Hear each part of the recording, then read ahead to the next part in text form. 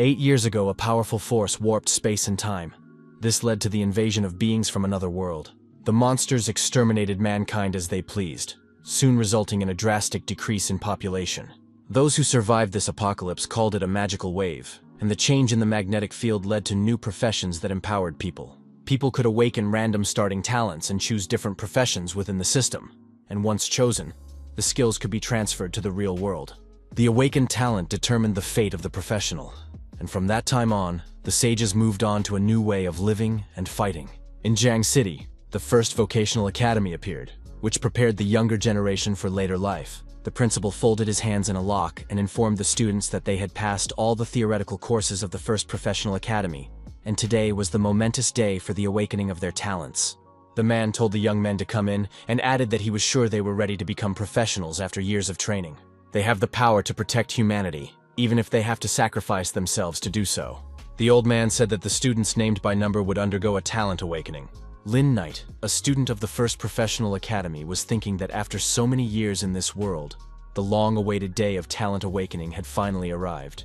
The rarity of talents also varies and is divided into several types, the most widely encountered. Of course, it is common, rare, and rare falls most often to a select few. Also highlighted is the legendary talent that not everyone and not always young people get.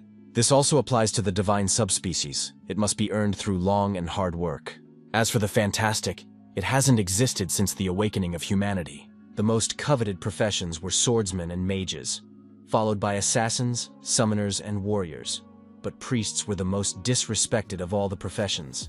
In extremely difficult copies, as long as there is an experienced player, mages and summoners can replace the role of the priest, and the priests, forced to hide behind the team, only just getting experience and healing, have become a complete laughingstock. Lin Knight was tugged by a girl's sleeve and asked him if he had decided on a profession. The young man smiled and remarked that he had said there was no point in thinking about it now, and he would only realize what profession suited him as he tried out his talent. The girl sighed heavily and said that she was just asking him. Her name was Su Mumu.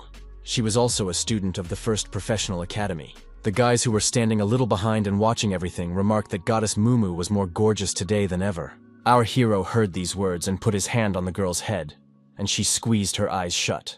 Ah Lin squinted one eye and looked at the young men who were discussing the beauty. Those got very angry, frowned, and yelled for Knight to let her go as soon as possible. The guy along with the girl walked forward, and the guys behind them said that Lin was a complete lowlife. One of the men remarked that the young man was always making something out of himself, and added that he was very interested in what talent he would have. Sue, who heard all this, folded her arms across her chest and shouted for the guys to slow down.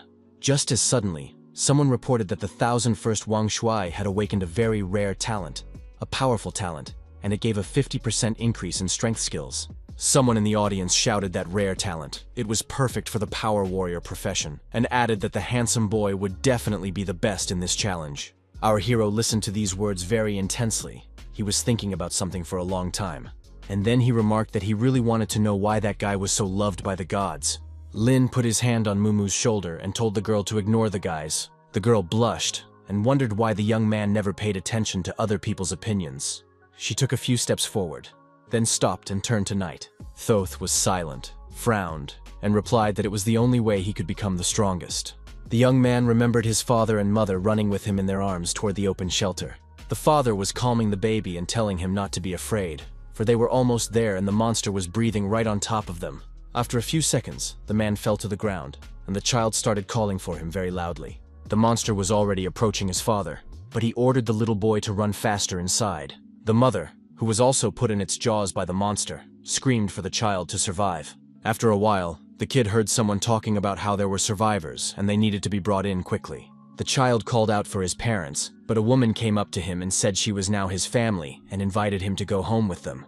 The guy told Mumu that this was the only way he could protect himself as suddenly his number and name popped up on the scoreboard. He informed the girl that he had to go, as it was his turn, and she stood puzzled, and our hero entered the huge arena. It was illuminated with golden light from all sides. He seemed to float in the air, and after a few seconds, he asked if this was the place where talents were awakened. Just a few seconds later, he saw a white and red dragon hovering near him. Lin shouted. He felt as if his whole body had been electrocuted. And then he read that he had gotten the fantastic talent of heaven and earth conversion. He was immediately suggested to hide it since it had never manifested before. The guy agreed to it. Conversion of heaven and earth. Level 1. Overrides and enhances all skills on the wielder with the ability to freely activate and deactivate. If upgraded to a higher level, it can change the nature of skills. Current enhancement effect. Mana consumption reduced by 10%. The current transformation effect. Buffs become debuffs. Debuffs become buffs. And the upgrade requirement is to raise personal level to 10. To undo all the effects on himself and freely switch this fantastic talent. The guy realized and thought about the fact that it meant the Vrani could never overpower him. He thought about what if they used non-skill attacks, like basic strikes. Or if he was healed by a priest, it could break invulnerability and harm him directly. That was why the guy said it was necessary to hide his talent and clenched his hand into a fist. He walked out of the arena and voiced that he was number 1128, and his awakened talent was hidden. The young man told Mumu not to look at him like that, because his talent was still a secret. The people who were in the square started saying that Lin had a shameful talent, and that's why he hid it. Someone added that a lowly person deserved a lowly talent. Some said the guy was a loser, but there were also those who pointed out that one should proceed to choose a profession. Mumu was told she could proceed to choose a talent. Students who have already completed the awakening of talent choose a profession through the goddess statue. Our hero stepped closer, and it was announced that the next one could proceed to the selection. A system message appeared in front of him saying that the guy was entitled to get the profession he wanted. Knight thought about the fact that if one considered invincibility to a certain degree, then heaven and earth reversal was definitely a divine skill. He looked in front of him and thought, to make the most of the power of his talent, he must compensate for his weaknesses, and chose the right profession. A message appeared in front of Lin to confirm his profession once again. He was also asked if he was indeed choosing a priest. This was the first student of the session who decided to become a priest. The young man smiled and said that was right. He really wanted to be a priest. Everything around was illuminated with a yellow light, and there were reports that the change of occupation had been confirmed. A moment later, the young man read that the change of profession was complete and rejoiced greatly. A message appeared in front of our hero. He could read more about his status and characteristics. The young man scrutinized everything very carefully, for it was all new to him. He closed his eyes and thought about trying and activating the heaven and earth reversal skill. The system window with the description of the healing art appeared in front of the young man again. Knight smiled and thought about the fact that the skill was interpreted as reducing health rather than dealing damage. But it wouldn't resist protective armor, and that was equivalent to true damage. The guy thought it was great that he also had the art of clairvoyance, because a seemingly unnoticeable mana leak could interfere with mages, which would expose weaknesses. The young man reflected on the fact that he still needed to be careful with healing skills or allied buffs, and with the heaven and earth circulation talent, they could more quickly hurt than help. The people who stood near the steps spoke of how there were those who chose the profession of a priest, and remarked that it was most likely some coward who wished to hide behind the backs of his team. It was voiced that Su Mumu had awakened a legendary talent, Bionic Tears, which consisted of being able to summon spirits from another world to fight for her. Everyone began to discuss the girl's legendary talent. They were also curious about the profession she had chosen. The girl approached the goddess statue, and a system message appeared in front of her telling her to choose the profession she wished to pursue. Su didn't think for a long time. She was very serious, and immediately replied that she was choosing the profession of a magician. Lin closed his eyes and thought about the fact that a mage with a legendary talent was a great thing, after all. There was the potential to become a full-fledged member of a professional alliance. The headmaster of the academy remarked that he was interested in something else, for none of the students had chosen the profession of priest in a long time. The young men stared at him intently, and our hero, who had become a priest, remained silent. Someone around the headmaster remarked that Knight had not to say reluctantly chosen the priestly profession, but the man only stroked his beard. Mumu flew at the speed of light towards our hero and called his name very loudly. Then she more calmly announced that she had decided to become a mage, and offered to go to the competition together. The young man thanked for the invitation and noted that he had other plans. The girl opened her eyes wide, looked intently at the guy and asked what he was planning.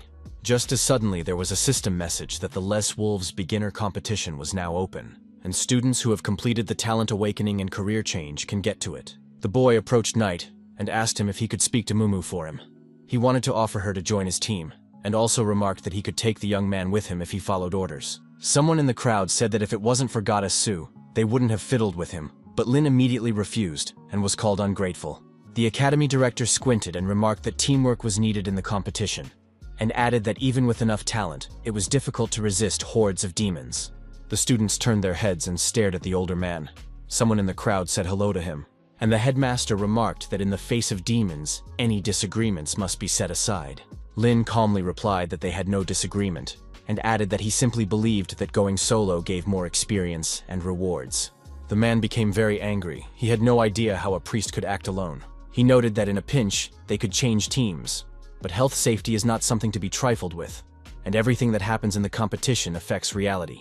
Knight thanked the director and said he would still go alone, and thought to himself that in order to level up, the young man walked away and thought that his power would not become powerful enough until he revealed his divine talent to others, and the old man wondered why Lin was so confident.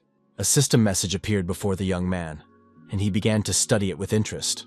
It stated that the beginner's trial competition is dangerous, and it is recommended that it be done in a team. When asked if the guy wanted to go it alone, our hero answered in the affirmative. From the next message, he learned that the Forest of Wolves trial was not easy, and newcomers should take it in a team. The message indicated that there were bloodthirsty wolves in the forest that he shouldn't let surround himself, or he wouldn't be able to get out. The guy thought about the fact that the Forest of Wolves, it is a difficult level for students new to the competition. In the cooperative can avoid losses and getting a B rating is already the best result. He remembered that there was a healing spring in the middle of the circle where all professionals could regain their health. It kept the newcomers safe. The status of the priests lowered even more. Risk-takers don't eliminate wolves along the way, they lead them, Knight thought to himself as he saw his opponents approaching. The young man squinted his eyes and thought about the fact that some players went deeper into the forest, entering forbidden areas, and in that case, they would definitely die. But since he has a divine talent, how can he be satisfied with an ordinary rating? Our hero gathered his thoughts and realized for himself that he should definitely get to the legendary Forbidden Lands. In the depths of the wolf forest, its inhabitants gradually began to approach him, for they were its masters. The young man looked at his opponents and read their characteristics as there was a system message in front of him. Literally, after a few seconds, the first wolf threw himself at him. He was the bravest, and the guy used the healing skill. The raptor had been dealt 50 points of reverse damage, and was no longer a threat.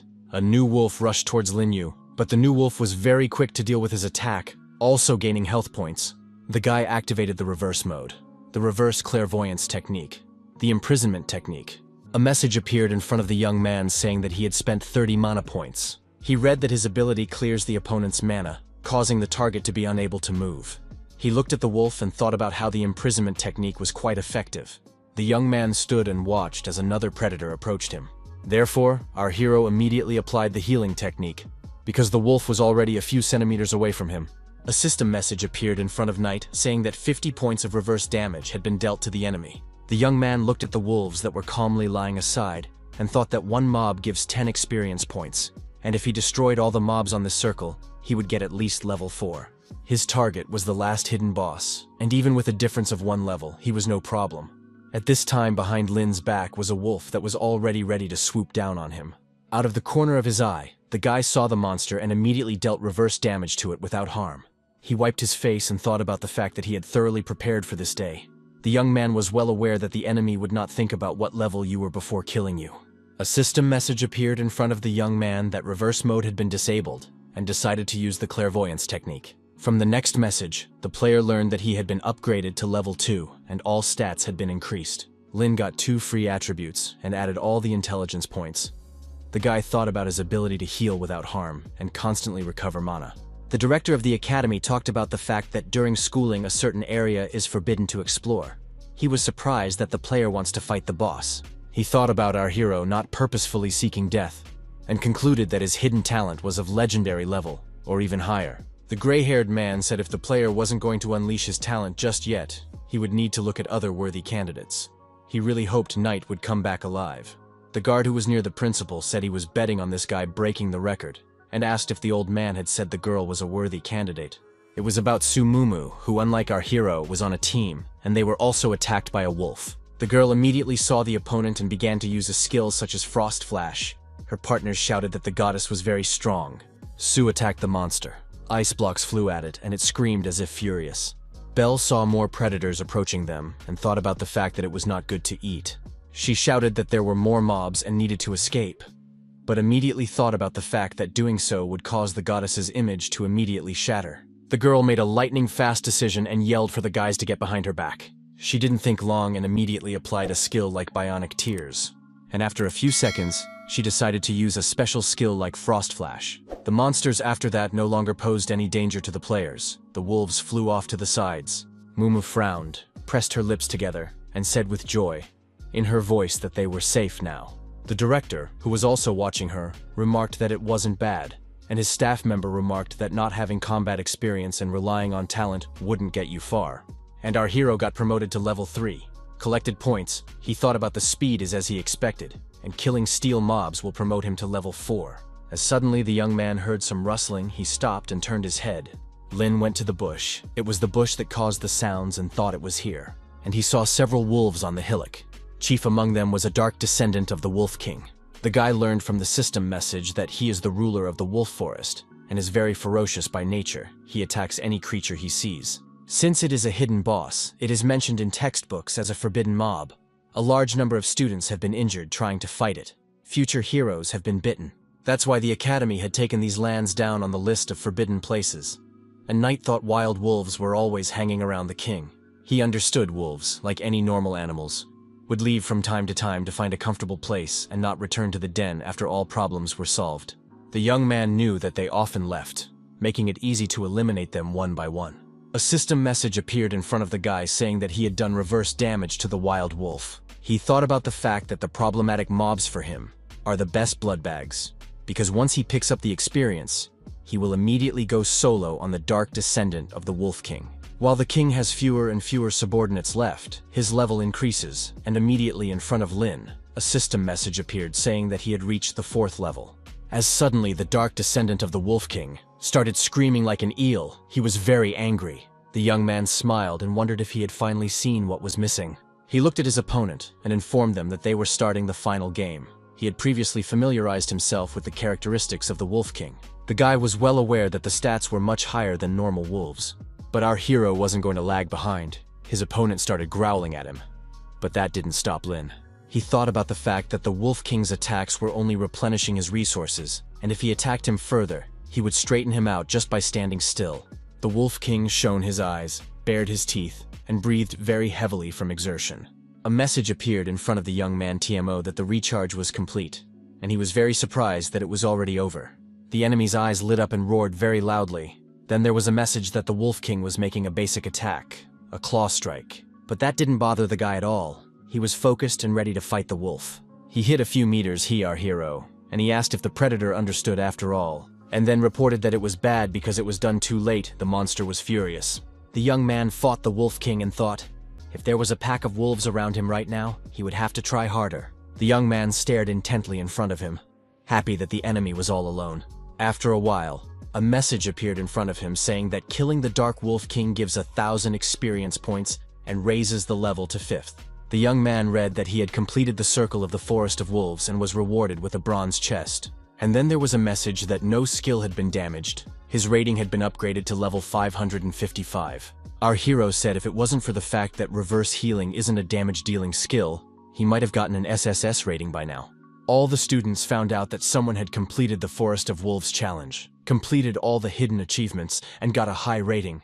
This surprised them a lot. They began to talk about who it could be. There were some who noted that it was a historical event. The principal said that that student was unrivaled and unique, and then remarked that as far as he could remember, Lin Knight had dared to enter those lands.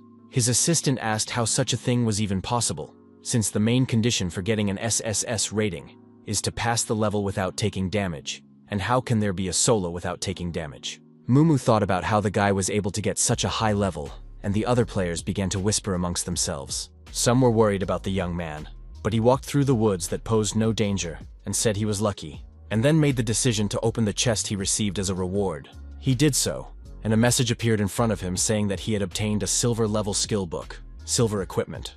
But that wasn't all the rewards, because the guy received a shadow dagger. From the message he learned that it increases attack power, increases marksmanship. The guy also started learning the active skill Divine Healing, which blesses all allies within a dozen meters with sacred power. The young man thought about the fact that the skill had a rather long cooldown and high mana cost. Well, at least in the early stages it wasn't a problem. He realized that a burst of AoE with such high damage was the strongest ultimatum strike in the early stage. Our hero had a huge number of thoughts in his head. He thought not only about the awards, but also about his aunt and uncle, as he did not want to sit on their necks. A system message appeared in front of Lin that he had 5 points to spare. He was well aware of the fact that it was very useful, and the source of the points was very rare. The guy stared intently in front of him and thought about the fact that just reaching SSS level gave him extra stat points. Our hero made the decision to channel their intelligence. He made the decision that from today, he would become the best mage and the most brutal priest of disasters. The students started shouting that the players were coming out, and it looked like it was an SSS-ranked team. The silhouette of a single person began to appear from the gate. The people present recognized Lin Knight and were very surprised. They began to talk about what others were not yet finished. Someone in the crowd remarked that they wanted to see the hidden awards. Su Mumu started running to our hero with all her legs and asked him to lay out if it was him. The guys couldn't believe that this loser had done brilliantly. Someone noticed that the guy came empty-handed. The young men stood behind the guy's back and laughed happily. They couldn't believe he had succeeded. Knight raised his hand with his dagger up and asked if there was anyone here who had changed professions to assassin, and added that he offered weapons of excellent quality. Someone from the gathered players asked how he got it, since it was a silver grade weapon. Lin simply asked if they wanted the dagger, and the guys started saying they wanted it. Our hero thought that the 50,000 that one of the players had offered for the dagger was a decent price for a premium weapon, and he said that he was ready to sell the dagger for 50,000. All present looked intently at the young man, as the girl shouted out that she was willing to buy the weapon for 100,000. The players present were very surprised. They opened their mouths as they understood that the family's income per year was 10,000 coins, and to accumulate 100,000 coins would take a long time, and it was simply a prohibitive amount. The young man pressed his lips together and thought about the fact that 100,000 might be a bit much for such a first-class dagger, but it wasn't that expensive. The guy let go of the weapon that had begun to hover over his palm and said it was sold. The guys came up to Lin and asked him what level he was currently at. He calmly replied that he was level 5. Those didn't settle down and asked what team he was on, whether it was true that he had gotten an SSS rating, and the principal along with his assistant watched everything closely. A gray-haired old man remarked that this student was not on any team. One of the men interrupted him and remarked that no one had ever been able to do that, and he had to find a team after entering the dungeon. Someone in the audience wondered if it was possible that a student had single-handedly gotten an SSS rating in a beginner's dungeon, and the main requirement was to pass solo without damage. And now even all entry-level professionals cannot achieve this.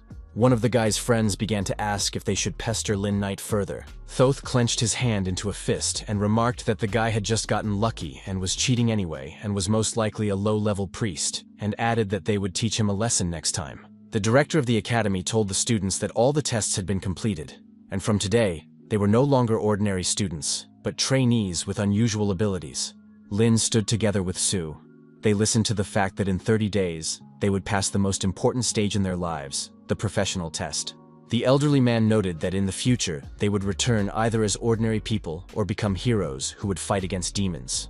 The gray-haired old man said that it would all depend on how they performed after 30 days, and within a month, they should visit the initial dungeons and reach at least level 10. Our hero thought that the professional test should be taken by a team, because team coordination is one of the important evaluation criteria. The young man looked at Muma and thought about the fact that he had already identified his partner. He knew not to look at her perpetually cold image. In fact, she needed caring more than anyone, simple-minded, clumsy, but trusting and extremely loyal. Su is not always able to hide her true nature, but though she has awakened powerful talents, Knight has come to the conclusion that he must protect her. He remembered his aunt and uncle again and of course remembered their arrangements and would never let that tragedy happen again. So he suggested the girl skip dinner tonight and go to a more dangerous dungeon. The young men went to a dungeon called the Stone Cave, which was home to a huge number of poisonous scorpions. A message appeared in front of the young people where they could select a difficulty level. Our hero did not think for a long time, but immediately chose a difficult level and pressed the button. The higher the level, the higher the monster stats. More participants and more valuable rewards are needed, and Stone Cave only has medium and difficult levels. The dungeon Stone Cave does not have an initial dungeon, but only medium and difficult levels. Mumu asked the young man why he had chosen a difficult level. She realized that although it was the initial dungeon, it still wouldn't be easy. But Lin just told the girl to trust him. Su replied that she didn't say she didn't trust him. She just thought it would be difficult for her to get out of the dungeon without damage, and she might just be thwarting him. The young man raised his finger up and said about this dungeon having a pass method. The girl was very surprised and asked if he meant avoiding monsters for dungeon sweeps. Lin noticed that the monsters in this dungeon had changed, and added that he had found the data left behind by the main ones, integrated it, reconstructed it, and by his calculations, a pass was possible. Sue opened her eyes wide and thought that this was amazing. It was like reconstructing the scene solely through deduction. She thought about how she had always known Knight was hiding his true power. He had started studying dungeon types and monsters early on, calculating different data. But all theoretical exams he passed with difficulty, and he was always considered a complete fool by everyone. Our hero looked at the girl and asked what she was thinking about, and beckoned her to come along with him. She opened her eyes wide, her cheeks still covered with blush, and replied that she was coming. Mumu Senda believed that the guy would become a hero and save the world. In just a few seconds, the young men found themselves inside the stone cave dungeon and began to look around. Sue said with a smile on her face about how beautiful it was here. But the guy noticed that this was a wild dungeon and it was much more dangerous than the previous ones. A system message popped up in front of the lean that they would be having a trial with other teams, due to not having enough players on their team. He told the girl that this dungeon could really force out of passing with others. And then Knight remarked that here they would not only have to face monsters, but also competitors, so they should be careful. As suddenly the young men froze. They were very much frightened. For a few meters from them there was a strong explosion. The guy from the rival team was thrown back a few meters. The players looked at everything happening with fear. He frowned, squeezed his eyes shut, and began to wipe the drops of blood that appeared on his face. He looked at the monsters and thought about how he didn't realize the smaller mobs would be able to knock them off. The level of danger is much more imaginative. And the guy had a drop of sweat on his face. He turned his head and saw our hero. Without thinking for long, the kid shouted for Lin to help them, and wondered if he had forgotten about the Academy's mutual aid agreement. The young man stopped, frowned, and then answered his opponent to help himself. The kid didn't think for long and started yelling at Knight that he was a pathetic priest. But the young man grabbed Mumu's hand and said they had to get out of here. He turned his head and informed the girl. Then scorpions are very much afraid of water and they have a small attack range. And he added that she should follow him and do whatever he said. Then she would definitely not be poisoned. And Sue replied that she understood. The young man was quiet for a moment and added that also scorpions are very sensitive to sound, and immediately began to use the roundup technique against opponents. He didn't think for long. He was approached by Mumu asking if it was his talent and said it was SSS rated, but the guy immediately asked the girl to be quiet. And the main condition for the pass was to take a unique route and avoid the attention of monsters. You had to find a bug in this dungeon. Lin said that there is a body of water on the map where creatures afraid of water gather, and there is spring water there. It is completely harmless to humans and you can drink it. The guy did not think for a long time, but immediately shouted that he should jump, which he did very promptly, and the girl was puzzled. Mumu stood for a moment, looked at the water, and after a few seconds, jumped to follow. The girl was fine and came out to a young man who was holding a rock in his hands and thinking about something. And the guys who had a fight a while back were being approached by scorpions a few minutes ago. Those could not understand what was going on and stood in bewilderment, watching what was happening. The monsters began to approach the body of water in an entire army, and then stopped at the water's edge. And there on the island were Lin Knight and Su Mumu, who felt safe. The venomous scorpion king was very huge and deadly poisonous, especially its sting. Our hero frowned and began to beckon the monster to him, for he remembered well that he was afraid of water. But the monster stood near the pond and only made frightening sounds, but did not approach the water. Lin smiled, looked at the scorpion intently, and said if he didn't step up, he would do so. And just a few seconds later, he began to kill one by one poisonous scorpions. He did it until he got 2,000 experience points. Lin's rival couldn't believe that the priest had such powerful spell damage. After all, he and his team could barely defeat a single scorpion. The boys looked in front of them and couldn't believe what they saw. Sue said she would deal with the rest of the monsters and use the biomimicry tier skill and the ice spell. She was very surprised that she was able to raise her level so quickly. She now had a level 4, this Mumu had learned from the system message. Knight turned his head to the girl and said that now they must fight the poisonous Scorpion King. He told his partner about their opponent being able to confront his innate fear of water. Mumu applied her ice spell skill and read from the system message that it does 10 spell damage, and she was very much surprised. She was surprised that the monster had such a defense. She was afraid of making a mistake, but the guy reassured her and noticed that the core was in the second segment of the abdomen. But the young man didn't finish. As the Scorpion King began to attack them, he shouted for Su to continue creating fulcrums. The raid technique dealt 150 damage to the poisonous Scorpion King, and our hero noted that the monster was very tough. The monster, despite taking damage, was approaching the youngsters, and the guy said it was about time, and he immediately applied the ice spell skill. Our hero fended off attacks and think that his opponent only raises his body at a certain movement and shows a weak spot on his belly. He gathered himself and delivered a crit strike to the weak point. Thanks to this, 1,000 damage was dealt to the poisoned Scorpion King. Mumu opened her mouth in surprise and shouted that it was awesome, and immediately a system message appeared saying that the dungeon walkthrough had been completed and rewards were starting to be given out. The young man's level was raised to level 6, and a golden treasure chest and 5 free stat points were also obtained. A guy along with a girl were reading a system message, and players from the other team were running towards them. The boys fell to their knees and begged him to take them under his wing, not to be angry. They were ready to serve him. But the young man didn't even turn to them and told them to just keep their mouths shut and not tell anyone about today's event. The guy looked at the players with hatred and added, not to even think of blabbing, and then added that otherwise they would face very serious consequences. The young men were in the teleportation space and decided to open the chest here. They were well aware of the fact that no one there but them would be able to use it. Yiling ordered the treasure chest to open. The girl opened her mouth in surprise, since they had obtained 5 attribute points. She couldn't believe it. In addition, a 2-handed hunting sword, an ice shoe, a poison bubble, and an emerald ring fell out. Mumu was very much surprised, and Knight said that it was incredible luck. What attracted him the most was the ring. Although it was silver grade, it reduced the time it took to recharge skills. The young man was well aware of the fact that it was worth almost as much at auction as the free points they had gotten, and they could get about 1,000,000 coins for it. The guy told Su that the poison bubble book was for mages and let the girl take it. The girl replied that the book was a gold-class poison-based book, but she had previously used ice-based skills, and added that once mages choose a skill attribute, they can only learn skills related to that attribute. Suddenly, she became silent. A system message appeared in front of the girl, and she read that the hidden skill Master of the 5 Elements had been activated. 2 elements of the 5 elements had been opened, and Su was very surprised.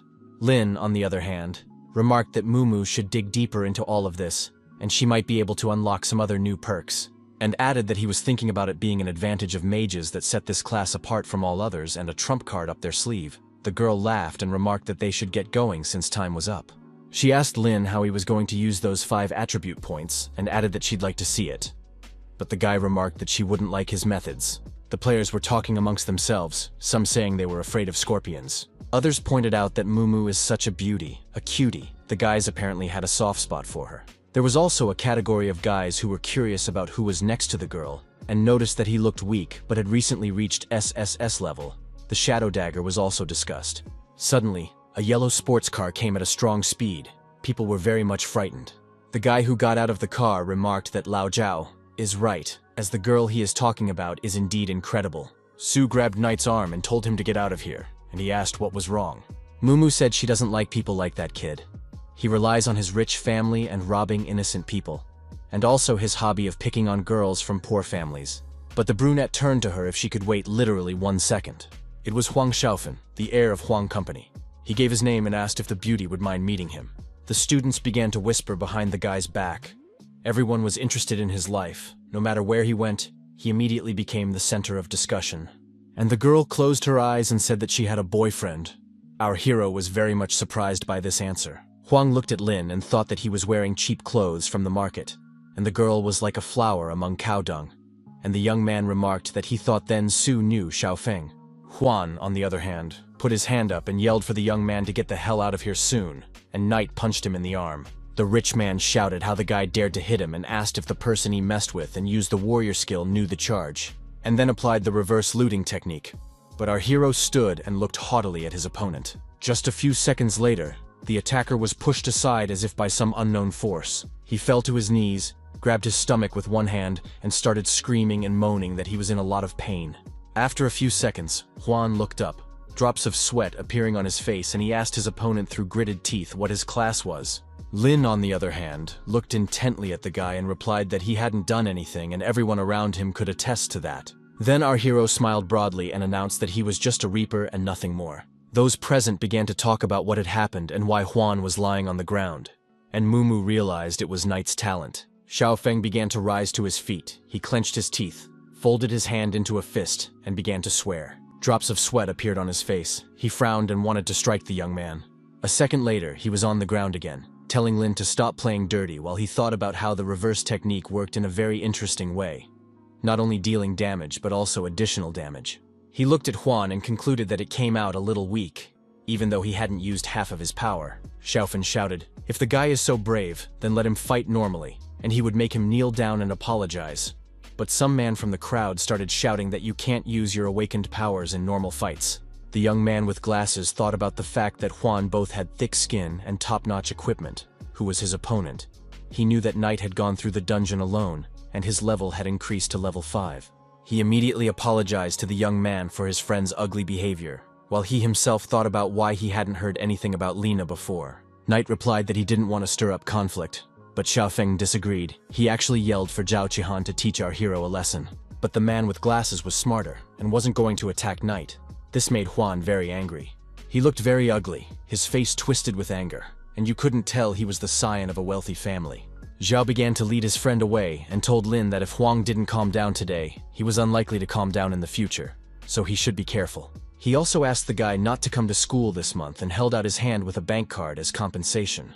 Offered to help with any problems. He was really hoping for understanding, but Knight refused everything. The young man remarked that he wouldn't bother anyone if no one was bothering him, and remarked that he wondered what Huang would try to do to him. And he himself was leaving with Mumu and thinking about the fact that he had a wonderful ability to see what he could do. Lin posted a strategy online with which to complete levels in a stone cave. Sue asked him if he would be able to sell it for the price he wanted, as she was very worried. The guy was sure that no one would refuse the free attribute points. And at this time, the players of one of the teams were in the cave. Their condition was not easy. They wanted to buy a strategy and check everything. Some people had doubts and were afraid to spend money on anything, but they took the risk. And after literally 3 minutes, the dungeon was cleared and SSS level was reached. It was quite amazing for the player. One of the guys who purchased the strategy was glad he passed the level. It was amazing to him that the strategy was so simple, but it was so undiscovered. The second kid also pointed out that the terrain of the stone cave is too complicated, and the conditions are strange. But with the strategy, everything is simple and clear. Also, young people commented that the strategy fees are more than adequate. Players have been actively searching the net for a strategy with which to still get free characterization points. Mumu was very happy that more and more people were placing orders with them. In front of the woman was a website page where Knight was selling her strategy. She asked if her assistants had found the person who was selling it all. Those responded that the seller had used hacking techniques, and then added that the IP address was in a professional academy. The girl turned her head and noticed that there was something entertaining going on at the academy this year. And Ling Yu wrote in a private message that they wanted to buy a big sword, and they agreed to meet at the entrance to the school dungeon. Mumu rejoiced that the guy managed to earn more than 300,000. The young man noted that everything was as planned, and added that he was being actively advertised. The young man thought about it, and noted that they would still need to go through more dungeons, and the graduation weapon would have to be replaced eventually. And then added that with top-end gear with no understanding of combat, they're just cannon fodder. Sue remarked that the time before the challenge is very precious, and added that he always wanted to get stronger, and then asked why he was spending it strategizing and working to get money. The young man smiled and said that he would need that money to protect the people he cared about, because after all, they were protecting him. Guy noted that in his past life, he had no family, and could never feel warmth and support, and to be brought into this world was his greatest good fortune. And he added that he now has parents who love him dearly. But 10 years ago, relatives treated him like a leper. Those native people dreamed of the child dying in magical waves just like his parents. They wanted to divide the inheritance between them. The so-called relatives in front of the child talked about how the inheritance would be divided and lamented that the boy should have been put in an orphanage. The adults frothing at the mouth began to estimate who gave and how much and bought the baby. It was all said to snatch a larger percentage of the inheritance. It was then that Knight ran away. He thought about getting enough food and surviving. But then his uncle and aunt took him into their home and treated him like their own son. These kind people treated the child well, and the child gradually relaxed, and later they helped him recover his parents' inheritance and cared for the boy wholeheartedly. The young man looked at the boys running out of the school and noticed that without his aunt and uncle, he would not be able to continue his studies. And he added that he was now earning money to repay the good relatives for his debt. The guy was well aware that getting stronger was also about using all his power to protect the important people of his life and not repeat past mistakes. The young man heard someone say hello to him and turned his head, bewilderment in his eyes. The girl asked if he was selling the hunting sword. It was Bai Ji, a student of the first professional academy. She introduced herself to the guy, and the one asked with surprise if she was a student, or maybe a jock, and added that she doesn't do face-to-face conversations. But the one replied that she was, and her phone went dead just a few minutes ago. Our hero asked to confirm the purchase, and noticed that the hunting sword attribute was non-refundable. The young man frowned. He became awk and began to hand the girl the inventory. She glared at him and caught the hunting sword quite deftly. Bai then asked if it really only cost 80,000, and added that it cost 200 on the hunt. The guy asked if the teachers at school told him about market prices. The girl replied that she has always had trouble with math, so she has no idea what costs how much. Lin thought she was a rich fool and advised her to check the cost next time so she wouldn't be cheated, and Ji thanked him and paid for the weapon. From the system message, the young man learned that he had received 80,000, and his balance had exceeded 1 million, and he had received the status of a gold card user. The guy was glad he didn't have to spend money on shipping, and said that if the girl needed anything, he was always at her service. A system message appeared in front of him that an unknown power had been assigned to him. He had received a special buff called the Goddess Luck Gaze. Our hero was very much surprised, and then asked the girl if it was her talent. Ta answered in the affirmative, and then added that she could still improve it, and asked if she could join his team. Knight looked at her and thought about how a talent like Ji's was very rare. The guy realized that the girl's talent was not only limited by the quality of the bounty boxes, because even those with weak talents could open legendary and divine boxes with such a buff. The young man opened his mouth in surprise and wondered if Bai had told anyone else about her skill. Ta replied that she hadn't told anyone about it, and Lin asked if the skill had limitations. Bai informed her that she could only use it 3 times a week and only on one person. Knight asked her not to tell anyone about the skill, and added that her buff is incredible and the potential of it is terrifying, but once people know about it, they will reach for her. The young man noted that they could also take away the girl's freedom to monopolize her abilities. Ji asked about the Alliance of Professionals, where they would eventually come to, and this organization leads humanity to fight the magic wave. But after all, within the Alliance there are many factions with complex relationships, overt and covert fighting, assassinations and betrayals happen all the time. That was why Lin offered Ji to join his team and remarked that they would take care of her. The latter was very surprised, and asked if he was telling the truth. The young man smiled, introduced himself again, extended his hand and told the girl he was glad to have her on his team, and offered to go meet her comrades. Bai got excited and remarked that no one believed she could fight on the front lines, and the guy thought about how she handled a big sword. After a while, the young men approached Su, and she immediately asked if he was the jock and clarified, now he was their comrade. The girl stammered and introduced herself. Mumu held out her hand and said her name, and Zhu noticed that the one was very pretty and her hand was so soft.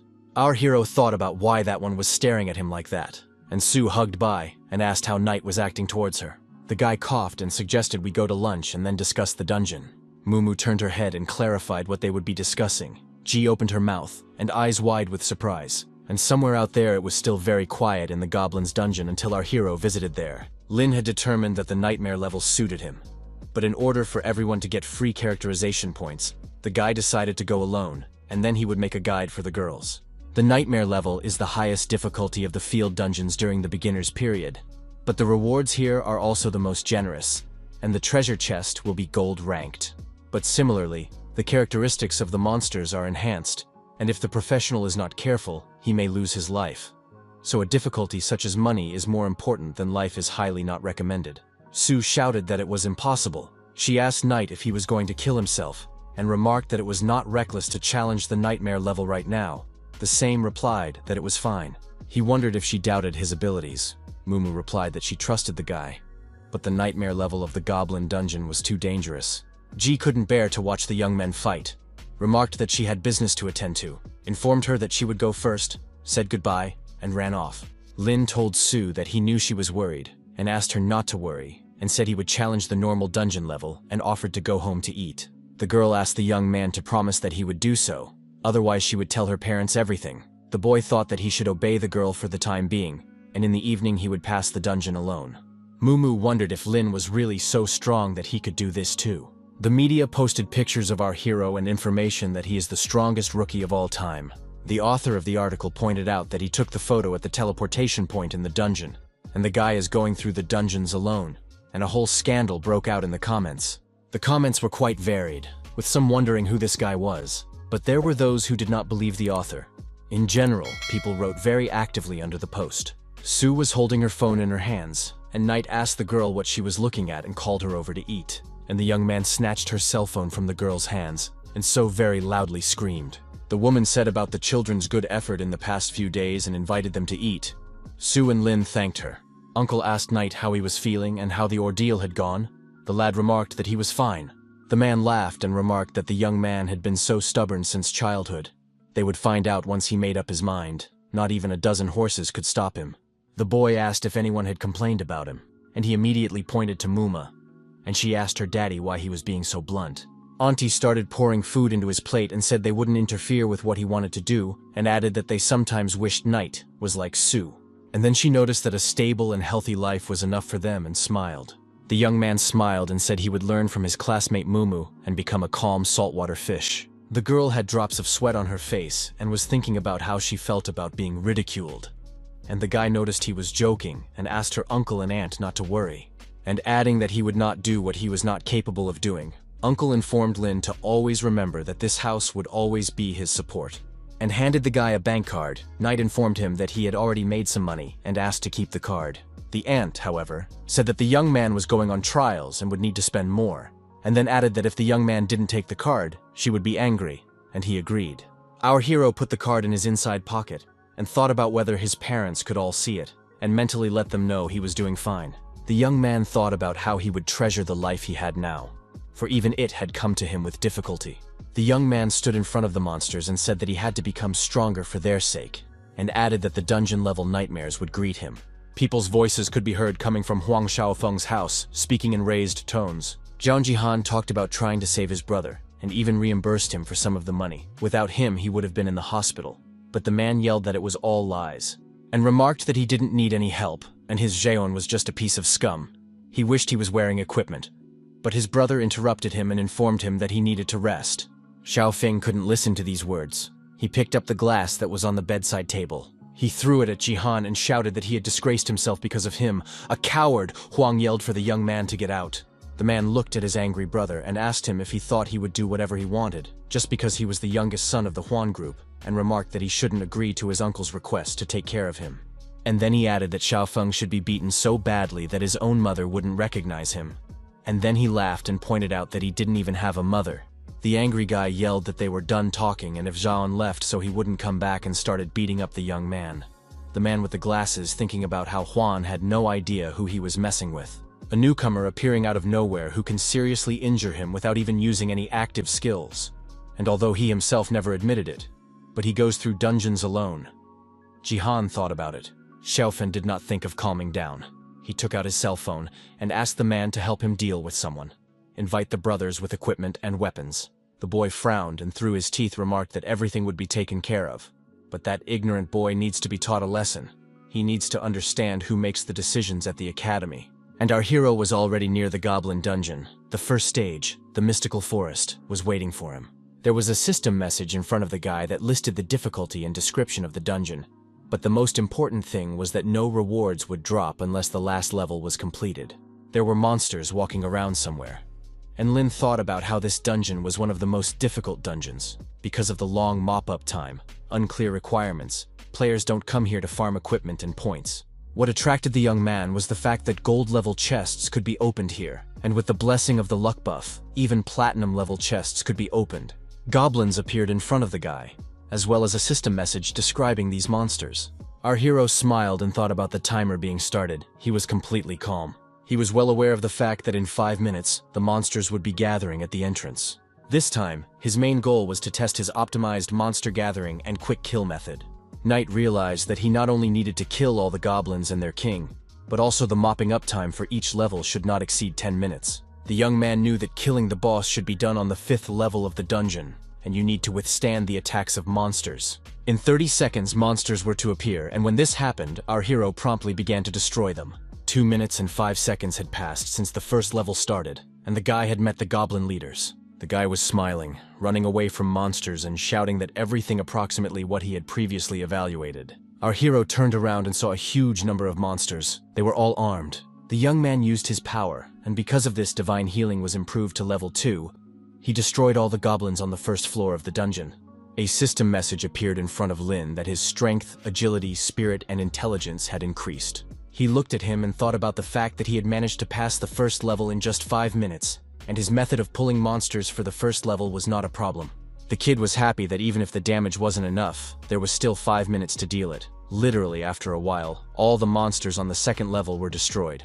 Thus, our hero quickly and fruitfully passed all levels and got to the 5th. He used a skill like teleportation, and in just a few seconds, he found himself in the Goblin Palace. The Monster King started screaming like a furious man when he saw the man. He asked how the man dared to encroach on his territory. A system message describing the monster's ability, strength, and level appeared in front of the guy. And he felt strange that the boss of the secret realm was right here. What was surprising was that there were no mobs nearby, and the monster started yelling at the young man to die. Lin had learned from the system message that the Goblin Dungeon Lord possessed immense strength, and he had no idea why he was using this attack. Just a few seconds later, the monster jumped up very high. This way it wanted to attack the young man. Thoth thought about immediately dodging to the side to avoid the point of impact and lying on the ground to lessen the damage from the second wave of airstrikes. But the young man made a different decision. He cancelled the damage from the earthquake impact and the air shockwave from afar of the earthquake. The beast clenched its teeth. It was not prepared for this development, its eyes burning with hatred. At the same time, our hero's life points increased significantly, which could not help but please. The goblin's life points gradually decreased. He was yelling very loudly and wheezing with hopelessness. The guy read from the system message that the Goblin King was using the Dragon Spear ability, cancelling the effect of the ability, allowing him to recover 200 health points. Lin smiled and learned from the next message that the monster was using the Flight Summon ability, cancelling the effect of the ability, allowing the party to recover 40 health points and avoid being thrown back. The monster was very angry, and then asked the young man if his abilities were useless against him. The young man looked at the monster in surprise, for it wanted to say something. The Goblin King became enraged and yelled that he had found our hero's weakness, and began to call for his people to come here and kill the enemy. Knight thought that was to be expected from a nightmare-level sneak boss. He was certainly hard to deal with. The boy clenched the weapon he had in his hand harder, and thought about the fact that now was not the time to use the most powerful spell. The young man covered his mouth with his hand and frowned. His pupils became like dots. He looked in front of him with surprise. The Goblin King shouted to his underlings to attack the man, but not to use any abilities, and added to die faster. A huge number of monsters began to approach Lin, and their boss remarked that if the abilities didn't work on him, would he be able to withstand hundreds of normal attacks. And the monsters started advancing on the young man, and he used a skill such as dodging. The monsters realized that the man was going to run away from them and started firing their bows. Some arrows still hit our hero, and his health points are minus. Lin turned his head to the side, saw the arrows sticking out, and thought about what to make of their arrows. The young man applied his special skills and regained health points. Then the guy ran his hand over the wounds that came from the impact of the arrows, and those healed. The Goblin King's eyes glowed with hatred, and he shouted that the young man was unkillable, calling him a bloody human. But our hero calmly looked at the enemy. You could see from his face that the guy hated the monster. The monsters didn't like Lin's gaze, but he began to attack them, their health decreasing. The Goblin King shouted that the young man didn't have any warrior spirit. Then he shouted for the young man to stop running and fight him in a fair fight. Knight wondered if that was what he called warrior spirit, and thought to himself that it was time to clash. The monster shouted that perhaps there was demonic power in front of them, for how could it come from an insignificant race like him? Our hero was completely calm and remarked that this time should be the end of it. The castle the monsters were in was like being struck by lightning, and it began to burn. The monsters didn't stand a chance, and just a few seconds later, a message appeared saying that the Goblin Legion had been destroyed, and the player received 1,000 experience points. From the next message, Knight learned that the Goblin King's health scale was below 1%, and he was in a near-death state, and the monster was whispering that he was finished.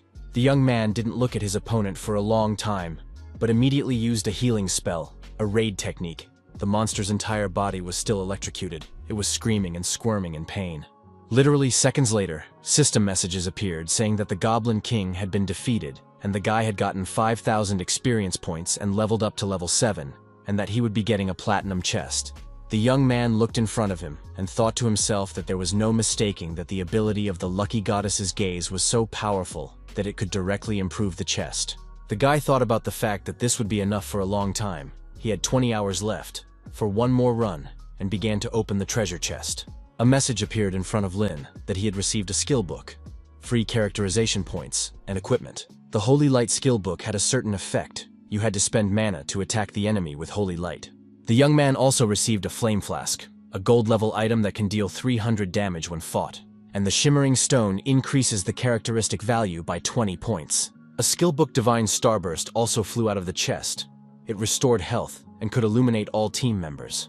The Sandstorm Bow helped to summon a sandstorm when fired, which dealt additional damage with earth magic. Knight smiled and thought about the fact that he had gotten 1 gear and 2 platinum-level skill books. He was insanely happy. The young man was greatly encouraged that no matter how resilient the monster was, it could be killed quickly. The system message reappeared in front of the guy, and he confirmed that he wanted to learn the skills. Lin gained 15 characterization points to intelligence, and studied the skill Divine Starburst and Holy Light. All characteristics were increased by 20 points. Our hero from the system message was able to examine his upgraded stats and thought to himself that he didn't go to this dungeon for nothing. The young man was pleased that his strength, agility, lucha, physique, and intelligence had all increased by 20 points. Just as suddenly he heard some noise. He turned his head and thought he was found. Knight asked Mumu if she was going to be in this dungeon too, and she angrily told him to stop fooling around. And the girl asked if the young man had cleared the nightmare-level goblin dungeon. He said it was true. Sue remarked that she knew that, and then added that she wanted to go to that dungeon herself. The guy wanted to say something else, as a car stopped not far from them. A male voice reported that they had finally found them, and after all, how many teleportation points had been traveled? The stranger looked at the young men through a spyglass, and noticed that Lin had a look on his forehead that said he wanted to get pummeled. Huang Xiaofeng was in the car with some kid. He said that Knight would be in trouble. And then he began to beat his partner on the head with all his might, and asked to whom he was saying all this. And the latter remarked that our hero was a very intimidating man, and he couldn't. Huan yelled for him to shut his mouth and pointed out that he knew he would be of zero use to him. Just a few seconds later, his expression changed. A smile appeared on his face, and the kid declared that he was prepared. Our hero sat in front of the computer monitor and stared intently into it. On the web, he posted a strategy with the help of which you could easily pass the nightmarish dungeon. The young man was very serious. He pressed his lips together and read the messages carefully. Then he found an article that posted pictures of him and information that he was selling strategies and went through the SSS level himself. Users left a huge number of messages under the photos, few believing what they saw in front of them. In front of the young man began to appear one after another system messages that he had received coins, including for buying the strategy. And after a few more minutes, he familiarized himself with the fact that he had received 500 coins, and now his balance was 1.5 million coins. Lin looked carefully at the monitor and thought about how this was much more than he had expected. As the system message reappeared in front of him, he learned that the koi effect was still in effect for 15 hours. The young man thought about the fact that he still had time to rest and recuperate and made the decision to go for a run. Our hero was walking quietly near the coast, and there were also people strolling around. As a sports car stopped a few meters away from him, the guy stopped to see what it was all about. In the car he saw Huang Xiaofeng. The latter offered to take Lin to the right place, and the latter asked if the kid had not told Zhao Qizang that it was better not to mess with him. The guy told Knight not to mention his brother's name because TT's a traitor. And the stranger who was in the car laughed and told our hero to listen to Xiaofeng for he would punch him in the face.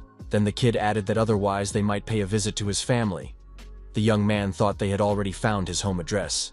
He started to walk to the car and noticed that Huan would act like a man and not cry and ask for help if he failed. He got very angry. He shouted to his partner that he forbade helping him and would challenge Lin himself to a fight, and added that he had excellent equipment, the likes of which the young man had never dreamed of. Our hero frowned, watching the boys closely, and thought about going for a run. Huan, however, quietly told his partner that they would go ahead with the plan. The latter agreed. Lin had already gotten in the car and told the guys to move quickly, and added that he didn't care how many, and added that he had things to do and didn't want to waste his time on them. Xiaofeng got very angry when he heard this and shouted that the young man would still regret it. The one sat quietly in the auto, and Huan threatened to make Knight crawl on the ground like a dog. Knight glared at his opponent, squinted his eyes, and thought about making his life worse than death. And the car at breakneck speed went forward, for our hero, into the unknown. After a while, he stopped near the forest. There was a great number of boys there, who immediately began to call out to Mr. Huan. Lin got out of the car and quietly noted that there were many of them here, and then asked if they would be one-on-one or a group. Xiaofeng quietly replied that there would be a duel, then turned his head to our hero and replied with a snide smile on his face that Knight would fight their gang, and the kid's wind shadow blade appeared in his hand. The young man laughed and calmly replied to his opponent that he didn't care. Huang frowned. He continued to smile and noticed that Lin was about to die. He immediately pointed his hand at the guy and shouted to the boys to attack him. They did not hesitate to rush into battle. In the hands of our hero appeared weapons, and he calmly began to confront opponents, although there were a lot of them. The young man was attacked by a huge number of boys, but he easily dodged. The blonde man who was sitting with Huang in the auto used an assault weapon against Knight. The guy bounced to the side and thought about how much power his opponents had, and then thought about the fact that he would have to use the inversion talent. The opponent began to laugh backwardly and told Lin that he was still a child, that's all. But in just a second, his expression changed very much, his entire body shaking with fear and terror. Not only him, but the other attackers became very sick, shaking, covered in drops of sweat and vomiting blood. The blonde wiped drops of sweat from his face and wondered what kind of trick Knight had used. He was well aware that they hadn't been attacked and wondered what this ability was. It instantly overcame the gold-level defense. The boys began to ask each other if they were all right. Someone remarked that Lin was a simple reaper, but they were much more numerous and had gold-level equipment. Together, they would be able to win. They surrounded our hero, and each of them began to use their special powers. Suddenly, they opened their mouths and eyes wide with terror as they saw the divine radiance of the stars. The young man attacked his opponents in this manner. He was using the Fallen Hell skill.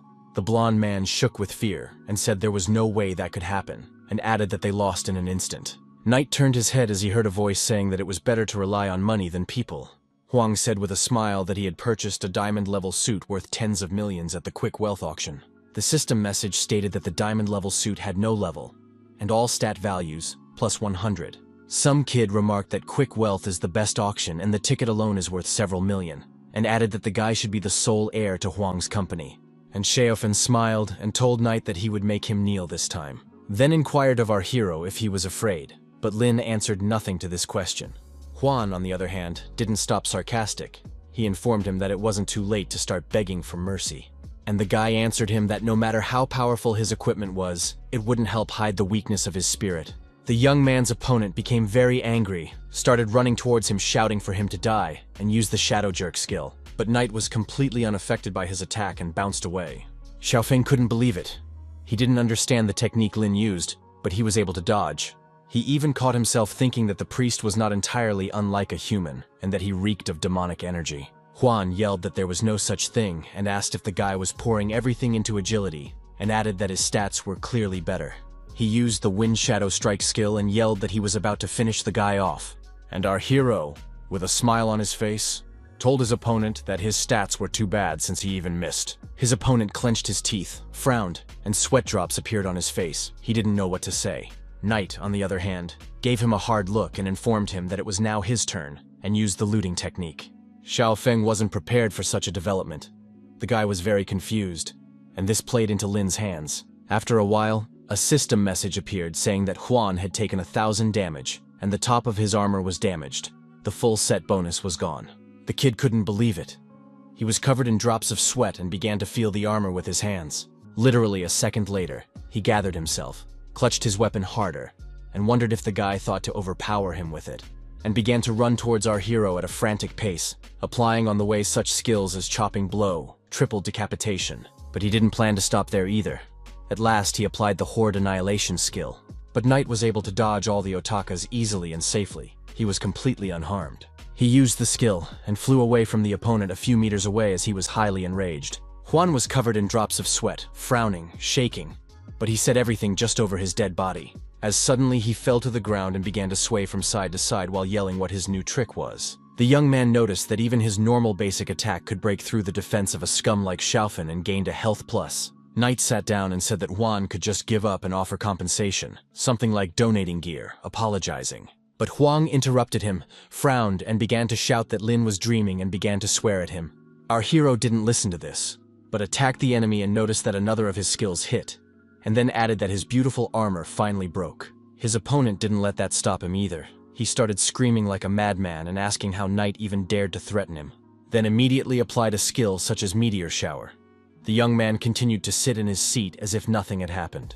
Xiaofan started laughing very loudly, calling his opponent names, and then asked if he was alive. Just a few seconds later, his expression changed dramatically. His whole body began to twist and he yelled that he was in a lot of pain. Our hero calmly replied that if Huang likes to ride, let him like to drive the sled. He smiled while adding health points, which he couldn't help but be pleased about. The opponent, however, called the guy a scumbag and said that if he touched him again, his father wouldn't even leave a trace of Lin.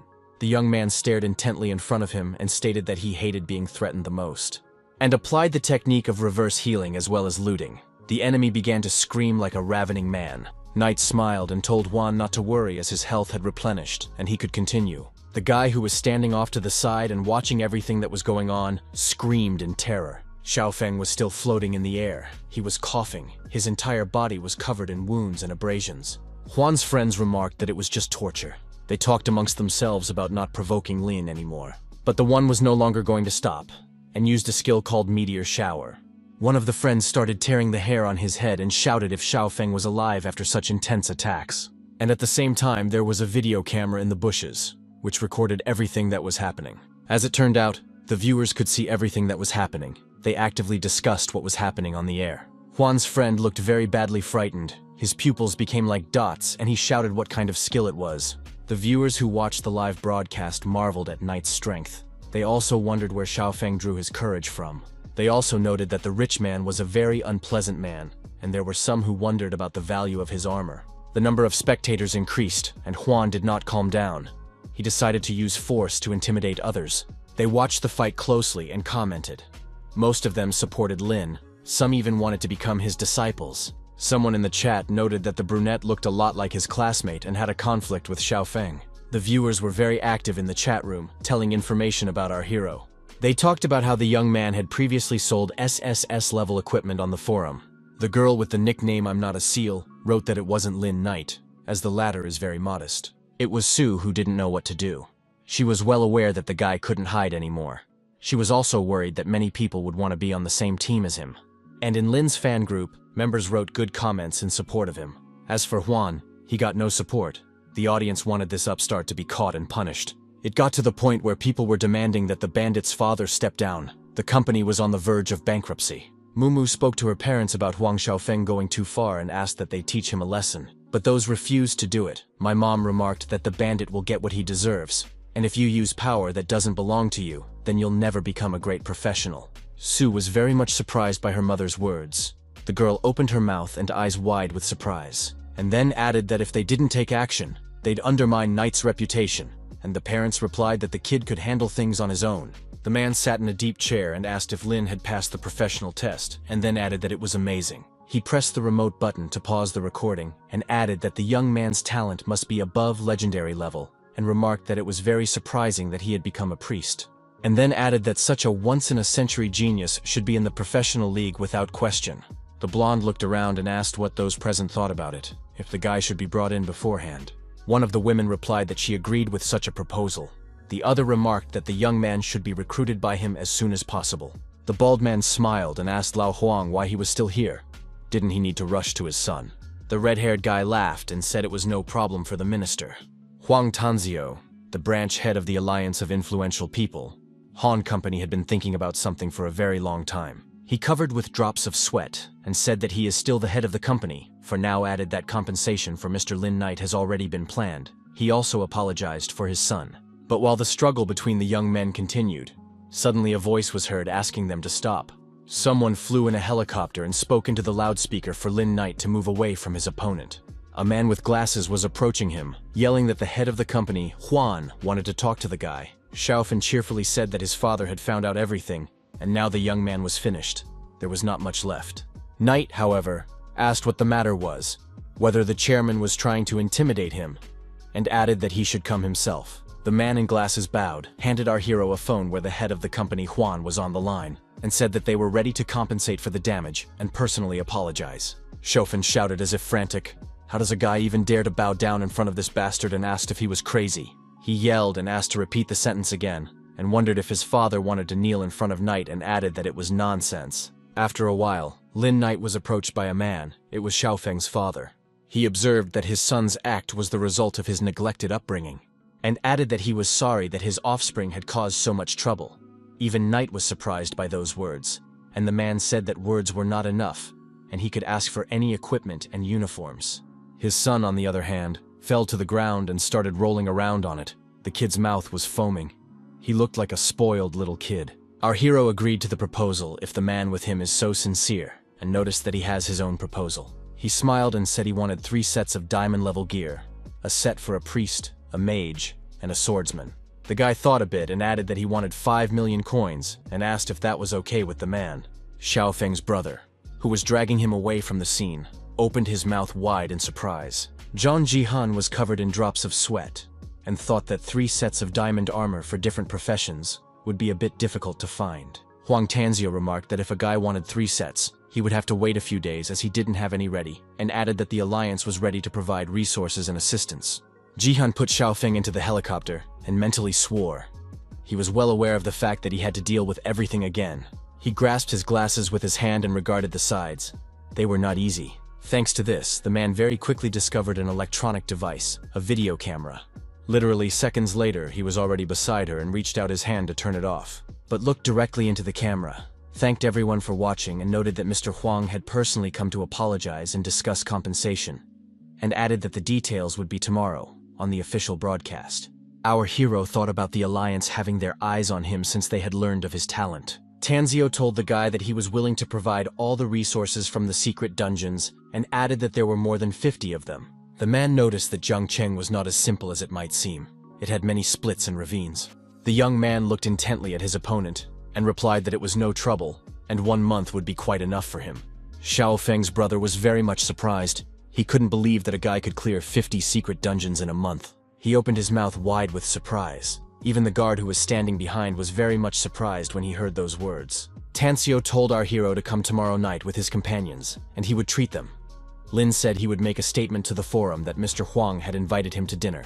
The man frowned and wondered if Knight had already thought this through ahead of time. Sam smiled and said that they had agreed on everything, and thought to himself that the guy's potential was truly limitless. Our hero said he would let Xiaofeng go and remarked that he would not tolerate such a thing again. Jiang Cheng replied that Han's family was not so simple and cruel conditions breed cruel people. The guy said he didn't want to discuss Huan's family and go into such details, as their relationship is not that close. The man thanked him for his understanding.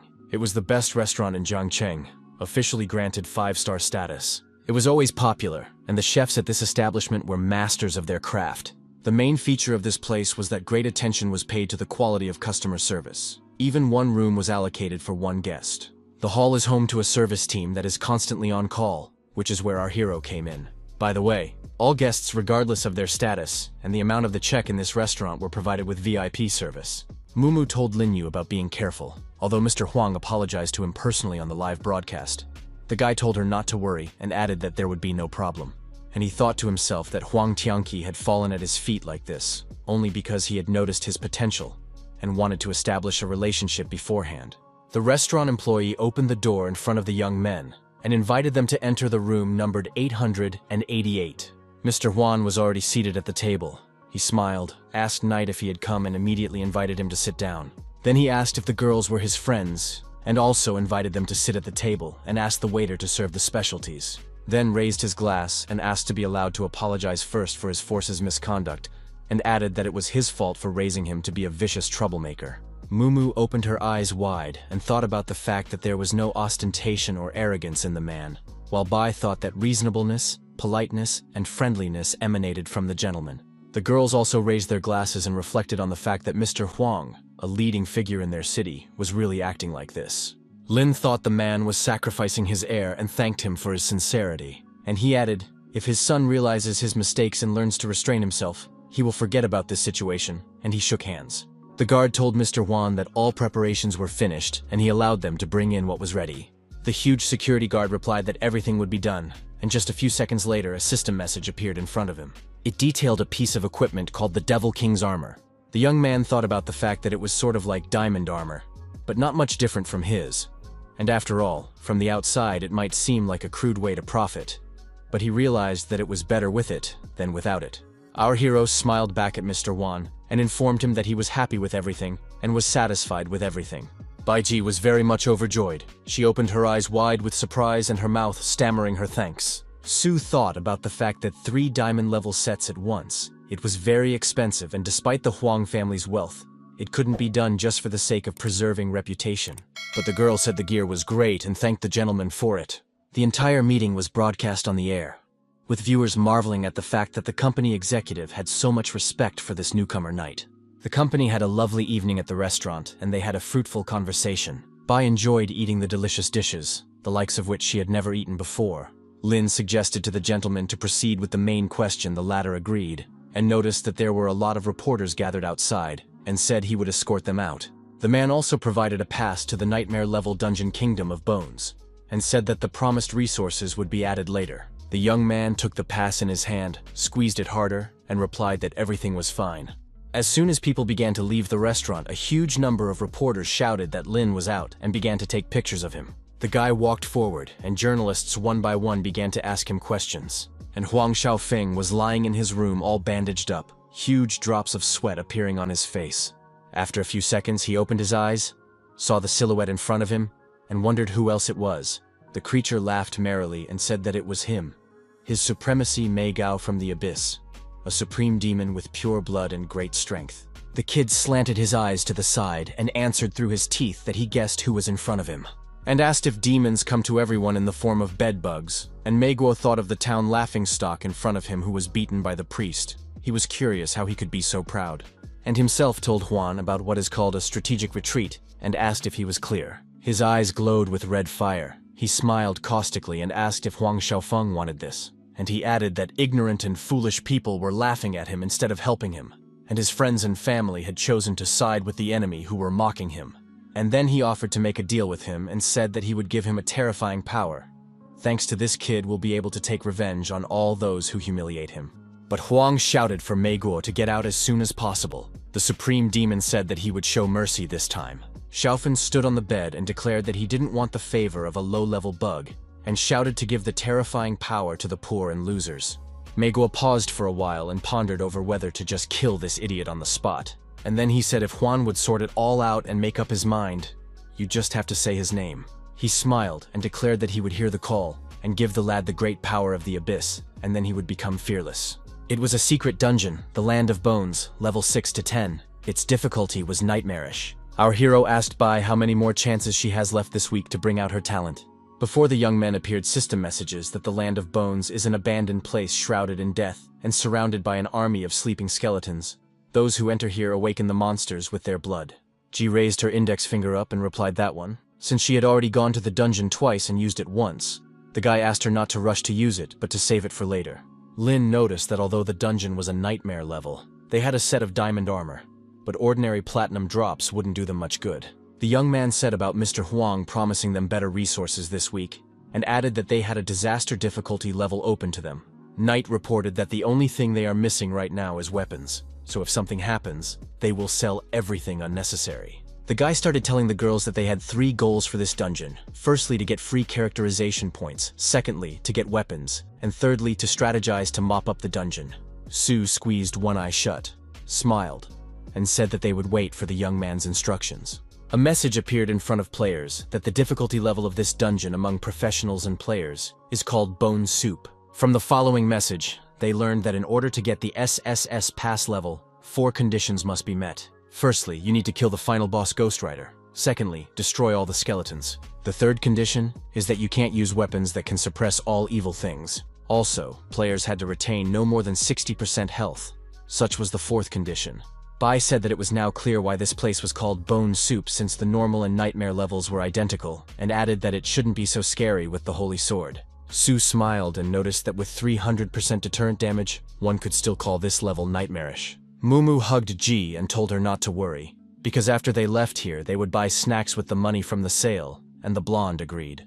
Lin laughed and said that he understood and added that he worked here for free. The guy looked around and said that now they were starting to look around. He took his finger into his mouth and bit it with such force that it bled, which is what he needed. The young man lowered his hand down and drops of blood began to drip from the small wound directly onto the ground. The young man thought about using blood to lure all those skeletons out and make them suffer the most hated thing, the Holy Sword. Lin clenched his teeth and applied a skill such as reverse healing as well as a state of constant bleeding. But this was not all. Our hero, in order to consolidate the result, applied the skill state of decay, And as if out of nowhere, a whole horde of skeletons started appearing. They smelled blood. The guy yelled that they had to leave. Mumu put her arm around Bai's shoulders and shouted to the young man to continue onward. Before night, there was a report that the anesthetic pill is taken for injuries to the body.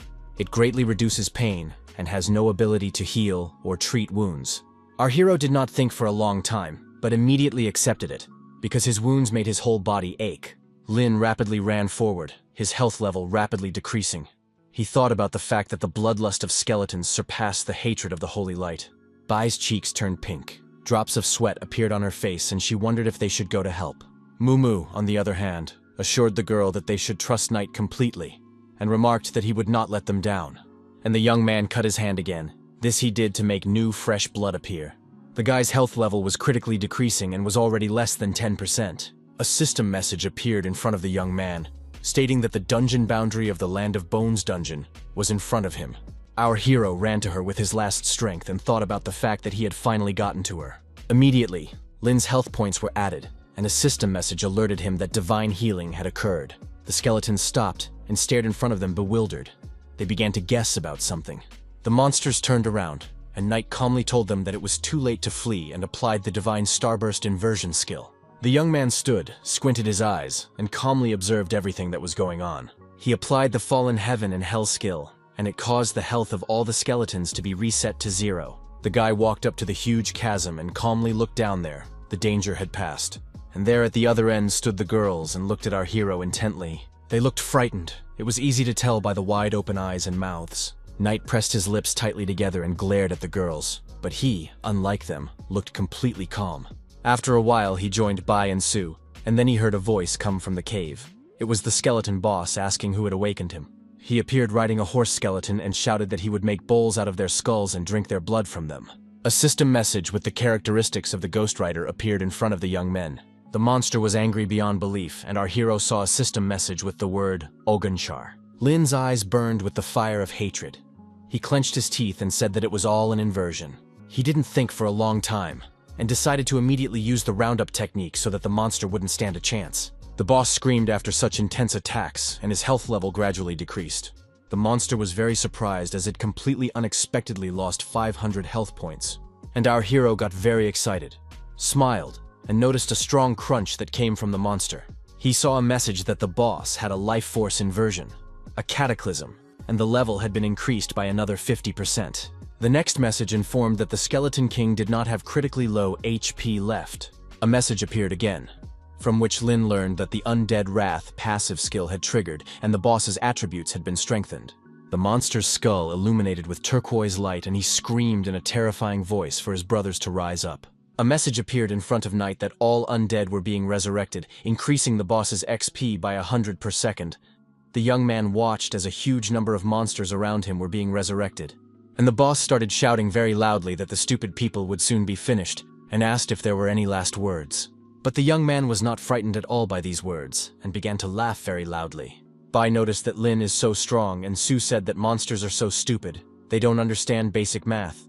The boss increases XP by 100 units per second, and Knight doesn't need the forbidden healing power of the Holy Sword.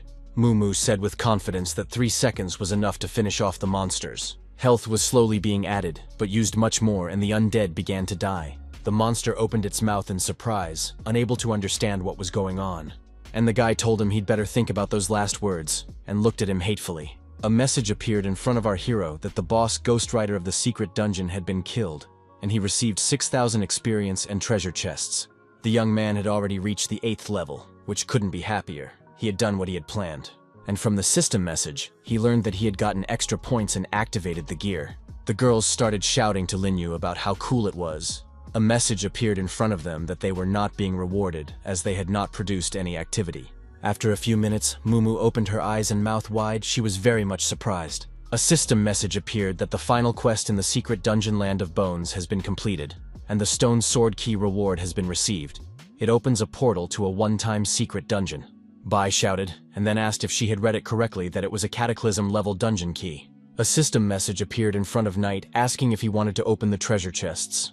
And Su asked with surprise if there was a one-time secret key hidden in the Bone Soup dungeon that hadn't been opened yet. Lin began to examine it, and noticed that it was different from the usual one that came out in the rewards. and then noted that once used, the key, like the rewards inside, disappeared.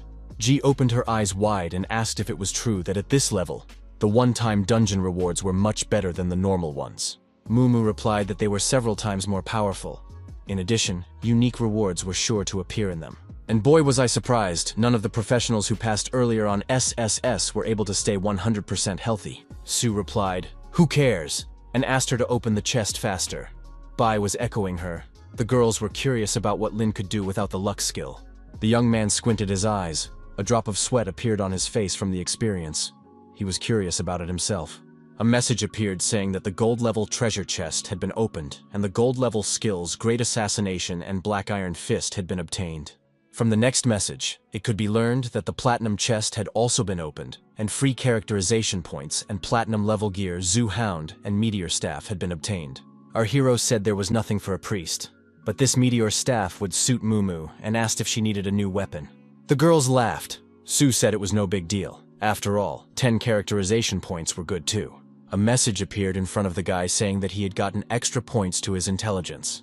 He also approached Mumu and said that this staff should match her earth attribute of Master of the Five Elements. And she asked where they were going next. Lin said that their team was already leading in equipment and results, and he would go through one more time to accumulate experience and reach the 10th level. He asked the girls if they could clear the dungeon solo, and remarked that they wouldn't gain SSS, but S would be easy to get. But the main thing was to gain experience. Bai clenched her hands into fists, opened her eyes wide, and stammered a reply that she could, as suddenly our hero pushed aside Mumu and shouted with all his might for the girl to stand. Knight and Su were very much startled. They opened their eyes and mouths wide as they were not prepared for such a development. The bald dude put a knife to Ji's throat and shouted to Linyu if he was the one who took the key to the stone sword. Bandon held Bai down and yelled, "If the young man had any brains at all, he'd better give up the key nicely." Our hero and Mumu stared at the enemy. The girl was very much frightened, and drops of sweat appeared on her face. And the bald man was pleased with himself. He put a knife to Ji's throat and remarked that otherwise she would die. But the girl was not frightened by these words at all. But rather on the contrary, she became very angry. She started attacking the villain while yelling why Lin should give him the key. The hooded man at the attacker's side frowned, clenched his teeth, and stared intently in front of him. He didn't think for a long time and started attacking Bai. The girl saw it. Drops of sweat appeared on her face. She was scared. Ji held her huge sword in her hands and was about to confront her opponent. But her skills, level were not as great as her opponent's, and she fell at the bald man's feet. The hooded bandit noticing that she couldn't be relied upon at all. Our hero looked intently in front of him, and told the bandits to let the girl go if they value their lives. And his opponent only laughed and admonished the guy not to be so rude. But his joyful tone changed very quickly. He couldn't understand what was happening to him. The young man used his strength and began to attack him.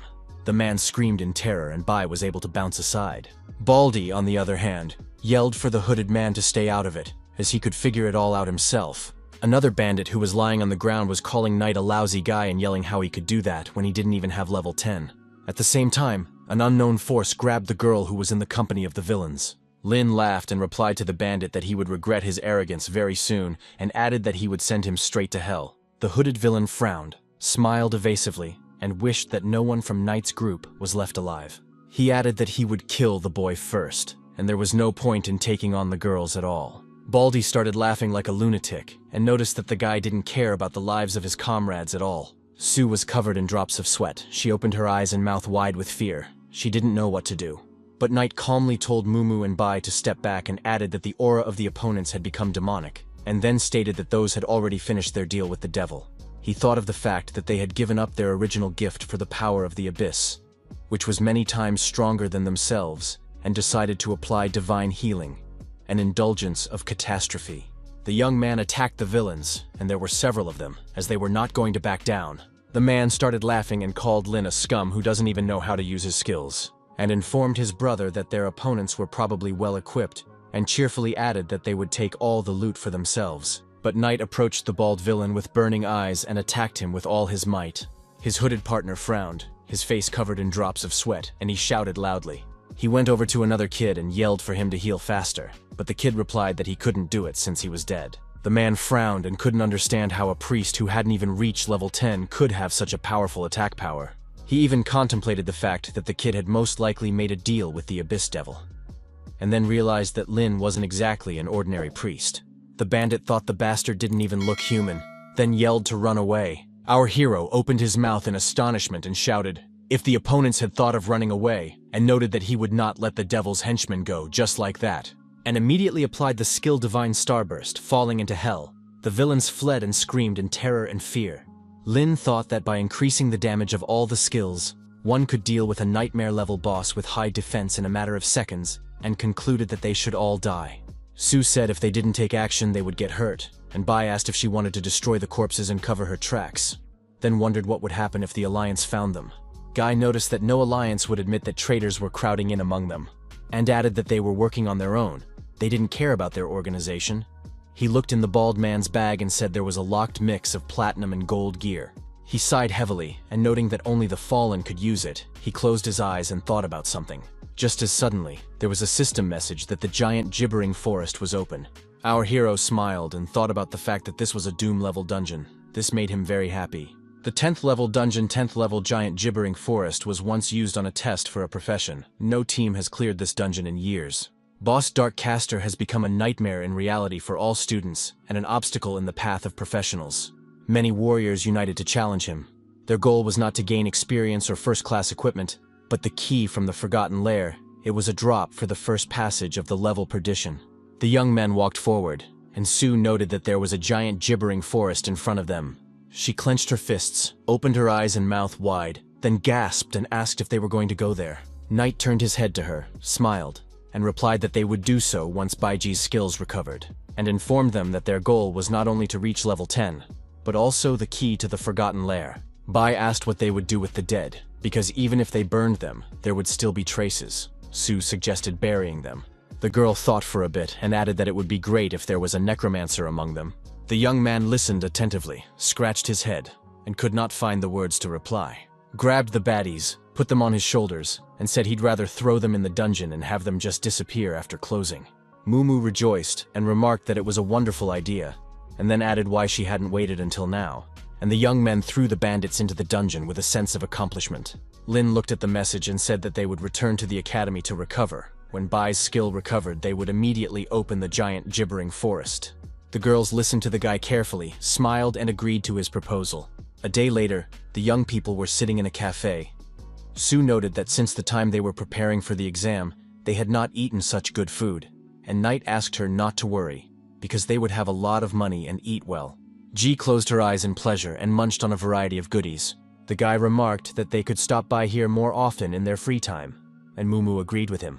And then the girl suddenly became sad and remarked that it was actually better to save money and buy equipment. After all, she was not a child to spend so much on food and entertainment. Bei informed that she had coins too and offered to pay the bill. The girl was a little scared, but the young man laughed and informed them that their team would not be short of funds next time. A waiter came to the table, said hello, and informed them that a certain gentleman had placed an order for their table. Lin was surprised, looked at the man who had done it, and thought about who it was in the first place. The one immediately walked over to the young people, said hello, and informed them that his name was Shangun Yang. He was the head of the Profound Alliance and the head of the Living Sound team. The young man stood up, said hello, gave his name and said he was a student at the academy, introduced the girls and said they were his teammates. The blonde-haired man said he was here to invite them to join the Live Sound team, and added that they would have a pass to a professional alliance. The young men looked at Shangun Yang in surprise. They didn't expect to hear such a thing from him. Lin immediately replied that he hadn't even taken the professional test yet, and added that in such a situation, other people might say that he had taken someone else's place. He began pouring a drink from the carafe into glasses and informed them that he couldn't agree, and then remarked that they had no plans to join any team. The man told the guy that he didn't expect him to say no, and added that the strong always have their own considerations. Ian sipped from his glass, and added that he hoped very much that Knight would join the alliance as soon as possible. He smiled and remarked if they needed anything they could contact him any time, and added that for his own selfish reasons he would like to spar with Lin. Our hero smiled in response, and then said that he agreed with such a proposal, and thought that the person in front of him was quite interesting. The young men gathered in the garden that was behind the academy, and the guy said it was time to start mopping up. So he told Bai to use her special skill, which she did. A system message appeared stating that an unknown power and a special positive effect of the lucky goddess's gaze had been obtained. Knight said he would use the key to open the gate to the giant Ghibli forest. It was clear from the message that the operation was under review. but just seconds later the dungeon was opened, and the young people were standing in front of the entrance, about to go in there to upgrade and get the rewards. A system message appeared in front of them with the characteristics of the dungeon. The difficulty, level, and history were listed there. Su said that they say that this forest is a fragment of a secret world, separated from the secret dungeon, and notice that it can be entered with level 8. But the difficulty here is nightmarish. After a while, the players said in unison about seeing the inhabitants of this dungeon. From the report, it was clear that they are ghostly warriors that have skills such as straight punch, jump kick, throw, and cross punch. Mumu shouted to the young man to leave the two warriors to her and Bai, for they could deal with them. One of the girls applied the bionic heir skill and the monster's health level, as well as their critical damage, began to decrease. Ji frowned and opened her mouth wide in surprise, all because her attack power had doubled. She was actively attacking the monsters and saw their health rapidly decreasing. Knight shouted for her to be careful of the monsters and dodge their attacks. While he thought to himself that the equipment was indeed proving useful, the girl's capabilities now surpassed most students. Bai was dodging a very strong opponent. She clenched her teeth and fought him as hard as she could. Mumu also didn't sit still. She attacked another monster that was just as strong. Su immediately began to use her special skill, Poison Bubbles. She was very tense. Ji didn't lag behind and used a unique skill like Flame Slaughter. Both of these skills worked quite effectively against the monsters. They were blown apart into several pieces. The young men suddenly froze at the edge. A lilac mist began to spread out from the dark side of the dungeon. Lin shouted for everyone to get ready, and then announced that the boss was already here. A plaque appeared in front of them describing a white spirit rider monster that was quite powerful. The beast was indeed very strong and tall. It was several times larger than its warriors. Knight used the skills of inverting the divine starburst and falling into hell. Mumu watched everything carefully and asked in a stammering voice if it was already over. The guy looked intently in front of him and replied that he hadn't yet, and asked that the girls hold their positions as they needed to increase the damage done by the bleeding. Bai, who was standing off to the side and carefully watching everything that was going on, and the monster was whole and unharmed. It was approaching the young men who were uninvited guests to it. Ji immediately applied skills such as Bionic Tears, Poison Bubbles. Deciding that it wasn't enough, added more Flame Slaughter. The enemy's health began to gradually decrease. A system message appeared that the enemy was poisoned and was under the bleeding debuff. But the monster wasn't simple at all. It was recovering lost resources. All the attacks from Bai with her weapon were nothing to the monster. It appeared that his XP had been increased, and his characteristic values had been greatly improved. Mumu asked if this was a passive skill of the White Spirit Rider, and noted that it became super defensive when the health scale dropped to 1/4. Ji had droplets of sweat on her face, and noticed that this was the first boss, but it was already so difficult. The guy used the clairvoyance technique and said that it was an exceptional skill of the monster, and then said that he would distract him and ask the girls to be careful so that the enemy wouldn't switch to them. The young man hid behind the branches and shouted for the rider to start attacking him, and himself thought about the fact that the position is visible, but the view is clear, and the distance is suitable. Knight concluded that a professional knight would clearly not use ranged attacks such as spear throwing. A system message appeared saying that the boss had used the Lion Barrier skill. It was a special shield that could withstand 300 units of physical damage and magic. And just a few seconds later, he used the Light Thrower skill against our hero. But despite such a strong effort, the guy stood his ground, even though the attack was quite strong. The message that the monster had an inversion of strength appeared again. Its attack power, speed, and defense were greatly increased. And he stood in bewilderment looking at the guy, as his attack was going to do some serious damage to him. The young man used the reverse healing skill and began to attack the enemy. The attack failed, and he wondered what to do next in such a situation, and made the decision to use attacking skills against the boss, grab a weapon, and switch to combat mode. Our hero did not think for a long time, gathered his strength, and used the skill flash against his opponent. The boss didn't stand still, but used a reverse clarity technique called grabbing. A message appeared that after using the shimmering stone, all of Lin's characteristic points had been increased by 20 points. The guy got an active skill flicker. With it you can teleport 10 meters in a specified direction. Our hero smiled and thought about how it was a shame he had already planned this. He began to attack the enemy and his health level began to decrease very actively. The young man thought about the fact that after the attacks, the boss skills were over, and now he would need to use melee and attack power. The monster that realized that the time of the Holy Light skill was out for a few seconds froze in place, and then he turned and started to run away. Mumu shouted if it was too late for him to run away. Knight, on the other hand, happily shouted that his skill had recovered just in time.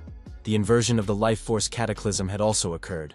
After a few seconds, There was a message that a divine starburst inversion had happened, a fall into hell, and from the following, the players read that the White Spirit Rider had been defeated, and 8,600 experience points had been gained. Lin's level had been raised to 9th, and Sue's level to 7th. Lin said he didn't think the first boss would be so difficult, and added that the dungeon lived up to its name, Perdition. And Mumu understood that without the guy, it would be difficult for them to pass this dungeon even with diamond armor. The young man noticed that there must be a second boss somewhere. He wondered why there was no signage, how suddenly they were captured by a liana plant and were very much surprised. But the young man immediately realized that it was a special way of teleportation. Knight immediately shouted to the girls to remember to land smoothly, or they would take damage. All turned out well, and the young man announced that they would finally meet the legendary Master of Curses. Suddenly our hero shouted very loudly to his team members to be careful.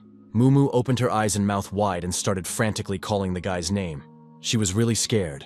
As for Bai, drops of sweat came out from her fear and she screamed loudly. The team members saw a message in front of them that a curse master was in front of them.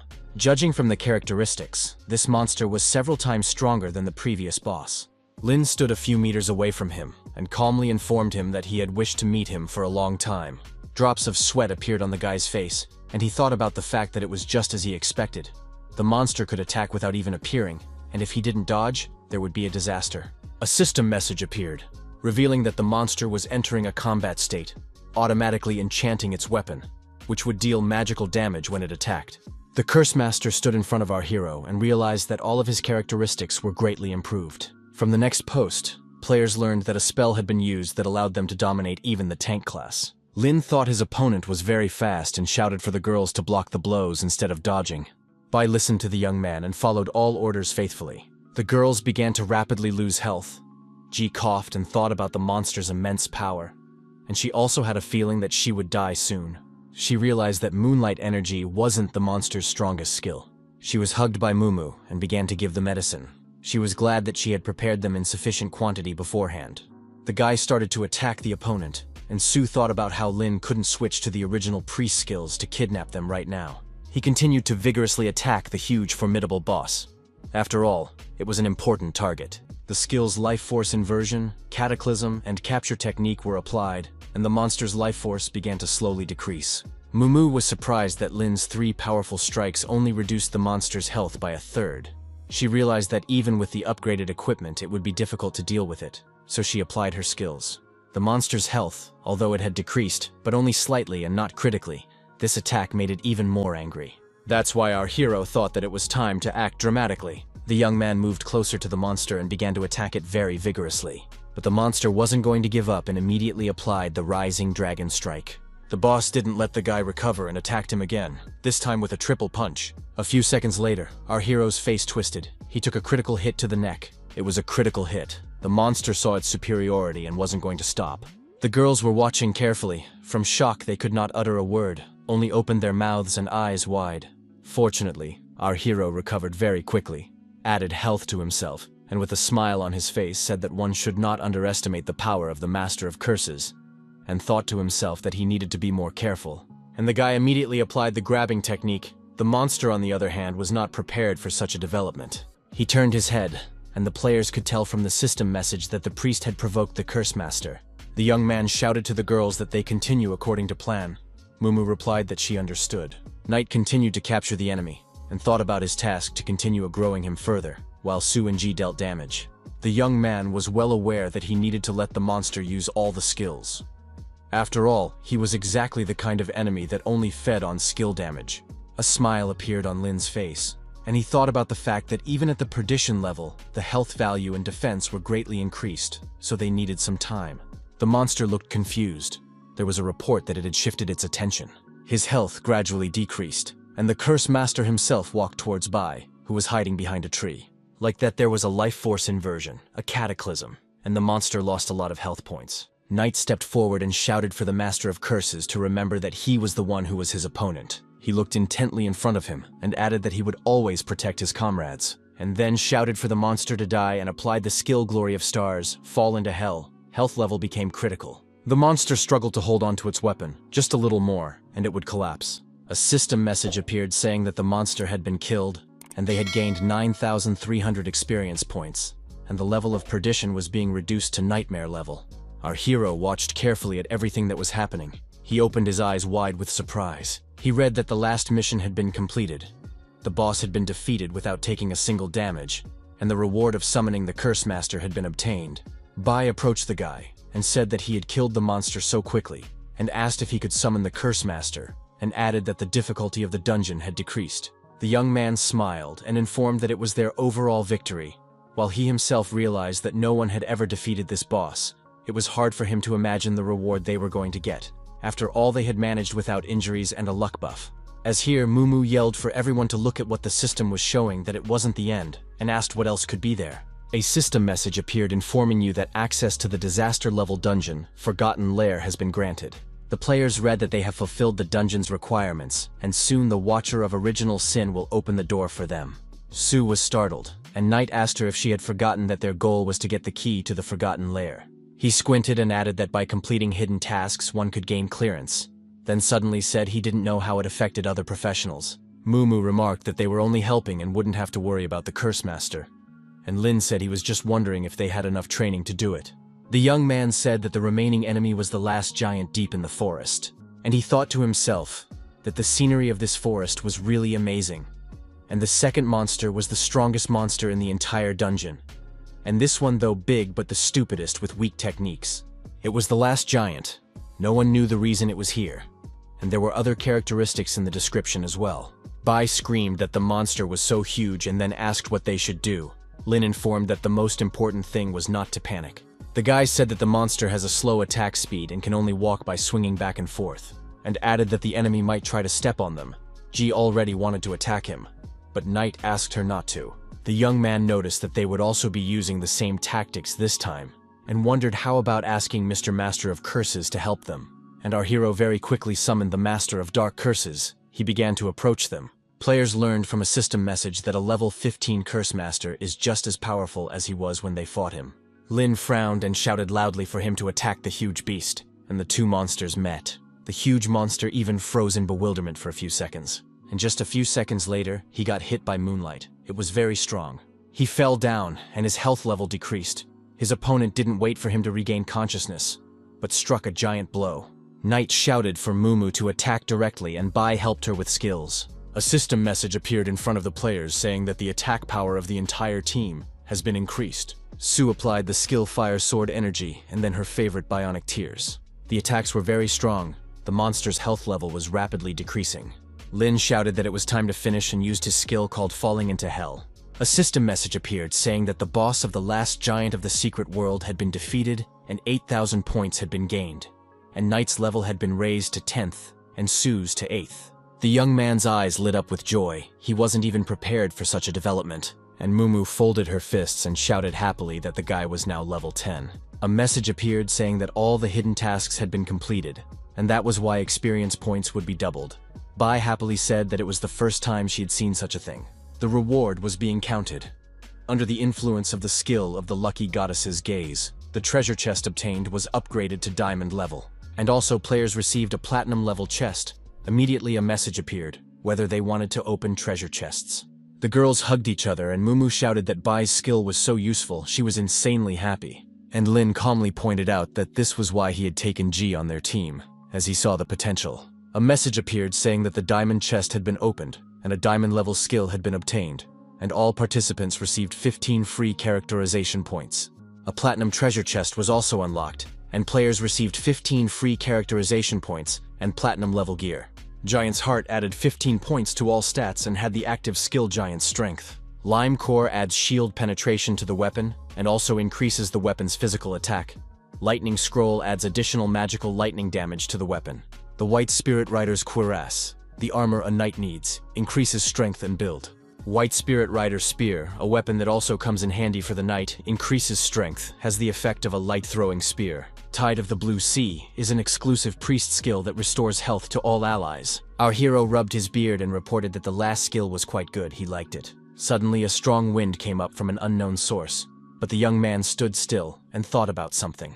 A system message about the Blue Sea Tide inversion has appeared. It causes a wave of death to sweep across the field. The young man thought about the fact that his inversion talent didn't improve any of the skills that originally benefited the team. He realized that he was losing control after the inversion, but he increased his speed.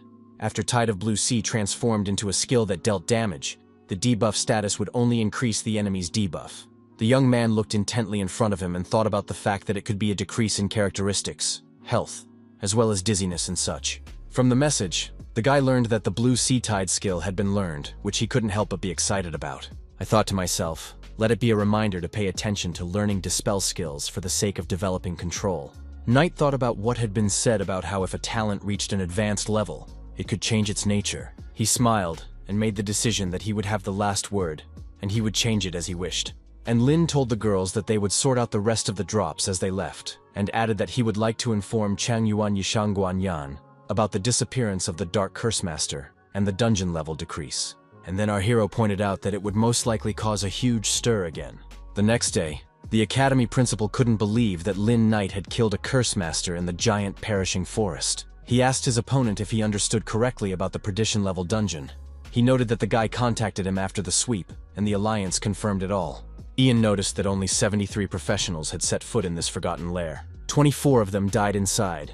All the rest chose to give up halfway through. No one made it past the halfway point. The man added that no one took it up a second time. It wasn't even a matter of wanting to, but that they simply couldn't handle the onslaught. Mr. Huang remarked that they would wait until the guy was stuck at level 15, and the Alliance would do everything to help such a talented pro, but it would all depend on the guy after entering the dungeon. The principal remarked that everything is just fine, and then added that all students owe Knight a debt of gratitude. The old man said that they should hold a meeting and reward the guy, and then mentioned that he had already brought up the topic of sealing the entrance to the dungeon, but all parties were against it. The man in glasses remarked that students who cannot face such challenges should be weeded out, and added that the Alliance will not raise garbage who are not fit to be professionals. The principal said he was just pondering, and then said they had already expelled several students because of him. Ian waved his fan, clucked, smiled, and said it wouldn't happen again. Mumu burst into the principal's office, apologized, held out her cell phone and said they had some problems. There was a post on the pro forum about Lena. The girl said that the news they broke to the Alliance had spread all over the forum. The girl said that Knight is an outstanding student of the academy. He is a future professional who was chosen by the Alliance, and added that he is the future of the academy. She was shaking all over and begged the principal to do something about it. He replied that they understood her worries. Ian frowned and said that he would verify all the information provided.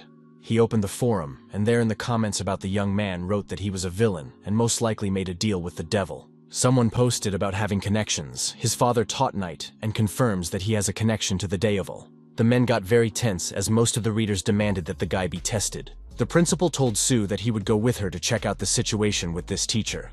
Mr. Huang laughed and remarked that it was hard to tell if that teacher even existed. Ian squinted his eyes and said that it was most likely a fabrication of the Alliance opponents, and added that they needed to issue a joint statement, and then added that it probably wouldn't be enough. Suddenly, Knight walked into the room and said he wanted to take a test for the presence of demonic energy. It was reported on television that the Alliance has strongly criticized the rumors, and that what the academy teachers were saying was a brazen lie. The men said the rumormonger had pleaded guilty, and Lin had no connection to the devil. In the headquarters of the Alliance gathered a huge number of journalists. A huge number asked questions to our hero. He stared intently in front of him and heard the question of whether he had come to take the initiative to conduct a demonic energy test. The journalists were covered with drops of sweat. They were very nervous and anxious. The young man began to walk away from them and calmly said that you can't be a reporter with such timidity. The journalists started arguing among themselves, asking why they were suddenly so frightened. Someone noticed that a colleague doubted the Alliance. They were asked to calm down as they were on air. Lin entered the places where demonic energy detection is conducted. The man told the guy to enter the sacred judgment circle and wait. The young man obeyed the man and began to remove his outer clothing. A system message appeared that the demonic energy check had begun. A man who was standing a few meters away from our hero noted that Knight doesn't have to do that, and added that some people just don't want to acknowledge his superiority, and then added that most professionals just believe in the young man's strength. The young man smiled and said that he had also thought about it, remarked that he was also very interested, and then added that he doesn't really care about the allegations, and remarked that he just wants the people around him to stop being afraid and worried about him. The man said they hoped the results would be good, or they would have to arrest him. Lin agreed. Our hero closed his eyes and waited for his testing to finally be over. The men watched the process closely, drops of sweat on their faces from overexertion. A message appeared saying that the check was successful and the value of demonic energy in Knight's body was 0%. No agreement with the devil was detected. The young men got very excited, and the oldest among them said that was excellent, and added that he would print out the report now. The people who were watching the live broadcast shouted that such a thing couldn't happen, that Lin didn't have demonic energy. Others started posting comments about what the haters were going to do next. Knight said he is now going to publish his specs and gear, and if anyone doubts it, they can join him in battle and check it out in person. Huang was freaking out and yelling why everyone believed it, because the guy was scum and he was bewitched by black magic. He was running somewhere and muttering to himself that he had to warn them. Our hero was walking down the street, a calm smile on his face, and there was someone watching him around the corner. It was Sheofan, who was thinking about how Knight had fallen so low that he was buying tea and not paying the bills. After a minute, he started talking about where Lin had gone and swearing he was at a loss. The boy hit him and asked if he was a criminal on the run, and Huang shouted that it was insidious. The young man remarked that it was far more insidious to pursue. Sheofan turned to the young man and said, "It is not for Knight to say what is good and what is bad." And then he came closer and asked if the guy had met any similarly possessed demons of the abysses or something. Our hero was surprised and replied that he hadn't, and he himself remembered the event in the dungeon and thought about the fact that he had sent 2 such fools back. Huang started shouting for Lin not to be rude to him. After all, he was the one who let the young man enter the dungeon, and then the abyss came after him and added that he wanted to tell the Alliance about it to evict the demon. The guy was surprised and asked if he wanted to say that the demon of the abyss had taken a fancy to him, and he had not only resisted the temptation, but had done it on purpose. Sheofan hummed and remarked that some rats that dare not even appear in the human world could make him surrender. He screamed that he was born to be the main character. He had money, beauty, strength, and didn't need low-grade help. Lin looked at him and thought about the fact that he had knocked him out of first place. But what annoyed him the most was his opponent's characterization. The young man thought about the fact that Huang was able to resist the demon's temptation in spite of that, and he was very impressed by that. He went and said that he also hated the demons of the abyss, and the talents he possessed were unavailable to them, and remarked that he hoped the kid would get that, but he yelled that he didn't believe it. Our hero thought of contacting Huang Tianqi again to put his son under house arrest again, as he is very annoying. Lin Yu received a message that the guy who was spreading untrue rumors about him had been caught. The club supporting Knight wrote about that liar even reselling the guy's leadership. The young man wondered who it was, and it turned out to be Chao Yuan from their class. Young ordered that the villain be blacklisted so he could sell and buy gear, and asked that the evidence be scanned for him so he could publish a post on the forum. The man who wrote the message noticed that the boys wanted to teach him a lesson themselves. Lin, however, ordered him not to, and then added, if Cao was caught, he would tell the secret strategy for passing the secret dungeon locations, and with that, any dungeon could be passed. And recorded voiceover that a dungeon walkthrough guide for the Land of Bones dungeon will be released soon, and said you can check out a preview. A huge message appeared. Classmates were shocked that the dungeon could be passed with health. Knight posted that he needs students to be notified that anyone who buys or distributes pirated copies will no longer be able to get his manuals. It was posted online that all pirated copies of Lin's manuals would be removed. Bai had read that anyone who wanted to distribute them again would be blacklisted and unable to receive any future guidance, and accomplices would also be blocked. The young man gritted his teeth reading such a message and thought that now there was no way to save money. But there were some users who agreed with Cao Yuan and considered him a hero. A dispute started between users, for most believed that the labor was stolen from Lin by a thief and profited from his gigantic labor. There were some students who thought that everyone twisted as they could. This was the case for Yuan. Those on our hero's side rejoiced that they would have a trial version of the new manual. Some users wanted to join Knight's team so they could also get the guides first. The girls who read the chat were very surprised as they read that the new guide would only be available for purchase, and copies would be deleted. A young man was walking up the steps, and the chat was writing about getting other users to join the group, as new guides would be coming out. And the number of subscribers increased rapidly, because it wasn't just a fan group for Lin. Guy, on the other hand, thought about why the number of subscribers had increased so dramatically, and came to the conclusion that sometimes a point is more effective than a fist. He was happy that this way he could stabilize his source of income, and said it was time to sort out the stats. A system message appeared in front of the guy, showing his characterization. He was very surprised as there was an exclamation mark next to the awakened talent, and he clicked on it.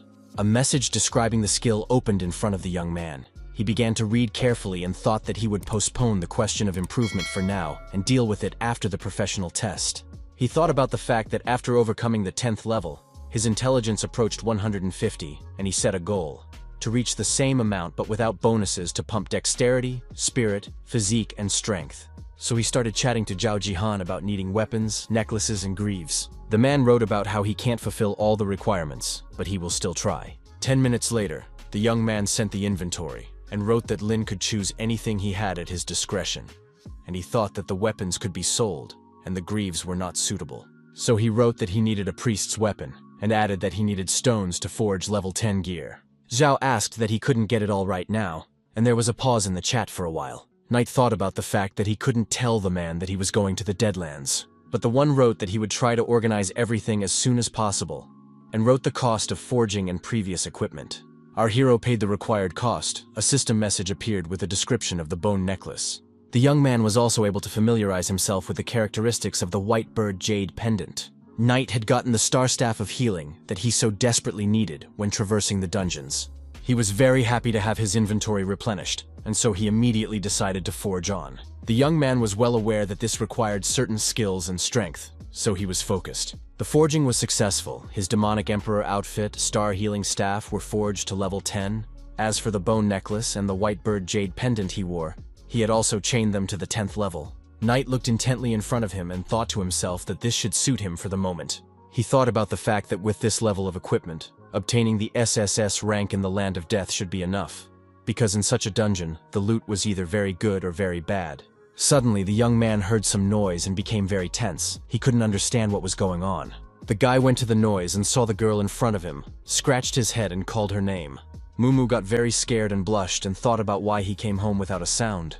She was using his bathroom since hers didn't have working hot water.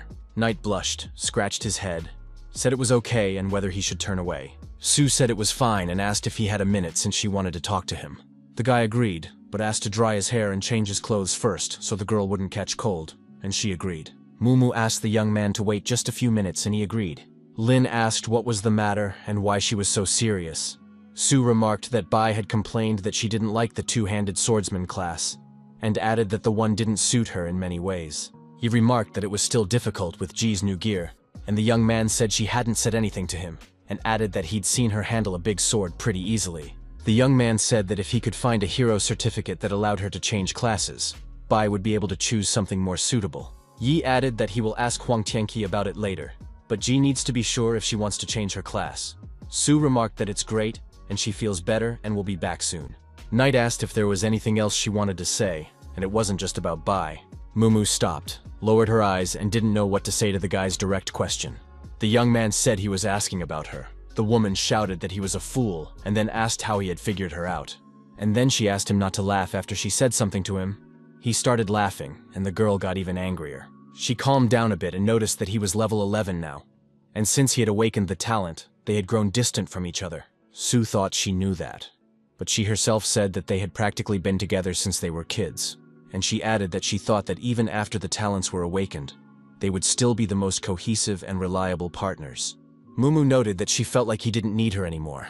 He could earn hidden rewards on his own and become the center of attention. The girl said she was just following his commands, doing little things he could easily do himself. Tears flowed from her eyes, and she went on to say that she was happy for him. But the gap between them was getting bigger and bigger, and when they were in the dungeon, she just felt like a burden and couldn't be a pillar of the team. The guy put his hand on Mumu's head and remarked that she was overthinking it, and she replied that he was stupid and didn't understand, and said he didn't know what it was like to try to keep up with someone, only to feel increasingly helpless. Sue was quiet for a while and stated that she no longer wanted to continue to depend on him. Lin raised a finger up and said, if that was the case, then she needed to become more disciplined, and she needed to start from today, namely no snacking and late dinners, but early rising and practicing. Mumu screamed. She wondered if agility wasn't just about accumulating points. The guy asked if she thought she had enough points. He held out his hand with some object and told her to take it. Sue was very surprised as it was the heart of a giant. She could not believe that the young man was giving it to her. Lin remarked that this item was perfect for use in transition and could double in effectiveness, and added to make her believe in herself, for her talent with class had limitless potential. And Mumu agreed that snacking was off limits from today. Knight thought the girl needed solid support to grow up. She hugged him and had the guy test the potential for bionic tears. And then she added that she could give massages, cook, clean, and became like a playful cat, and noted that she hoped the young man would enjoy it, and he began to scream very loudly. And at this time, Bai was standing near the open door, but it was unknown when she heard the young people's conversation. She entered the room and Mumu immediately asked if Tia was here. Lin thanked her for coming and added that he appreciated it. Ji asked the guy if he was going to the land of death right now, and wondered if he wanted another day to rest. A system message appeared in front of Lin that he had been granted an unknown power granting a special buff, and he told Bai that he had rested enough and the girls should take a break. Added that they should watch the movie and use the stone key to summon a one-time secret realm and open a portal. A message appeared that the highest difficulty level had been selected, and the young man announced that he had gone. Mumu looked very scared, for she saw that this dungeon level disaster. It was clear from the system message that this was an extreme difficulty level, and the difference between the Nate level and the dungeon level was too great. The guy thought about the fact that there were no traps, no instant death, and it wasn't what he expected. One by one, system messages began to appear, that his energy had awakened the monsters, and they were awakening. A notification appeared that an entire legion of undead were advancing on the young man. A huge army of undead awakened, and they began to approach our hero. A report has surfaced that the holy saber crown of red flames has materialized, and with it, the young man gains incredible power. Lin, on the other hand, thought about the fact that he wouldn't use it while going through the dungeon. But the messages didn't end, and a list of special conditions for passing the country of death appeared before him.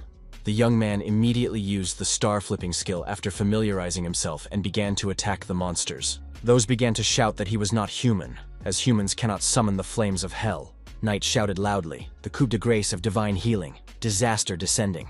And literally in 1 second, an entire legion of undead was destroyed. That's 1,304 monsters. The boy smiled, for it was just as he thought. With the upgraded equipment and characteristics, the celestial robes gave a 90% increase to healing. The undead party was mopped up in 1 second and didn't need the blue sea tide ult. But a message arose that alerted that a new wave of undead army had appeared. He took the medicine in his hand and thought about how he really should thank his 2 good teammates. A message appeared in front of Lin that he had used the acceleration potion to increase his speed, and the Wind Falcon Egg Pill to temporarily increase his agility. He began to run forward, while a huge number of monsters roared and tried to at least reach him, and the young man decided to use the skill of turning the tide of the blue sea. A system message appeared in front of the guy saying that all enemies were in a soul-burning state. The attack power of all enemies was weakened. He also familiarized himself that the Altar of Death is a strange structure that continuously summons an undead creature from the underworld. But that wasn't all, as the zombie butcher was a very mysterious, yet dangerous creature. The young man took advantage of the coup de grace of the Art of Clarity, and brought the butcher under control, and thought about the 30 seconds he now needed. He directed a huge number of monsters at the monsters, and ordered them to kill them. The young man also utilized a skill such as the coup de grace of the healing arts, a kidnapping technique. And then Knight immediately used a skill such as star flipping, inner hellfire. The Altar of Death had been destroyed. The summoning of the undead in that area had been stopped. The report attested to that. The young man immediately used a skill such as the abduction technique against the monsters. From the next system message, our hero learned that the divided zombie butchers had been defeated. The Skeleton King and the Eternal Lich had awakened. Lin thought about the fact that even on the disaster difficulty level, with the current restrictions, it wasn't as scary as it seemed, and with his current abilities and equipment, solo playthrough was quite possible. And the young man shouted for the Master of Curses to come out, as he was the one he needed this time. A message appeared that a level 15 cursed Dark Knight had been summoned. Our hero saddled him like a horse. Suddenly there was a message that there had been an awakening of the undead. The young man stood on the back of a huge dragon and flew forward, but he didn't think of stopping. After a while, he stopped near a huge throne where another monster sat. It was a Skeleton King. He was the one who strengthened the surrounding undead creatures, and he also used hordes to hunt down enemies.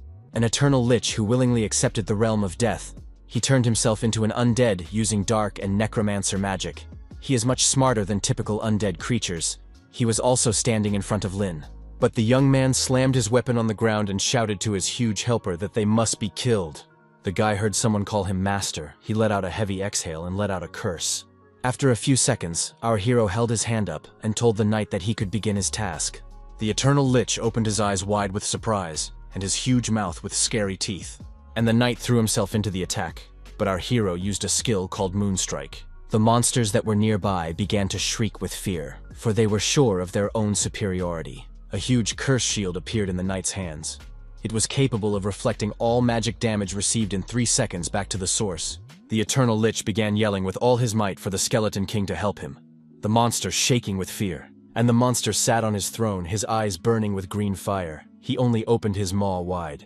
But Knight tapped his weapon on the floor and noticed that his opponent was him. The guy also used the skill of flipping the tide of the Azure Sea, the Sea of Undead. Reports began to appear one after another that the Skeleton King was falling into a state of withering and then into a state of weakness. The knight applied the dragon's upward strike, 3 consecutive strikes, and the monster only odd. But the attacks didn't end there either. The Curse Blast skill was applied, and the Skeleton King screamed. The Eternal Lich's jaws twisted. He opened his already huge eyes wide and shouted that it was a black hole. He began to attack the knight of our hero. The latter was able to dodge at the last moment, but still, he was hit a little bit. The Eternal Lich was very happy about this and started laughing merrily. He already felt victorious. But Knight attacked the monster. Knight shouted to his assistant to be careful, as the undead were going to self-destruct and take him with them. A violent explosion happened. A system message appeared saying that the undead lich had sacrificed his own soul, nullifying all remaining health points, releasing ice magic in a wide radius and dealing damage. The knight stood beside the Skeleton King, whose health level was already at 0, and informed Lin that Target 1 had been eliminated. The guy looked at what was left of the monster and remarked happily that it was a great job. Suddenly there was a breeze, and our hero calmly spoke of disaster descending. And the monster was saying with his last strength that he was an ignorant man in front of him, and the real despair was ahead. A system message appeared stating that by destroying the Skeleton King and the Eternal Lich, Knight had met the basic requirements for completion. The young man walked over to the knight and used a healing spell to restore him. The knight began groping himself with his hands to check the integrity of his defenses, and the guy used a clarity spell. He then pointed his weapon at the altar of death in order to destroy it as quickly as possible. A report of a dark winged dragon, former partner and associate of the dark cursed knight who abruptly summoned him, has surfaced. The young man told the knight that with the destruction of the altar, the undead creatures were no longer a threat, and they would simply finish their purge and leave for the next location. The young man looked intently in front of him and announced the last 2 bosses left, and then added that it should be done by the knight to save the time and effort of moving and destroying monsters. As suddenly a huge monster started screaming very loudly and approaching our hero. Toth informed his aide to be careful as they had been spotted by the enemy. And the monster approached them and began to yell as if it was not its own voice, about to devour them. But at the very last moment they were able to dodge and stood back looking at him. It was a great dragon of death. It was revered while alive, was resurrected by the king of the dead of the necropolis after death. This information was listed in the system message. As for strength, endurance, ear, and agility, these metrics were unknown. It shone with huge eyes and canted its large maw, and behind it was another monster. The system message indicated that this was the daughter of death. She was originally a pathfinder from the elf race. Lin asked the knight which was scarier, him or the one-time secret dimension, and then pointed out that he wouldn't let anyone reach the SSS level. He bounced to the side and applied skills such as Reverse Starlight illuminating Fallen Hell, Reverse Azure Flow, and Sea of Undead. The daughter of death squinted one eye and said he was a despicable human ant, and asked how dare they attack from around the corner. Knight looked intently in front of him and asked if they wanted to turn the tide of battle, and noted that he would show what a real surprise was. Our hero began to attack the opponents, and with such force that in different directions flew stones, dirt, and dust. The daughter of death laughed and remarked that the young man's attack wasn't bad. The guy, however, caught the arrow that she aimed at him with his hand, giving him a boost in health points. The monster shrieked and yelled that it was impossible. After all, her arrow had hit the young man exactly in the heart. How is it that the skill was ineffective? Is it really immune to submission? And she told the great dragon of death that the opponents had something strange and ordered him to attack first. The one immediately obeyed the daughter of death and began to attack the opponents, but to his great surprise, Lin's health points only increased. The young man stood calmly and looked at his opponents. He didn't even think of running away somewhere. The daughter of death drew the bowstring of her bow to fire, while a knight watched from the side. Literally seconds later, he was in front of her to intercept the arrow. The monster was really pissed off by this, and she thought about how this guy couldn't be allowed to get any closer, and shouted very loudly for all undead to listen to her orders, and they were to block the enemy. The monsters actually tried to grab the huge knight, but they failed. He threw himself at the daughter of death, and the latter screamed in a voice that was not her own. A skill such as silence magic was applied, and the monster's health level was rapidly decreasing. The monster stared intently in front of her, the vessels in her eyes popping from the strain, and then screamed that they were stupid traitors and could only fight in close combat. She grabbed a knight, attached some sort of object to his back, and screamed that she would make them kill themselves. It was a talisman that controlled a living being, and the weaker it was, the longer the control time. And through this device, a suicide command was sent for the creature to commit suicide. The Daughter of Death drew the bowstring and shouted that although it was only a second, it was enough. She started attacking the knight. The knight couldn't understand what was happening. His health level was decreasing. Knight saw all of this and yelled at him with all his might to switch into a protective stance as soon as possible. The knight began to summon a black shield, greatly reduced in speed due to its weight. Damage was reduced by 70%. The Daughter of Death resented the fact that her opponent had taken so many attacks and remained alive, but promised to bypass the shield and finish him off. She put that into practice very quickly and began to attack the knight, his health level rapidly decreasing. The monster noted that the enemy had no more health, and she would deal with him very soon, then take on the companion. Literally seconds later, the Daughter of Death cringed as she was affected by the reverse ghost binding spell. Our hero looked at her intently and wondered what she had just said. He unblocked the negative effect, the knight began to regain health, and the guy asked who was going to deal with who here. The Daughter of Death, who couldn't disentangle herself from her bindings, cried out that this was happening. She looked at our hero and couldn't understand why he was still alive, but he wasn't going to answer that question. The young man applied interruption skills as well as a growing dragon strike. The boy looked intently at the dragon daughter and said that all the stars were shining. Before he could finish, there was a huge explosion, and only shreds flew in different directions. After a few seconds, a message appeared in front of the young man, saying that he had killed the Dragon of Death. The Daughter of Death began to call out to him very loudly. She was so confused she couldn't find the words, and then screamed as much as she could that the opponents had no fighting ethics at all. Our hero was completely calm. He summoned the Spirit Reversal Cure skill and Descending Calamity. There was a very strong explosion. Pieces of rocks, dust, and dirt flew in different directions. This was Lin's way of dealing with the Daughter of Death. He told the knight that he would deal with the northwest, but he himself chose the southeast, and ordered that it should be cleared quickly. The guy thought about the fact that if they completely cleared the altar, it would be over quickly, because although the dungeon was special, it wasn't as difficult as expected. He applied the skill, Reversing the Tides of Azure Sea, Sea of Undead, and reflected on the fact that they could clear the dungeon in less than 10 minutes, and they had more than enough time. After a while, the young man stood on a mountain of skeletons that no longer posed any danger. Guy received a notification that he had destroyed the remaining undead creatures in the Land of Death and completed the first 4 quests. He stared intently in front of him, and the thought that something was wrong here gave him no peace of mind. A notification appeared that the avatar of the two-winged angel Kuro was about to descend, and that the 5th specific quest, Choosing Destiny, had been unlocked. And a few seconds later, Knight saw huge white wings that were rapidly approaching. A system message appeared saying that he had the choice to accept divine favor, accept the reward from the two-winged angel Kuro, and give his souls to the undead, and then leave the earth. After a while, the notification appeared again. It was suggested to kill Kuro's shadow avatar. Our hero thought about what it all could mean. If there is another hidden boss in this dungeon, and in front of him appeared again a notice to make a choice. The guy had read that if he successfully killed the angel avatar Kuro, he would get a Q-level rating. He was surprised at the SSS rating. It wasn't the highest rating in the dungeon. The young man wondered if this information was known to the other adventurers, or if they were hiding it. The young man looked in front of him and had a lot of thoughts in his head. Suddenly, the system message that the Dark Cursed Knight had left the battlefield appeared in front of him again. A summoning recharge had occurred. Knight thought about how overwhelming the pressure was, but according to the notice, he wouldn't have to face the creature. The young man began to look around to see Kuro's avatar, and he succeeded. A characterization notice for the two-winged angel Kuro appeared. It was not recommended to fight it, and the abilities were hidden. He smiled at our hero and told him that he had done well, and added that he represented the Holy Realm to show his gratitude, and the undead should rest in the ground forever. Kuro added that Lin should leave the Holy Sword, the Crown of Scarlet Flame, and could leave. But the guy asked if he wasn't due some kind of reward since he had handled all the undead creatures here. The angel got angry and asked if the young man was questioning his words, and added that a man should have a heart full of gratitude, and told the lad to go away and not interfere with his work. Knight didn't think the angels here were so lofty and used humans as cannon fodder, so he asked if there was anything else here that needed mopping up, and then added that the credit belongs to him. Why then it should be Kuro, and use the universe flip skill.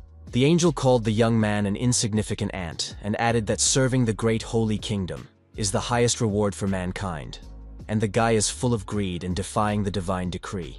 The expression on the angel's face changed very quickly, all because our hero had applied the loot skill. The young man frowned, glared at Kuro, and shouted at him to shut up. These words made the angel very angry, and he shouted very loudly for the divine power to fall.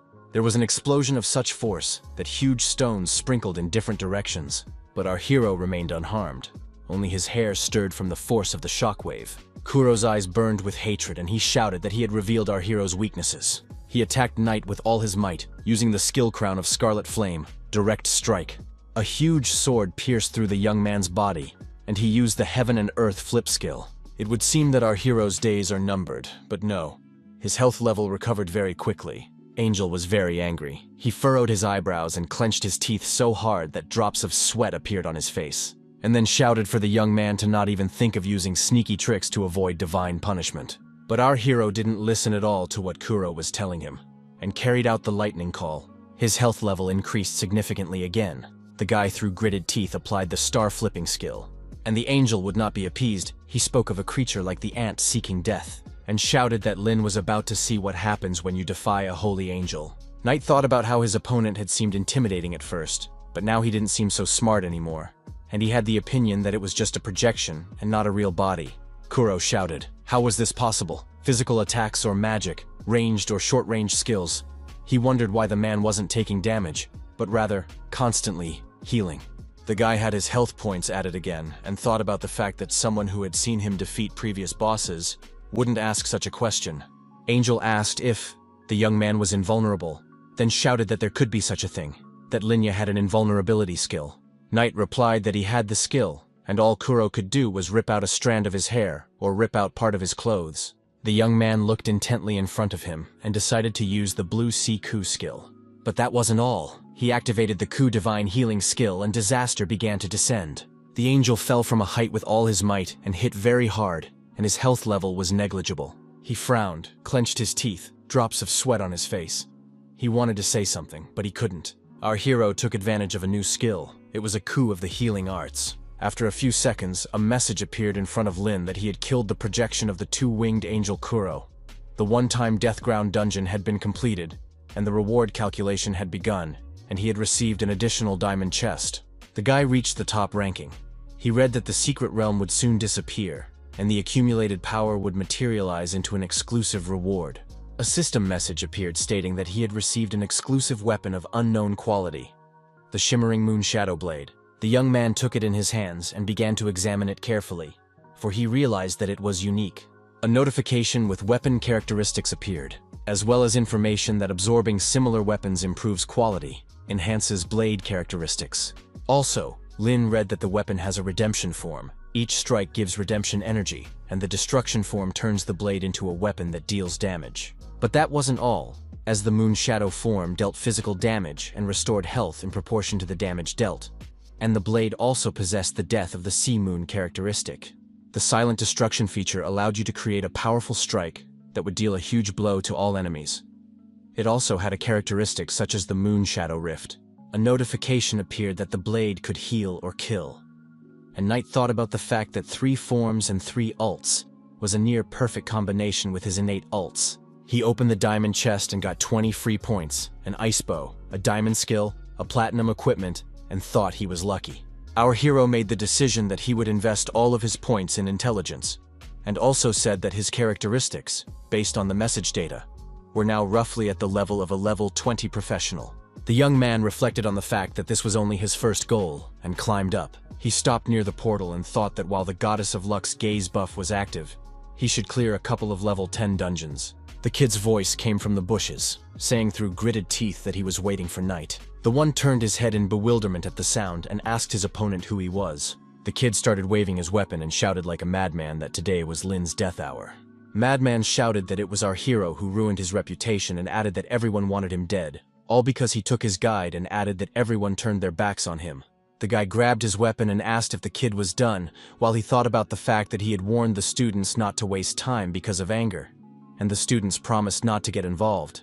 Lin originally wanted to teach a lesson, and himself hit the opponent and said that selling manuals was illegal, and slander was also illegal. The kid dropped to the ground, frowning, clenched his teeth, his whole body shaking with fine trembling and anger. But just a second later he was already on his feet. He threw himself at the guy, his eyes going crazy and saliva flying in different directions. Our hero opened his eyes and mouth wide, and then reported that it was a demonic aura. He looked at the kid and thought about whether Cao Yuan was really in front of him. The kid opened his eyes wide, frowned, clenched his teeth, and drops of sweat appeared on his face. And the demon whispered to Cao about telling him that he was no equal to Knight, and everyone despised him. The demon whispered to the young man that no one in this world cared about him. He also emphasized that no one wants to take care of him, and added that Yuan is just a bunch of dog shit that makes geniuses even brighter, and if he doesn't embrace his role, he'll be hated even more. Cao got angry and screamed that he would kill Knight, and the demon whispered that it was fine, and he would gain power beyond the heavens and change his whole life. The kid fell to his knees and began to beg Megao-san to grant him the power of the abyss. Then Yuan got to his feet, looked up, and announced that he no longer wanted to be human. Lin pointed his fingers at him and noted that the kid was spoiled by the abyss, and added that he had been infected by an abyss demon. Wen rushed to our hero and noticed that the power of the abyss was so strong that his body had become so powerful. Knight said that the guy had a chance to stop, and if he continued, there would be nothing left but to kill him. There is an article in the Code of the Professional Alliance that states what to do when encountering a spoiled one. Cao started laughing and asked Lin if he could really kill him, started swinging and shouting that it was his retribution, and he made a horizontal sword strike, a version of the abyss. Our hero fell to the ground, but still the enemy was able to wound him. A notification appeared that he was subject to the invasion of the forces of the abyss, and all of his stats were reduced. Damage was increased, and he was affected by a permanent bleeding effect. Our hero got to his feet, he was really pissed off and literally thought for a few seconds. A weapon appeared in his hands and the kid told Yuan not to blame him and used a flash of moon shadow, retrieving the blade, while he himself thought about the fact that the kid was not his opponent, even though he chose the power of the abyss. His opponent looked very mad. He darted his eyes and clenched his teeth, and Knight thought about how he was just a level 10 boss. Cao shouted that it was just as he thought. Lin was just a priest who put everything into power, and added that he was already a corpse, and then started laughing merrily. The young man thought about the fact that in such a case, there was no need to use the heaven and earth coup at once. He realized that there were abyss demons nearby, and if they noticed that he had a skill like invulnerability and decided to report it to the others, it would be to his disadvantage. Yuan looked at his weapon and questioned how this was possible. Even with all the daffs, he had no idea how Knight was able to deal so much damage to him with just one blow. Our hero looked at the opponent and thought that the kid had no theoretical knowledge or observation skills. Cao didn't notice the magic damage, and he should hurry up to lure out the demons. The fat man began to run away, blood streaming from his wounds, and he was swearing. The young man clenched his weapon harder and thought about what he should do to keep Yuan alive. Whether to trap the demons. The demon realized that using such a pawn would most likely not work, and a swordsman with improved artifacts would not be able to defeat the priest. He was using Cao in his dark deeds and thought about catching Knight anyway. The demon remembered Huang Xiaofeng, who had fixated on Lin's invincibility and decided to act through him. The monster needed our hero to agree to work for him, and there would be a cool addition to his master's army. Cao's eyes burned like a madman's. He smirked caustically, and the demon thought about how he liked the second option best. And Yuan didn't stop. He laughed like crazy and tried to attack our hero. The villain shouted to Knight about whether he was surprised and added that the real test was beginning. But our hero was absolutely calm. He stared intently at the kid and regained his health. This disliked Cao very much. He was so angry that he clenched his teeth and his face turned purple. Lin looked intently in front of him and asked Yuan. After all, he wasn't real, but an abyss demon. The kid yelled that the Alliance professionals were on their way here, and he didn't have time to waste on him, so the guy needed to hurry up and die. But the young man slung his weapon behind his back, put his other hand in his pocket, and looked at his opponent with a smile. The abyss demon through Cao told him that he could choose the best option, to join them. Our hero looked at his opponent closely and smiled, and thought to himself that he had been caught, and then asked if he was proposing to join them, and asked what benefits the demon of the abyss could offer. And Yuan began to ask if one sentence was still not enough for the guy, and raised his hands up and then asked if the guy could see the power of the abyss, and the guy remarked that it was very powerful, and it was interesting. Lin asked if Huang Xiaofeng's opponent knew Huang Xiaofeng, for he had refused his comrade's invitation, and even gave them a good telling off. Cao replied that he had personally invited him, but the brat didn't understand what he was being offered, and dared to insult the power of the abyss. Our hero clarified whether the kid had given the fool a chance, but it was all for naught in the end. And indeed then, When the demon of the abyss came to Huang, he sent him out the door. Yuan grabbed his head and said that it was ridiculous, and asked if Xiaofan didn't know his limits. The young man thought about the fact that it was very likely that Huan wasn't hiding or lying about anything, and this demon's intelligence was most likely on the same level as his own. Knight said that if the guy got the power of the abyss, he'd still give himself away and become a target for the Alliance hunters, and added that they'd better give it to him, and added that he had already gained the trust of the Alliance and could quickly rise to the leadership, secretly plunge humanity into chaos and destroy the damn world. Yuan asked why the young man wants to destroy the whole world. Isn't he a popular personality? And Lin replied that lulis are all hypocrites, and added that his parents died because they were weak and no one protected them, ignored them, and his mom and dad distracted the monster so they could survive, but were brutally killed. Knight said professionals exploit the weak, there is no justice among people, only greed and selfishness, and added that everyone deserves to die. The opponent stared intently at the guy. Tears came to his eyes and he began to agree with our hero's words. He began to inflate like a balloon, and screamed that he could feel the young man's pain. A monster came out of Yuan and started telling the guy to come and join the Abyss family, and he would give him the supreme power of the Abyss. The monster smiled and said that it was better to destroy this garbage world together. The young man spread his hands apart and waited for the Abyss demon to give him the power he held in his hands. And he began to call for the blade of moonlight very quietly, so that the demon would not hear. He then smiled and began to talk about the destruction mode being activated. The guy wanted to use his skills and clutched his weapon harder in his hands. The monster opened his eyes wide. His pupils narrowed greatly and became like dots, and he asked Lin if he was playing with him, acting honestly. The guy began to attack his opponent. A notification alerted him that his damage was increasing by 50%. But he wasn't going to stop and use the skill reverse Starlight, fall into hell. The demon's health level was rapidly decreasing, and it began to scream and fall down. Our hero realized that a damage boost had been received, and began to summon the skill reverse surge of the blue sea, the sea of the dead. The Abyss demon's health was at its minimum. It was in a burning state, and its attack power was greatly reduced. Therefore, the young man had no intention of stopping. He continued to attack. The monster yelled that this was insane, and asked what was wrong with this man, why he was doing so much damage. The guy applied the skill reverse divine healing art, Calamity, and the Abyss demon was subjected to the bleeding debuff. He thought about the fact that it was no wonder Yuan couldn't defeat Lin even with the power of the Abyss. He realized that no one could defeat him, and mentally begged for help. Knight asked the monster if it was running away, and added that it had revealed its true form, and couldn't rely on its shadow copy. The Abyss demon screamed. He was surprised that the guy knew of his abilities from the beginning, and had set a trap, sacrificing himself to capture his true form. Our hero's eyes burned with fire, and he calmly spoke of the fact that this was indeed the case. The monster used the Abyss hand skill and shouted that Lin was a traitorous person and he would fight him as hard as he could. He looked at the guy with hatred and yelled that he had already exhausted his blitz. Indeed, the young man's level of health began to decline rapidly. And then the Abyss demon used the new skill Abyss Claw, and Riley remarked that he would watch the young man dodge it. The monster got very excited, laughed merrily, and noticed that the guy had fallen into a trap. But Knight replied that it was the end, but only for the Abyss demon. His health level began to increase while the monsters rapidly decreased. Our hero used the reverse healing skill, but calmly glared at the enemy. And that one rapidly began to fall down, and his health level was already at 0. After a while, a system message appeared, notifying that the Abyss demon had been killed. Lin received a blade of moonlight, which begins to absorb the remaining soul of the Abyss demon. The guy picked it up and thought about the fact that in real battles, experience doesn't accrue, but now he knows how weapons grow and improve in quality by killing the demons of the Abyss. The young man wondered if they could only improve with the souls of Abyss demons, or if they could absorb the souls of any creatures. The guy yelled what just happened. The girl replied that she didn't know. She couldn't see anything clearly. They called for professionals as someone was lying on the ground. Someone said that the city's pro-patrol service had already been notified, and they would be here soon. And Knight thought about what the Alliance should be told. That the growth weapon had absorbed the soul of an Abyss demon. He heard the patrolman yell at him to take off his gear and drop his weapon on the ground, and the guy was just getting ready to leave. The man shouted for him not to move, put his hands behind his head, or else they have the right to attack him immediately.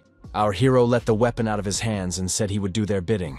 He was completely calm. The young man used a skill, a mild paralyzing influence, and the patrolman apologized, discharged his weapon, and remarked that the guy would feel no pain, and it was standard procedure. Handcuffs appeared on Lin's hands, and he thought about the fact that the professionals in front of him were responsible for maintaining security in the city. and it was not worth creating a conflict with them. Other patrol officers were checking for signs of battle at the scene, providing medical care, requesting information, and reassuring residents. The young man looked around and realized that the people who had arrived were doing their jobs. One of the men ran up to the man in charge and reported that he would find a badly injured human student. He was unconscious but had traces of abyss power and was probably a corrupted abyss demon. The team leader couldn't understand anything as the corpse of the abyss demon was found. The man noticed a level 20 abyss demon covered in sword wounds, obviously killed by the long sword professional they had just apprehended. Patrolmen were watching camera footage, and someone asked why only a skeleton was left. The young men frowned, droplets of sweat appearing on their faces, and they couldn't believe it was possible. A system message appeared above Knight with his name, level, and personality description. The patrolman couldn't believe he was the one who killed the abyss demon, but someone did recognize him and remarked that he was brilliant. A young man came over, said hello to Lin, and noticed that he was Wang Ma Chao, the captain of the first Abyss Demon Extermination Squad under the Professional Alliance. He immediately asked the guy if he had killed the Abyss Demon and clarified if that half-dead student had been influenced by that monster, becoming corrupted, and then the young man subdued it. Our hero replied that it was him and noticed that Yuan had turned corrupt before his eyes and tried to kill him. That's why he took action. Huang asked how he captured the demon since they hide their form. Knight remarked that he thought the demon was watching his victim from afar, and when he saw his failure, possessed him and pretended to offer power. That's when he manifested his true form to give him power as well. The young people opened their mouths wide in amazement and asked if this was all possible. Ma Chao thought about the fact that it was not easy to deceive such a cunning abyss demon. But after all, Lin, this was a student who was about to take a professional test. The man said Knight had single-handedly handled both the corrupted demon and its true form, and then offered our hero to cooperate and walk with them in the Alliance-ill alliance. One of the patrolmen noticed that it wasn't just a student in front of them and asked the captain if he hadn't heard about his reputation, then added that this guy was very famous. Huang frowned and said he didn't go online, but given the seriousness of the situation, they should follow standard procedure, and turned to the guy, with words that he understood them and added that it might affect his upcoming plans for a professional test, but he couldn't make any exceptions.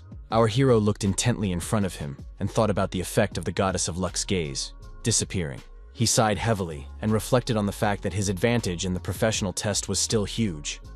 The output had exceeded the target even before reaching the mark, and the young man told the captain that he understood and fully supported his work to fight the demons of the abyss. The man in the white tunic told Wang Ma Chao that there was no need to bring Lin Knight back to the department to investigate or keep him under surveillance. It was the captain's boss, and added that they would handle the guy after the test. The man covered himself in drops of sweat and remarked that it was all part of standard procedure and they couldn't break it, and added that if he let the young man go, he would be punished right at headquarters. The boss pointed out that no one would bother Huang after all. It wasn't just his decision. It was a directive from the president and all the other department heads, including the famous curse master, and added that the young man had managed it alone without injury and qualified for the Forgotten Nest. Our hero scratched his head, but before he thought that the rumors on the internet were exaggerated. But the captain looked at the young man, and he was concerned about whether he really has unprecedented divine skill or talent. Knight asked his boss if he would be questioned. The boss said no, and informed him that the guy needed to focus on preparing for his cases. Also, the man in the white tunic remarked that if the guy needed anything, he could feel free to call the professionals for help. Huang, with his arms in his hands, began to apologize and said that he still had one question for Lin. The young man took the sword, and the capital asked if this matter had anything to do with the previous incident that Huang Xiaofeng had reported. Our hero said that this demon Megao, the same one that failed to bite Huang, after his plan failed, he turned to Chao Yuan, and he himself thought of Huang as a professional as he connected the two events. The boss noticed that Xiaofeng's constitution after testing is confirmed as 1 in a million, the genius of the corrupt abyss demon. Knight noticed that he easily managed to fool the demon while Huan remained untouched. The man in the white tunic said that our hero was able to deal with the monster, catch the corrupt and collect valuable information, and he does it better than lazy, highly professional fighters. The boss allowed Lin to go, but he informed him that he wanted to talk about something, but not publicly, and asked him to clear the area. The man in the white tunic ordered the area cleared, and Wang Machao said to take the team away and give the weapons to Knight. The captain advised that the first active squad pack up and leave the area, and then he asked our hero for forgiveness for his recklessness. The young man replied that it was all right. The guy activated confidential mode. The boss noticed the area was cleared. Our hero revealed an exclusive growing weapon. Noticed he got it when he cleared the land of death, the hidden light of the flashing moon.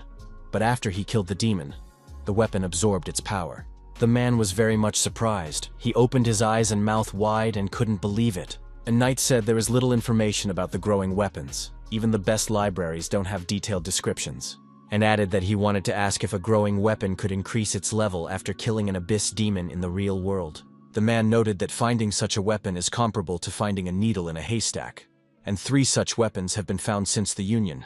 But this is classified information, and he doesn't know all the details. And then added that he could tell one thing from what he knew. Growing weapons could gain experience by defeating monsters in dungeons and raising their level that way. But no weapons gained the power of demons.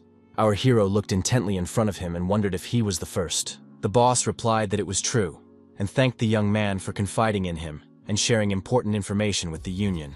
Knight revealed that he thought that although the blinking moonlight was the first weapon that earned experience after killing dungeon demons, but there were likely other such weapons, and added that he was not the only one, and there might be more such weapons in the future. But they could be retaliation for the demons of the abyss, and it would be an advantage for humanity. The boss replied that it was good news, but it was best not to announce it to the public yet. An innocent person is in trouble because of their wealth. Such a rare, precious jade can start envy and jealousy. If the entire younger generation had the same viewpoint as Knight, the alliance would be much more stable and stronger. The man said that he would report the matter and the Union would take it seriously. But it was better for Lin Yu to focus on preparing for the professional trial right now. And added that after the test, the Union will contact the young man. Knight replied that he understood everything. And our hero went on his way. In a few minutes he met the captain. The man saluted the lad and said he looked forward to joining the alliance and becoming one of them, and asked to be called Old Man Huang. And the young man agreed and went on his way. The boss asked Tianqi what he thought about it. Our hero's file was on the table. The one replied that Knight not only had extraordinary strength, but he was also a calm person who thought big and planned ahead. Shangguan Yang was the same kind of person. Tianqi smiled and added that he was thinking about the fact that it was Yang who was the leader of this generation. The man in the white tailcoat sipped from his glass and remarked that it was hard to say all this because young people have their own ways. And then added that the fact that Lin could get a growing weapon that targets monsters in the dungeon was very surprising. At this time, a black foulness was spreading under the table where the alliance members were sitting. Knight entered the room and said loudly that he was back, but no one answered him. Mumu heard that the guy was already home and even saw him, but she didn't go to greet him but hid behind the couch. The young man started looking around and scratching his head with his hand. He didn't say anything. Then he looked intently in front of him and said he could see Mumu sitting behind the couch. Su told Lin that he could at least pretend to be Nupugan, and he asked if the girl didn't say she would work hard, but she was resting and eating snacks at home. Mumu immediately became serious and showed the guy a system message that indicated she was level 10. Our hero opened his mouth wide with surprise. He couldn't believe the girl had it so quickly. Su wondered how it was to the guy, if it was surprising, and added that they could play together. The young man replied that it depended on her data, because she had been working hard lately and most likely hadn't slept nights. The girl replied that it didn't. And Lin said Mumu stayed up all night and worked for him. He glared at her. And Su squeezed one eye shut and asked our hero if he hadn't realized yet, and replied that it was all biometric tears. And then informed that the new skill was only required to clear the dungeon alone, and she could directly receive rewards from the treasure chest from the secret realm dungeon. She tried them for a bit. The young man was surprised and asked if she meant to say that biometric tears had no time or distance limit, and allowed them to clear the dungeons alone, unsupervised. Mumu answered in the affirmative, and then added that he was now in the nightmare of the Loch Ness monster, and added that judging from the system's hint, the final boss of the secret realm was badly injured, so it should be over soon. Knight said that's how her talent helps her level up, playing anytime and still being able to monitor her progress in real time. Su replied that she can help everyone, and asked if the young man was jealous of her. He cheerfully replied that he would also like such a versatile assistant, and then asked if there was a limit to the fatigue of the skill, and also clarified if he could brush secret worlds without restriction. Mumu said that she wouldn't have been able to reach the 10th level otherwise, and asked why Lin was so stupid today. The guy replied that he was just surprised that she had such a useful talent, and added that in that case, he needed to change his strategy for allocating points from 10 to 20. The girl looked intently at the young man and asked what he had just said, and clarified what other point allocation system was in place. The young man replied that she has such a system in place and needs to adjust the best method of allocating points based on her talent, skills, and the equipment she has now. Sue smiled, agreed, and said she would send it to our hero right away. The guy looked carefully at the cell phone screen and noticed that she should also include height, weight, and volumes.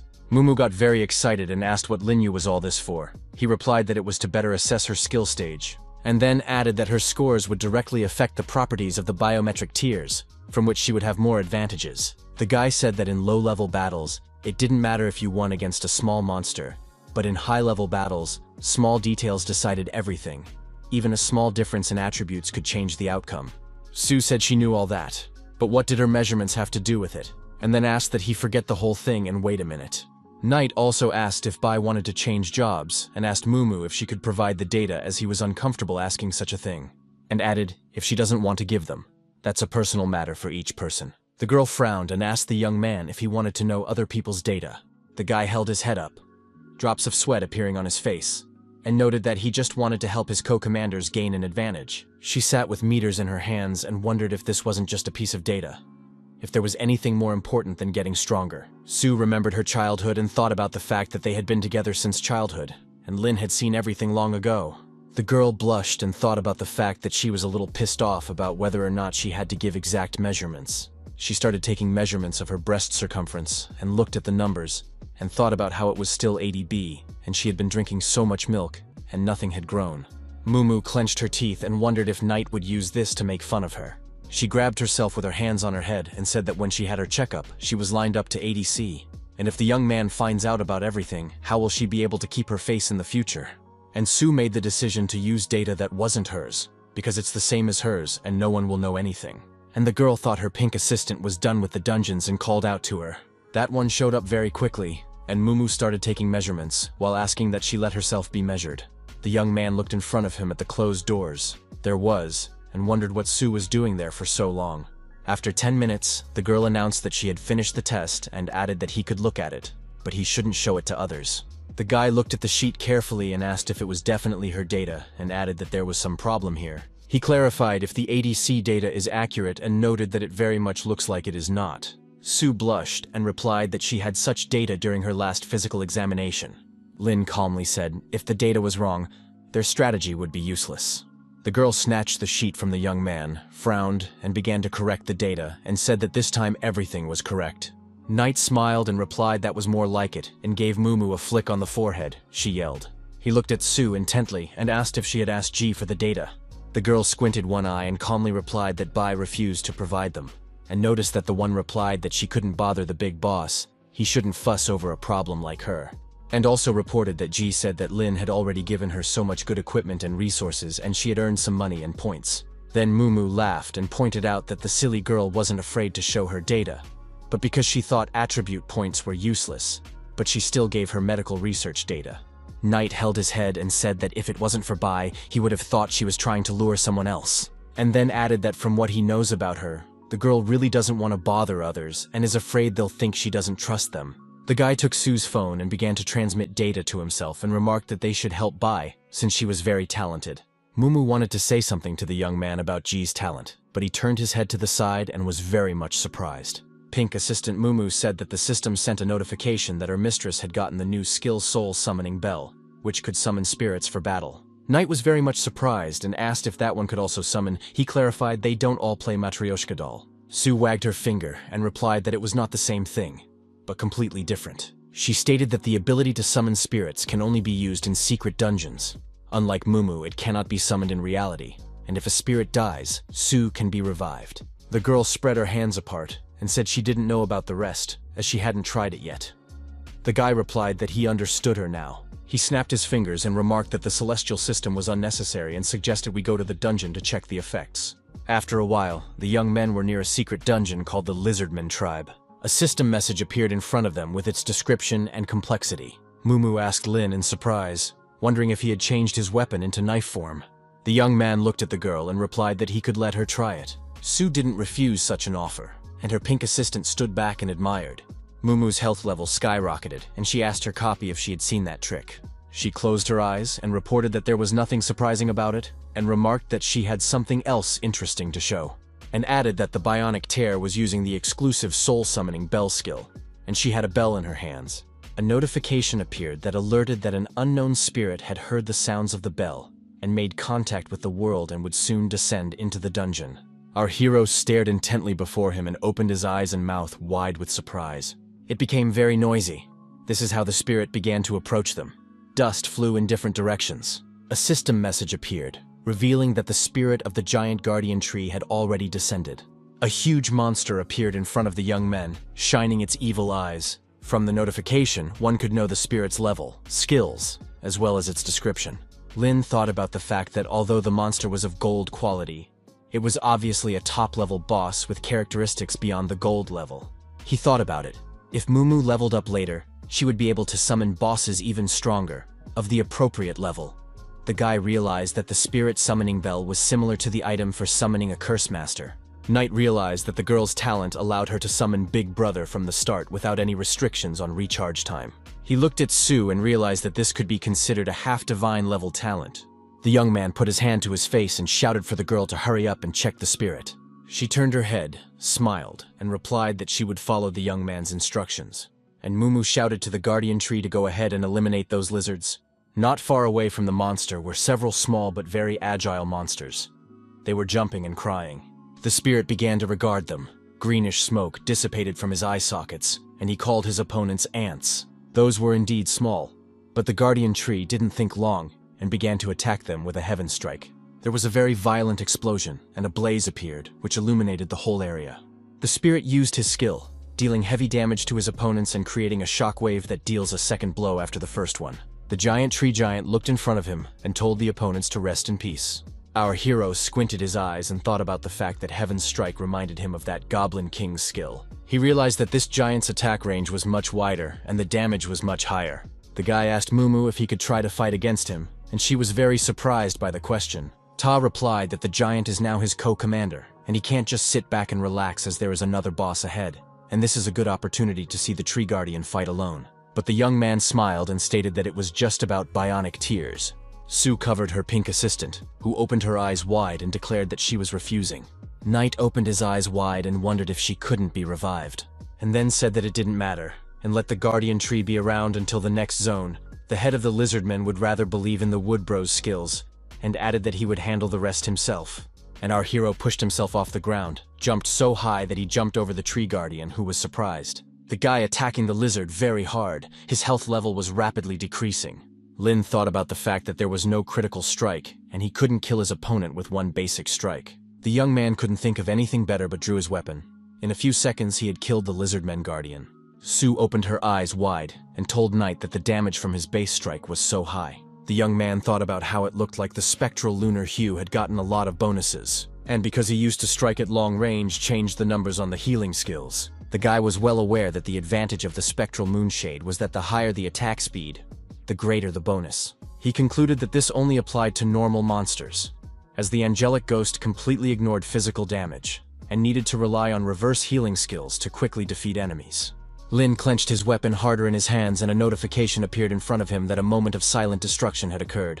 The lizardmen's health level was rapidly decreasing, and they tried to dodge the attack. And a few seconds later, a system message appeared that the group of lizardmen had been destroyed.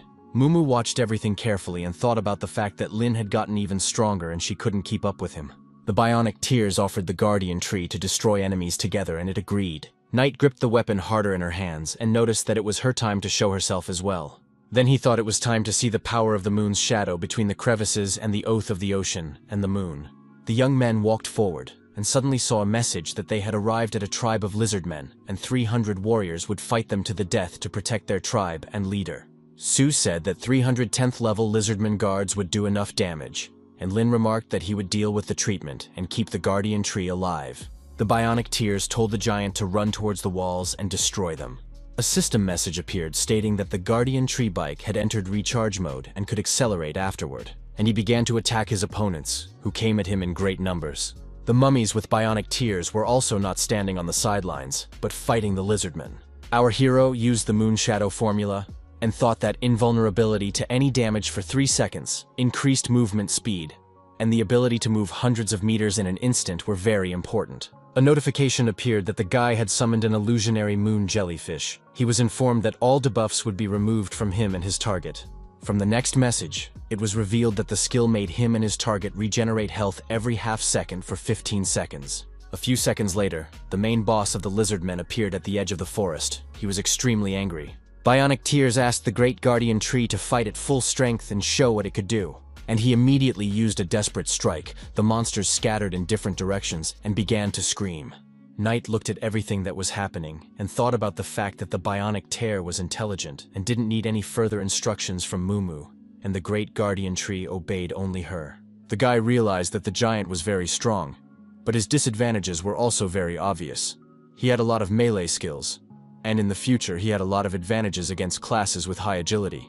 Our hero thought about the fact that he had seen enough and tested most of the skills that the spectral moonshade possessed. So the young man decided to apply the skills of reverse star power and reverse hell. Just a few seconds later, a system message appeared stating that the young man had defeated the boss of the Lizardmen dungeon. The young man with a serious expression began to look around but did not show his joy. The Guardian Tree said it could feel it, and he was so familiar with this power, but he couldn't figure out what it was. Our hero stood staring intently at the giant and only snickered after saying that. The Guardian Tree then said that before it returned to the Soul Realm, it would like to ask Lin for a favor. The guy asked what kind of favor, and thought to himself that this creature had consciousness. This surprised him. He frowned and thought about the fact that it was no wonder they said the giant tree couldn't be revived, and it was a one-time summoning. The young man remembered a knight who is wise and has his own memories. But he is a mere phantom. He is a summoner among his kind, and if killed, he can be resurrected several times. Knight asked the giant what he wanted to ask of him. He realized it was an intelligent being from another world. And the giant tree said he hoped very much that the young man could take his mistress to the Forgotten Lair. The giant remarked that he hoped very much that the young man had a special mark that would give him access to that place, and added that his mistress also had access to it, and he could take her with him. Lin looked intently in front of him and wondered who the giant tree was talking about, and who he was. His opponent was silent for a moment, and then said he was talking about Bionic Tears, and then added that he was just a simple guard with no name. Knight ordered the giant tree, which was bowed on one knee, to stand up to begin with. Suddenly there was a system message that the Lizardmen tribe quest was completed, and a silver chest would be obtained, and whether or not to click on the button to open it. Our hero told the giant that he must first answer the notice before he could answer him. He started pushing something and told Mumu that they needed to get out of here first, and she agreed. Sue stared intently at the young man and thought about what had happened, and Lin thought that according to universal knowledge, the awakened adventurer's talents were always effective for the awakened adventurers. In a symbiotic relationship, no matter how strong the awakened talent is, it will be extinguished in this world, and even if there are biological traits, the summoned beings will protect their host. But Bionic Tears can summon beings from other worlds, allowing them to be their own masters of themselves, and he even has a pass to enter a Forgotten Lair. Knight wondered what kind of creature she was. He was worried that Sumumu and even all of humanity might be in danger. He realized that they couldn't let the hidden threats to humanity go unpunished, and it had to be dealt with immediately. Lin told the girl that he had one thing to do and she could return first, or do other tasks. She agreed. The young man turned his head to the side and examined the Bionic Tears. Mumu saw all this, opened her eyes and mouth wide, and then asked if something was wrong. The guy looked at his cell phone screen and replied that he was fine, but he needed some time and wanted to warn her about it beforehand. He stepped back to the window, put the phone to his ear, and asked his opponent if he was free right now or not. After a while, he was at Huang Quan's place. The man asked what had happened so urgently that he needed to talk to him in person. Our hero said he was a high-ranking employee and must know he had enough qualifications to make it into the Forgotten Lair.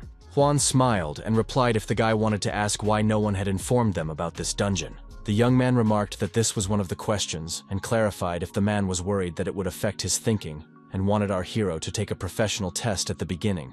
Quan sighed heavily and said that it was one of the reasons, but noted that he could tell him. The man was silent for a while and informed that Lin might not know how complicated that dungeon was, and added that it was a dozen times more difficult than the secret world dungeon Knight had encountered before. The levels of even the smallest monsters starting at Diamond. Many participants unable to escape and eventually dying. Huang noticed that geniuses who have been granted the right of entry are still afraid to use it, and our hero noticed that it's because the equipment and skills are above Diamond level. The man replied that it was indeed true, because only legendary level equipment could defeat the boss, and if someone went through it alone, they would receive mythic-level equipment and skills. The young man thought about how everyone was worried about him getting cocky. He thought about it. If he was like Huang, thinking that his talent and strength were invincible, and madly rushed over there, he would die immediately. The guy rested his beard in his hands and asked what level he needed to enter that dungeon. Quan replied that the 15th and that was the minimum requirement, but he advised waiting until the 20th, synchronizing all equipment and skills before planning to go there. Knight smiled and told him to be sure. He wasn't that reckless since the dungeon was so important. He would prepare himself properly and treat it like a professional test. The man remarked that there was another reason he wanted to talk about it, and said that most of the Alliance's forces had recently been focused on tracking down the demons of the Abyss, and added that they had gotten cocky and Knight had almost gotten caught by them. Huang added that a fallen white jester had recently appeared, and they had also learned that the demons of the Abyss had infiltrated the Alliance with many spies. Quan said that they would definitely do something about Jiangcheng, and the adventurers should not let the tragedies of the past happen again. The man advised that there may be some changes in future events, and for Lin to follow up on their further notifications. Knight didn't understand anything, and his opponent talked about how the Alliance had announced that they might lock down the entire city just in case, and there would be a purge of internal personnel. They were looking for those with a penchant for corruption. Huang stated that a professional test is coming up, and they can't let these rats influence the candidates. That's why they don't publish the news so as not to cause panic, and added for the young man not to worry about the demons of the Abyss, but to focus on his studies, and pointed out that they were in control of the situation. Even if someone infiltrated the staff, they would handle it. The young man sipped from his glass and said he had another question. The guy thought about the fact that if the awakened talent of a professional belonged to the summoning type, and the summoned beings came from another world, was there a chance of betrayal? Suddenly the man said calmly that no, there was no such chance, and there was a pause in the room. Our hero looked at his opponent and opened his eyes wide. He was very much surprised. And Huang said the young man knows that awakened talent is symbiotic with professionalism, and noticed that this power develops inside everyone. It is like the most important brain, living and dying with them. It is the most reliable ally. The man reported no matter what he calls for, or what world he is from, it would not be life-threatening to a professional. Huang emphasized to our hero that the creature still unconditionally obeyed its master. Huang revealed that they had tested this in battle. Even high-level control abilities that could influence the thoughts of others could not make the summoned attack the summoner. The boy thought for a moment and asked what would happen if an abyss demon was summoned. The man replied that it wouldn't happen, and said that there were such talents in the Alliance. The demons of the Abyss summoned by him not only would not call people to join the Abyss, but would join the forces of the Abyss and become informants. The man fixed his glasses and asked if Knight had awakened such talent or someone else. The young man replied that it was his girlfriend and co-commander. Lin frowned and spoke of how the girl's talent had summoned a creature from another world, and it sensed that it had permission to enter the Forgotten Nest and asked to go there together.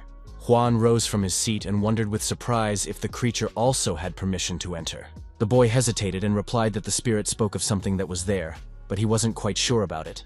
The man looked out the window and remarked that he would not betray his friend, and thus him, and said that the young man could have him, but it had to be reported to the Alliance. Quan reported that his friend, a promising big shot, and if the Alliance confirmed that the creature was summoned by an awakened talent, they would not restrict its actions in human-populated cities. He smiled and added to assure Knight that the Alliance would not investigate his girlfriend, but rather such people were valued and their development supported. Our hero clenched his hand into a fist and thought about being calm, while he thought about how he didn't like being tense and realizing he wasn't in control. The man looked at the young man and asked if he had asked everything he wanted to ask, and said he wanted Linyu to ask a question as well.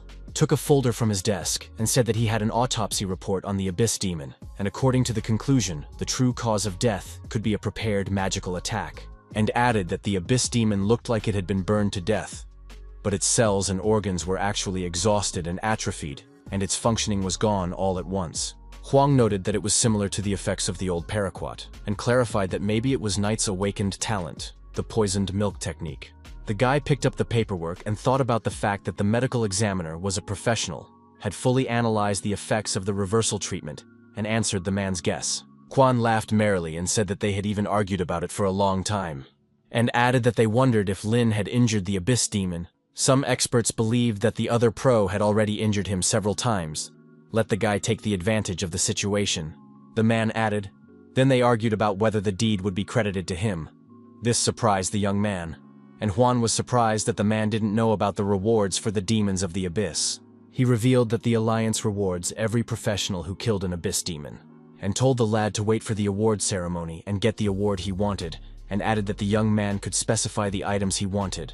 Our hero thought a little and asked if he would send him information as to what items were needed. The man answered in the affirmative. Lin stood up and said he would go back to his place as he had to take his comrades to the dungeon.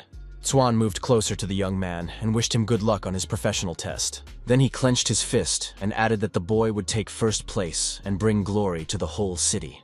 Knight replied that he would do his best, and then asked if the man had bet on him, and the man only laughed. That same day, after lunch, Lin saw Bao and started calling out for the girl as he knew she was looking for him. She looked at the guy and said that she had already made her decision. She had a folder in her hands, and Cao noted that it had all her data and information in it.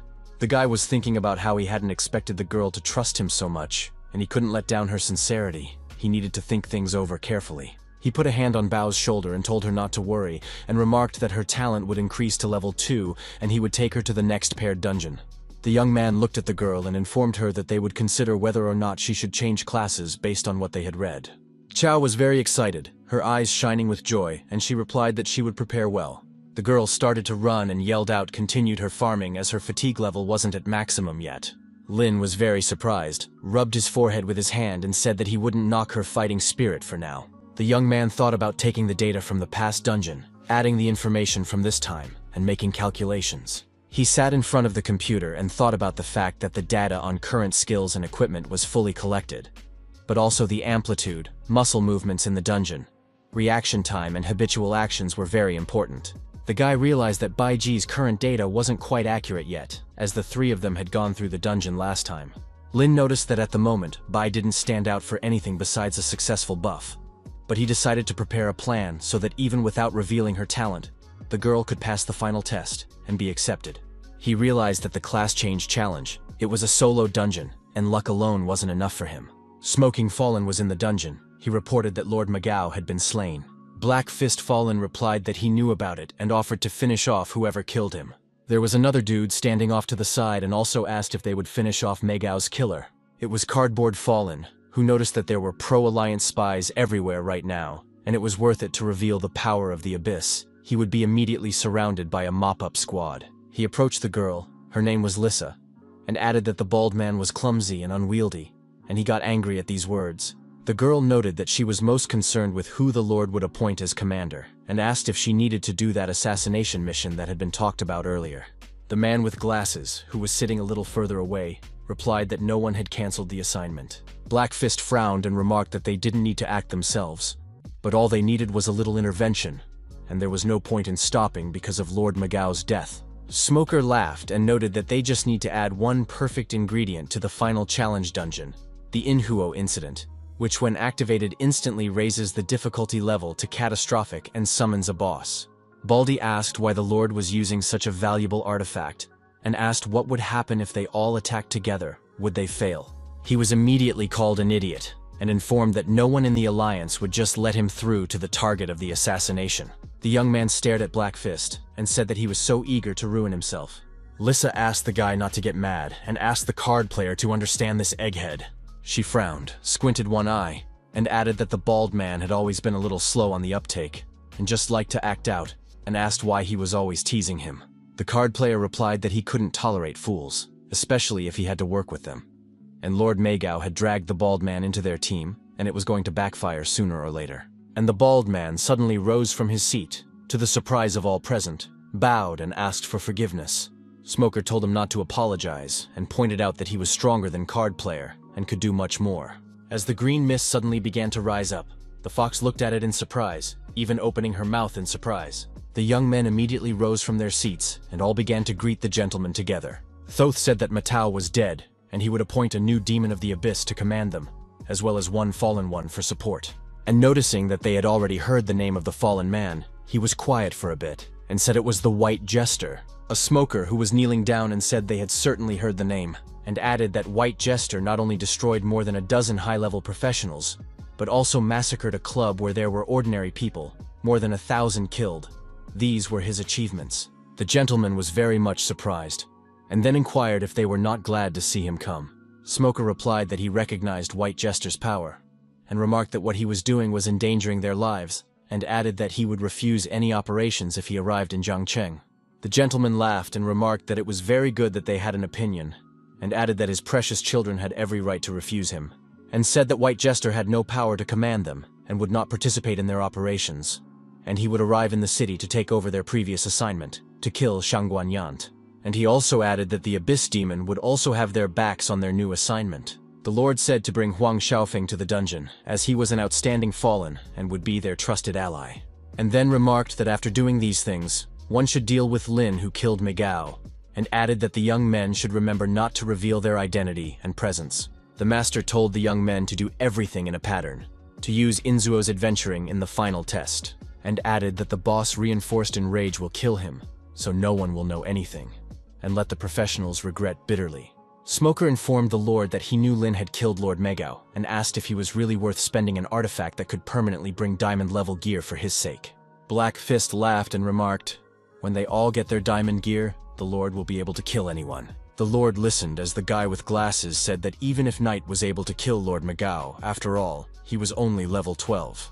And then added that that guy's threat level was probably no higher than Shangguanyan's. The spirit reported that the pathetic alliance of professionals was hiding everything, but he still got the information he needed, and noticed that Lin had gained admission to the Forgotten Nest, and his life was more important to the top brass than the head of the sect. He smiled wryly and noted that everyone who was secretly guarding Shangguanyan had now switched to protecting Knight, and remarked, if they all attacked that guy, it was unlikely that they would even be able to injure him. Some of the boys replied that they understood, and the Lord ordered them to complete the task, and he would take them to the Abyss where they would be purified, and continued that after that, they would become true Abyss warriors. But if they failed, they were not yet worthy of receiving the profound power of the Abyss. The young men knelt before the master and said with one voice that they would not fail, and would definitely carry out the order. The man announced that Lin's disciple had defeated the Abyss Demon, and the Alliance was giving him a certificate of merit. One of the young men said that this guy was a terror, beat up Huang, made his father apologize, and also killed the Abyss Demon himself. Some kid remarked that Knight's characterizations were now the best in the whole school. Someone said the kid would be the first on the final trial, and Mumu sat back and smiled.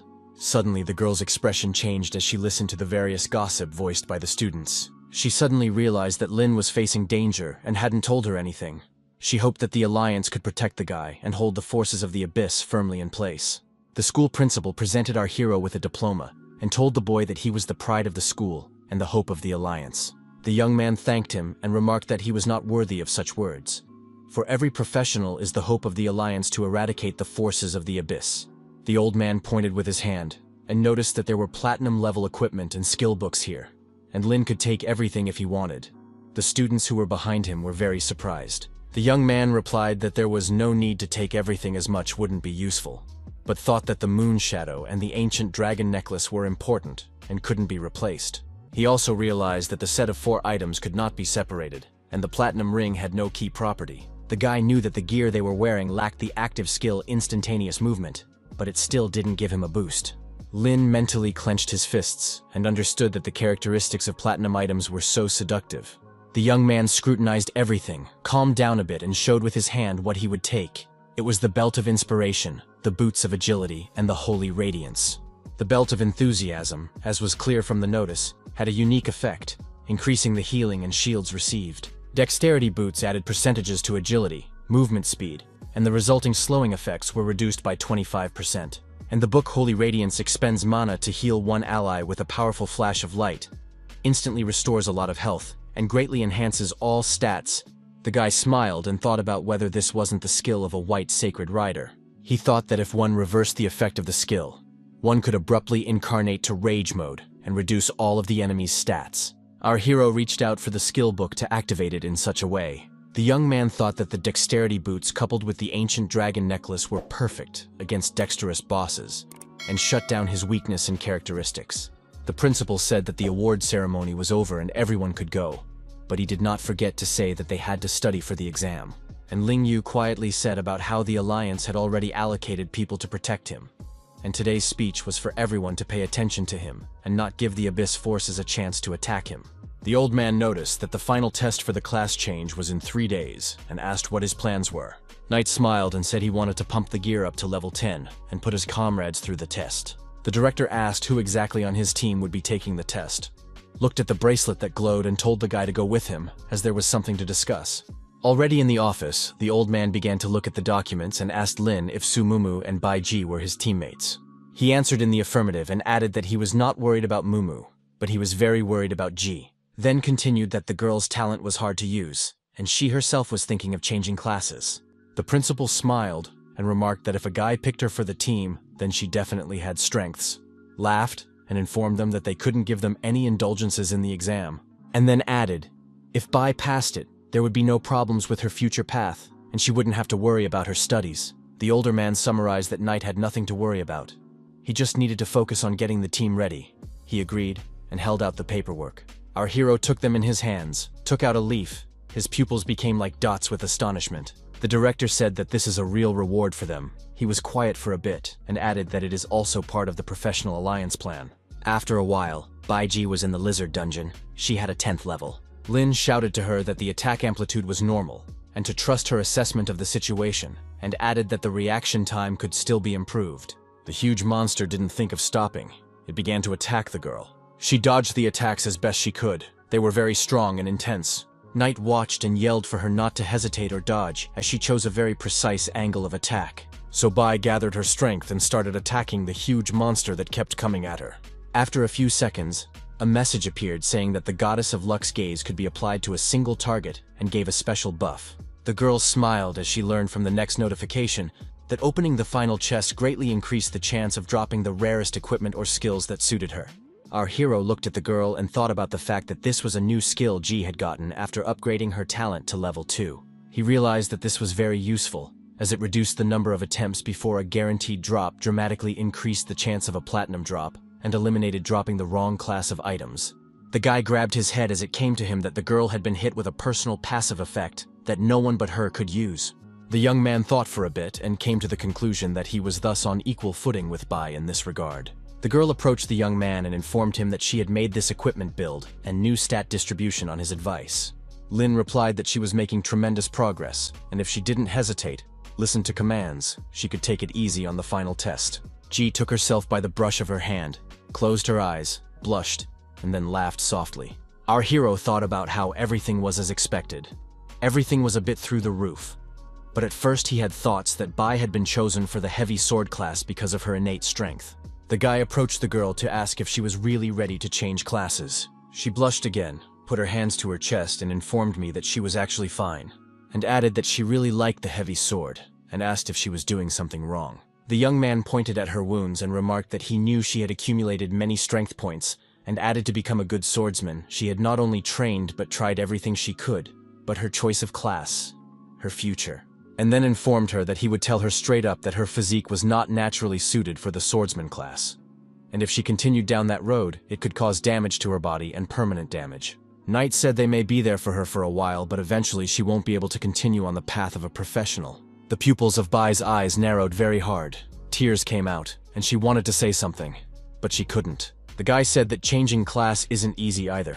The challenge will be in a single-player dungeon with a high difficulty level. He continued that only Bai would be able to go into it, and pointed out that he had not been through it, so he could not give any strategy, and she could be seriously injured or broken. Lin smiled and remarked, if Ji passed him, the fights would open up a whole other side for her, and his advice, no matter how she decided, would still be part of their team. The girl put her head down and began to think about the captain and her comrades. She was well aware that her skills very often only worked on herself. But despite all this, Knight and Mumu always treat her more sincerely, and that flattered her greatly. Lin was quiet for a moment and said that they would deal with this matter first, and then think about everything else. Bai clenched her fists and shouted that she had made up her mind and would take the class change trial. She put her hand on her head as she felt very dizzy. Ji whispered that she was going to throw up. The young men approached Mumu, and so told them that she had been waiting for them at this spot for half a day. She folded her arms across her chest and remarked that tomorrow was the final challenge, and she, as a team member, couldn't even find her teammates. Knight handed her some kind of leaf and told Sue not to get mad as they had a surprise for her. He informed the girl to look at him carefully, then she would understand everything. The protesting arena was packed with a huge number of people. Students talked amongst themselves about being nervous. Some underestimated their abilities, and others talked about their connections. Ji looked around and noticed that there was a huge amount of people gathered. It surprised her a lot. Mumu moved closer to the girl and asked if she was ready or not. Bai answered in the affirmative. Su and Knight suddenly heard someone call their names very loudly and turned their heads. There were young people standing there with a placard and shouting that they were confident that Lin and Mumu would succeed. The guy asked Su if her aunt and uncle were still unaware. The girl smiled and remarked that she couldn't tell them everything. The young man hesitated and remarked that he thought they had other channels of information, and added that it was a very highly classified secret. The town governor came onto the bridge, and everyone rejoiced as he appeared unexpectedly. The man greeted the students and remarked that he had one piece of news to announce today, and informed them that the current test was postponed for 3 days. He was silent for a while and said there was one more important announcement, and it concerned the reason for postponing the trial. Students began to ask what had happened, some wondering if the wave of demons had gone again. Everyone got very tense, asked a huge number of questions, and had different assumptions. And the city manager said that today is a famous day, because today is the day that the city has a special draft student, and announced that according to the Alliance's stipulation, each next special student would be required to complete a unique instance with their chosen team before the final challenge. And he added that this dungeon challenge will be in the format of a final proficiency test, with live streaming and recording, so that all students can watch and learn. The city manager said that Jiang Cheng's first special student becomes a student of the first Lin Professionals Academy. The man informed his opponent that Knight had suddenly been declared a special student. And instance, it was a dungeon that was originally meant to be a test. Smoker asked if he had embedded Yinghuo's arrival into it. The latter replied in the affirmative and remarked that everything was too coincidental since they hadn't changed instances, and he found it suspicious. The kid with the glasses interrupted him and remarked that it didn't matter. They just needed to complete the Lord's task, and the rest was none of their business.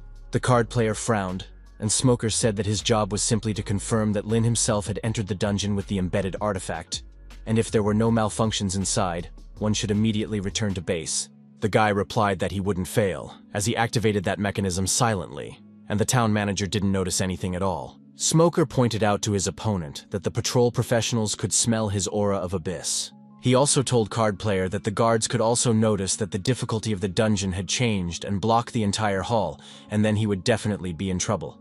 But the kid calmly said he would leave as soon as he had to, as he was keeping a close eye on that side, and added that the target would be entering the dungeon soon, and asked how his companions were doing. Smoker frowned and stated that the dumbass Hequan had handled Huang Xiaofeng, and they had the one. He thought for a bit and added that they still hadn't contacted Bai Ji yet. The card player said that the most important thing for them is to eliminate Shangguanyan. They should not care whether he survives or not. The kid told the boss that he realized as soon as the news was announced that it was about Lina. Because to become a special student, one had to make a huge contribution to the Alliance or awaken a divine talent. Kartanchik noticed that Xiaofen didn't have such a status and Shangguanyan didn't have one either. The town manager told Lin to just stand in front of him, and asked if the principal had informed them everything in advance. The man reached forward and a purple smoke began to rise upward from his ring. The young men put their hands out in front of them, and after a while a portal appeared in front of them.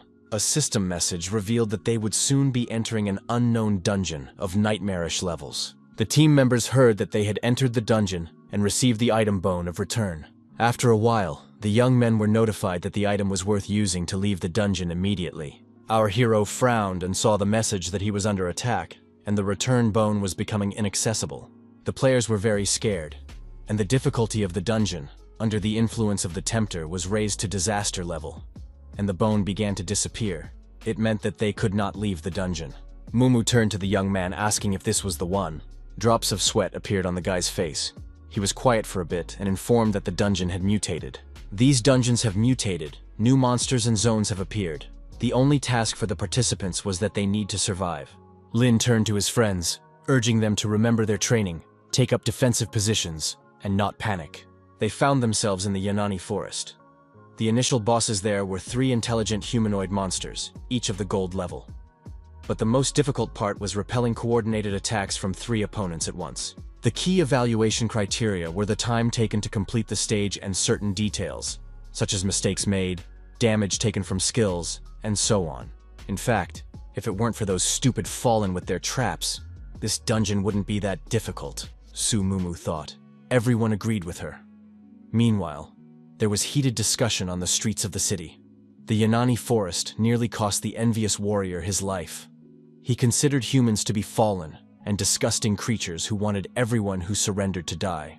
The guy hoped that Lin's happy days were over and that this arrogant ignoramus, who thought himself a genius, would perish. It would be nice if it were at the hands of this same despicable crowd of nobodies. No one knew what the appearance of the tempter would do to the bosses. Apart from the flames, the ordinary mobs and the terrain remained almost unchanged. At that moment, a clan of half-snakes rushed towards the students. It was clear that they had been waiting for them. The monsters had gold-level abilities and were hybrids of snakes and humans. In battle, they used daggers and windpipes and preferred to hide in the foliage of trees. Poisonous arrows were immediately fired from all sides, and the students had a hard time because the arrows were extremely painful. Immediately after the arrow attack, Lin activated Azure Waves, and then ordered the girls to use their most powerful skills to instantly destroy several half-snakes.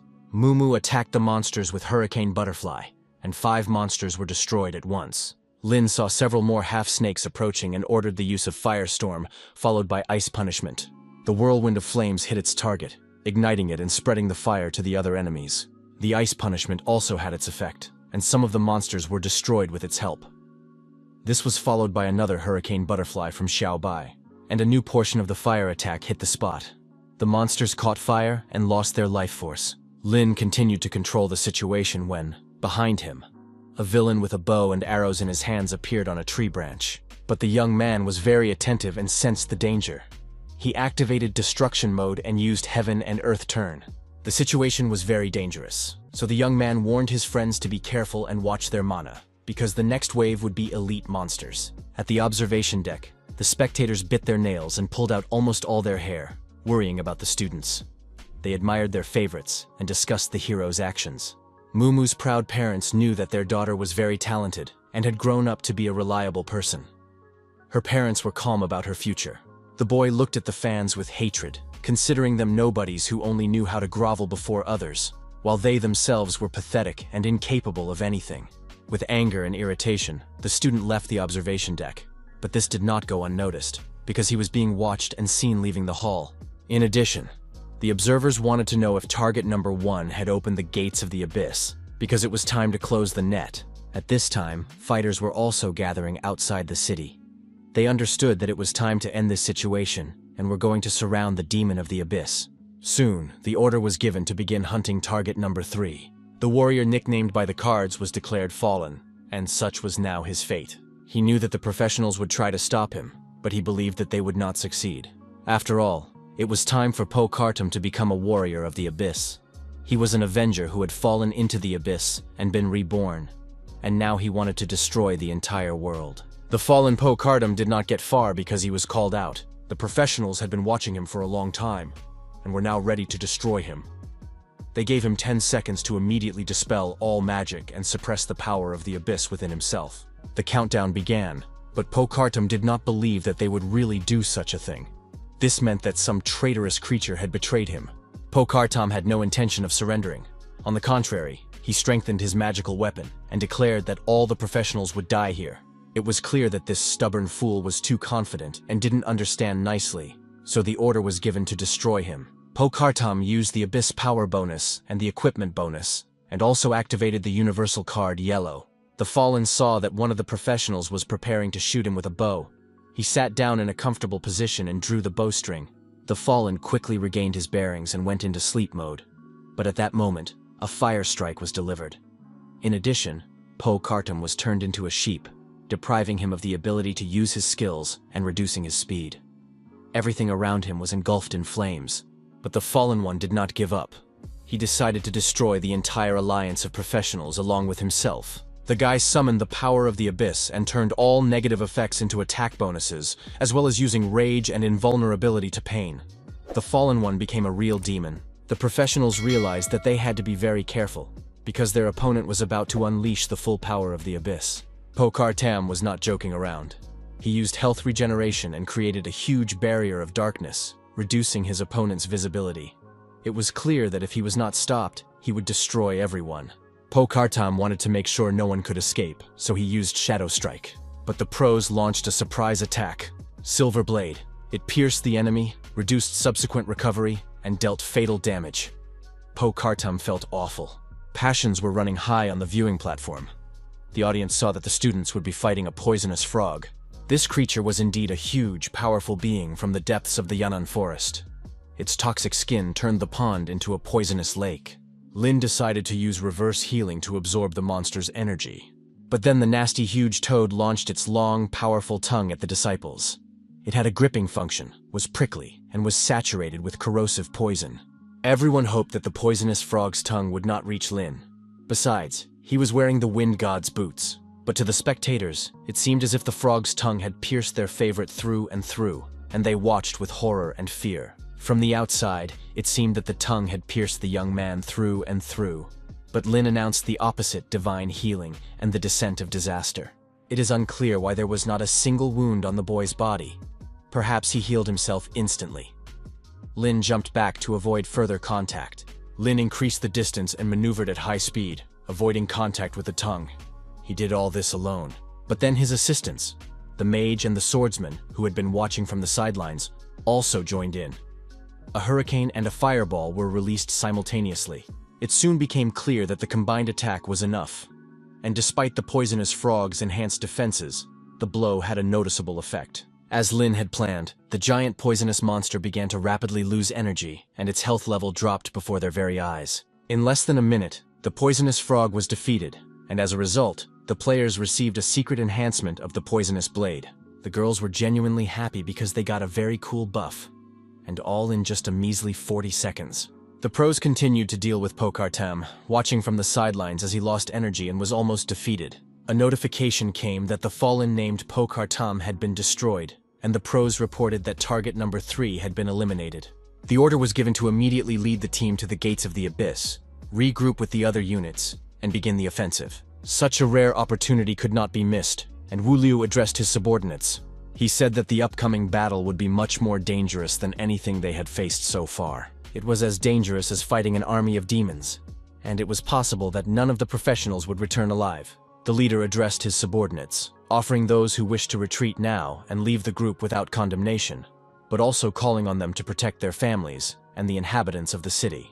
As expected, no one was going to give up and leave the battlefield. They had to help humanity win, and only together did they have a chance to take down the king of the abyss. A giant boar, a giant python, and an elite possessed spider were destroyed in the abyss. The trio, led by Lin, triumphantly cleared the forest. The girls checked their stats and couldn't understand. Either they had become stronger, or the mission had been too easy. Lin Yi warned the girls and asked them not to relax, because they had not even met the first boss yet, the giant tree guardian. Mumu summoned this huge and terrifying wooden monster, whose abilities had been enhanced by the effect of the catastrophe descent. The girls looked at this monster with delight. It was so big and so good. It was even funny to realize that even a piece of wood could be upgraded. The teachers watched what was happening and believed that the beautiful Mumu had a bright future ahead of her, because her clone was able to summon such a boss. But at that moment, a warning came that the shadows of the Yanani forest had detected the presence of young people. It was necessary to urgently prepare for an encounter with the enemy. The shadows of Yanani were numerous, thousands of monsters, and 3 church brothers traveling through the forest went mad and turned into monsters after being infected with snake venom. They looked disgusting and terrifying, and were absolutely merciless. Their faces resembled clown masks with huge teeth and grins, and they held swords in their hands. Lin Ye summoned the Tree Guardian and ordered him to use Knight's Rush and strike from the sky. The Tree Guardian had to predict the landing point, which resulted in Yanani's shadow being damaged. Mumu used Ice Prison, which she had been practicing regularly, and froze the shadows. Baiji waited for the effect of Ice Prison to end and added her Fire Dawn along with Flamestorm. The shadows began to melt before their eyes. Attack followed attack. The girls used their entire arsenal of long-range capabilities and did not know whether to switch to close combat. But it turned out that one of Yanani's shadows had been destroyed, and the other, burning with rage, rushed into the attack. At the meeting, it was revealed that the Abyss faction's plan was to kill Lin Ye and set traps on 2 fronts. It was a rather primitive attempt to kill 2 birds with 1 stone. Lin Ye's appearance forced the Abyss faction to change their strategy and make destroying the guy their priority. When it comes to this, they become smarter and know how to lure out the tiger. Of course, the Lord of the Abyss is very cunning, but it turned out that he was also a reckless fool. Even when they ambushed him, they still attacked. either too confident or brainless. All the good news they received was false. It was spread to lower their guard. Therefore, Lin Ye must be informed of the real situation. The boy must continue to do his business, and the fallen must relax even more and open the gates of the abyss prematurely. The man told his son about the plan, and it was a test for him. The Lord of the Abyss wants to recruit Xiaofeng, so he won't kill him, and as long as he sticks to his principles and rejects the power of the Abyss, the Lord's people won't harm him. It became known that the main forces had already entered the territory of the Abyss with a huge advantage. But, unfortunately, information appeared that a magical wave of demons would soon attack the city. As previously decided, everyone must temporarily move to the inner city and wait for the main forces to return. This time, they will win without losses, because in the end, they have one unexpected variable. The Tree Guardian got a taste for destroying demons and asked his master to leave this job to him. He practiced the flying hoof skill, and it had an excellent effect. Then the triple death slash was used, and it resulted in the second boss dying.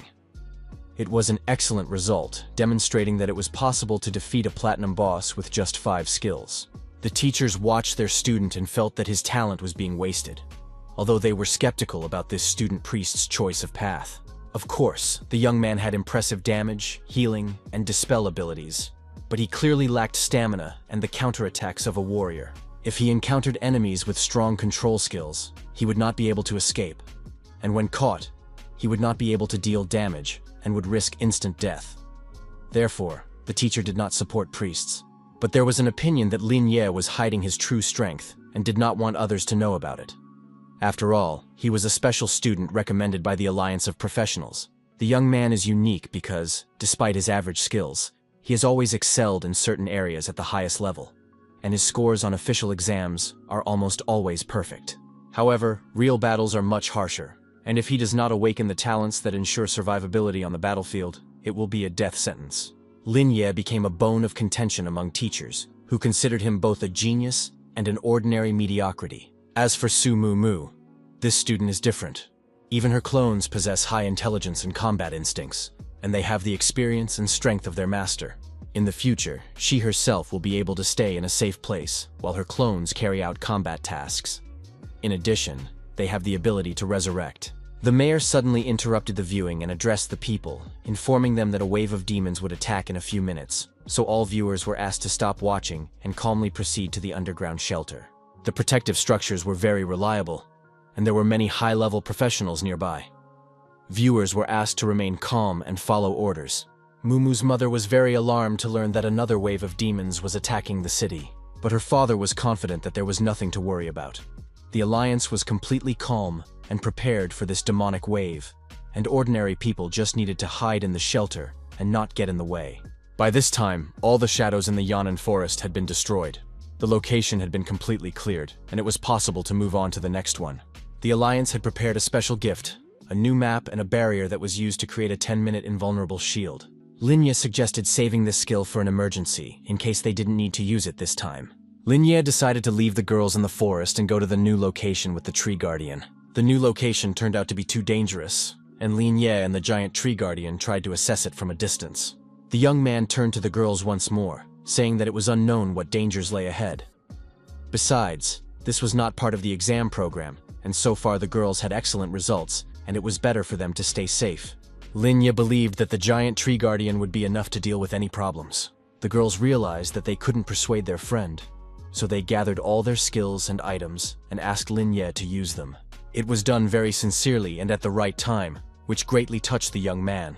Lin Ye agreed to take it all with him. It was good that he had a giant Tree Guardian, which was perfect for storing everything, and all the items were thrown into its huge mouth. This action resulted in the giant Tree Guardian receiving a powerful upgrade. Its speed became simply brilliant. It became very powerful, gained the abilities of a fencer and archer. Its body was strengthened, and it was able to make powerful breakthroughs. The giant Tree Guardian's normal attack now contained a triple strike. A huge and powerful general of black puppet armored fencers appeared in his path. He commanded an army of puppet soldiers, possessed an instinct for destroying enemies, and could call for help without restriction. The Tree Guardian asked his master for permission to deal with the enemy, confident that he could do so with ease. Lin Ye saw something in the space ahead and therefore decided not to rush into the attack. The young man realized that the real enemies were hiding in the darkness, so he decided to lure them out first. Soon, he realized he was right. It turned out that the general of the Black Ninjas was hiding in the shadows. The young man ordered the guardian to deal with the swordsman, while he took care of the ninjas. First, they had to destroy the first wave of mobs, and then move on to the bosses. Suddenly, the enemy issued a call, and all kinds of evil creatures began to gather from all sides. Lin Ye understood that he had to use all his strength. He took the lightning-fast blade of destruction and activated Moon Opening, then added Star God's Radiance. The young man used a smoke bomb and a concealment effect to disorient the enemy. It was Mumu's turn to join the battle, and she used Hurricane Butterfly. The effect was stunning, and the secret boss, the general of the Black Puppet Ninjas, was blown to pieces. At this time, the giant tree guardian was fighting the general of the puppet fencers, who was already at the peak of his abilities and was entering a life-or-death state. Lin Ye went to help his guardian, using healing and spell theft. As a result, the general of the puppet fencers was defeated. The spectators watched the battle with excitement, realizing that Lin Ye could deal damage from a distance. He damaged 2 summoned platinum-level bosses and instantly took away more than half of their health, something even the best students of the top schools couldn't do. The teacher understood that the boy most likely had legendary damage talent, or perhaps awakened divine talent. The man admitted that he had been harsh and unfair earlier. Lin Ye truly lived up to his title as the only special student, a true genius. The audience agreed that the assessment of his awakened talent as fantastic was not an exaggeration. The boy's growth potential and strategic value were incredible. The young man understood that it was too early to rejoice and relax. He was determined to continue the fight and see it through to the end. The giant tree guardian warned his master that those who were approaching were very strong. They were not yet visible, but their enormous power could already be felt. Soon, the Witch of Absolute Destruction appeared with her entourage. Under the influence of the Temptation's appearance skill, the enemy's strength instantly increased, and all of the witch's abilities and skills were kept secret. Lin Ye noted that the tree guardian recognized the villain, but it was clear that someone from outside had summoned this unknown boss. Moreover, so far, these were clones. Lin Ye had already fought such a creature. The young man remembered that it had been a very brutal battle. Finally, the opponents approached and greeted each other. The giant tree guardian was with the students. The Witch of Absolute Destruction was very pleased to see her opponents. She immediately understood why she had received the notification and been summoned here. Lin Ye gave his comrades some final warnings and advice. He asked them not to act rashly. The giant tree guardian couldn't remember where he had crossed paths with her, but the witch seemed familiar to him. The witch turned to the young man, suggesting that he not be so hostile, and promised to let him pass this stage for free. She hoped that he would be able to pass the Nest of Oblivion. The next moment, a notification came, and the Witch of Absolute Destruction disappeared. The disciples did not understand what was happening and why the boss had fled. Could it be that she felt weaker than Lin Ye? The tree guardian was still trying to remember anything about the witch, but all he knew was that she had the mark of the Forgotten Nest and several similar marks of origin. One thing was clear. The witch was not a creature from this dungeon. She had the same power and aura as the bringer of disaster. Lin Ye, of course, wanted to understand the situation, but the guardian had no key memories, so there was no point in dwelling on it. The guy asked the guardian not to worry about the Witch of Destruction. What was more important now was that the doll generals were also gone, and now it was necessary to find out who the final opponent was. Besides, the notification of completion had not yet arrived. At that moment, the young man heard Mumu calling his name. She ran up, saying that she had sensed changes in the dungeon and was afraid that something had happened, so the girls decided to return to Lin Ye. The friends looked breathless and anxious, and they were glad that the boy was all right. Just then, a notification arrived that the black-armored magician dolls had taken an interest and were entering the battle. It was a huge, terrifying, and powerful black force. Mumu realized that all this had happened because of her. Lin Ye believed that the magicians would have come anyway. Still, these were the final bosses that had to be defeated. And now the whole company was surrounded by magical dolls. It was very fortunate that they could use a protective measure, freezing the mage's energy fragments to avoid secondary explosions. Mumu used the ice seal technique. The witches turned to ice and shattered into pieces. But they weren't going to give up either, and in turn created a magic circle of summoning. After that, vile creatures crawled out from all sides, as if from cracks. There were many of them, an army of thousands of black-armored magician dolls. Mumu opened her mouth, looking at her opponents, realizing that there were so many of them. The giant tree guardian asked the boss how they would continue to fight, but Lin Ye was completely calm and suggested not to rush. Since the mages had summoned such a large number, he would also summon a powerful helper. Thus, the Dark Knight of Curses was summoned. He was a real hunk, the Dark Knight of Curses with platinum abilities. Everyone looked at him with admiration. Mumu was sure that this knight had previously had gold abilities, and his power grew along with Lin Ye's level. The audience also really liked the Knight of Curses. They were once again convinced that Lin Ye was great. He had changed the complexity of the dungeon and earned the right to summon the Knight of Curses. Bright and sincere emotions overwhelmed the audience. They loved and admired their hero, were ready to carry him on their hands, and wanted to be like him. A group of young men were discussing among themselves. Their senior supervisors were not responding, and it seemed that they were stuck here. So it was decided to act first. The commanders of the Abyss demons were in trouble, and could no longer command their servants, who had become independent and wanted to open a portal to summon a demonic horde. Lin Ye advised the Knight of Curses not to use the lunar breakthrough because the mages intended to overwhelm them with numbers. The knight should simply lure the mages in. The knight unleashed the Dark Curse, and all his stats increased dramatically. After that, he rushed into the attack. Thousands of mages kept their formation and followed the knight. Until they were destroyed, the bosses would not attack. The young man understood that the mages' tactic was to wear down their opponents with small enemies. They were maintaining a mana reservoir for the magic circle. It turned out that the puppet mages' generals were not very intelligent. The Dark Curse Knight continued to fight the mages, drawing them after him. Waiting for the right moment, Lin Ye gave the order to attack. All together rushed into the attack and created Fallen from Heaven. This led to thousands of small puppet mages dying, and the heavenly strike finished the job. The girls immediately joined in, and the poisonous bubble, together with the firestorm and frostbite, worked as an excellent combination. As a result, the group of black-armored mages was destroyed, and the magic circle was destroyed. Lin Ye ordered to divide the remaining enemies, not to let them recover, and not to allow them to summon more minor enemies. Imprisonment against evil spirits and reverse healing feedback were used to absorb mana, as well as reverse healing plunder. A little more teamwork, and a notification came that the black puppet armored mage general had been killed. The witch could barely stand, coughing up blood and bent over double. It seemed like the end. The notification announced that the anomalous dungeon Yanan Forest had been completed, and all participants in the battles watched what was happening with excitement and relief. They all received chests with loot, which had been upgraded to diamond level. Lin Ye was as happy as a child. After examining the chest he received, he realized that the diamond skill was very powerful. As a bonus, Kara of Falling Stars was given out.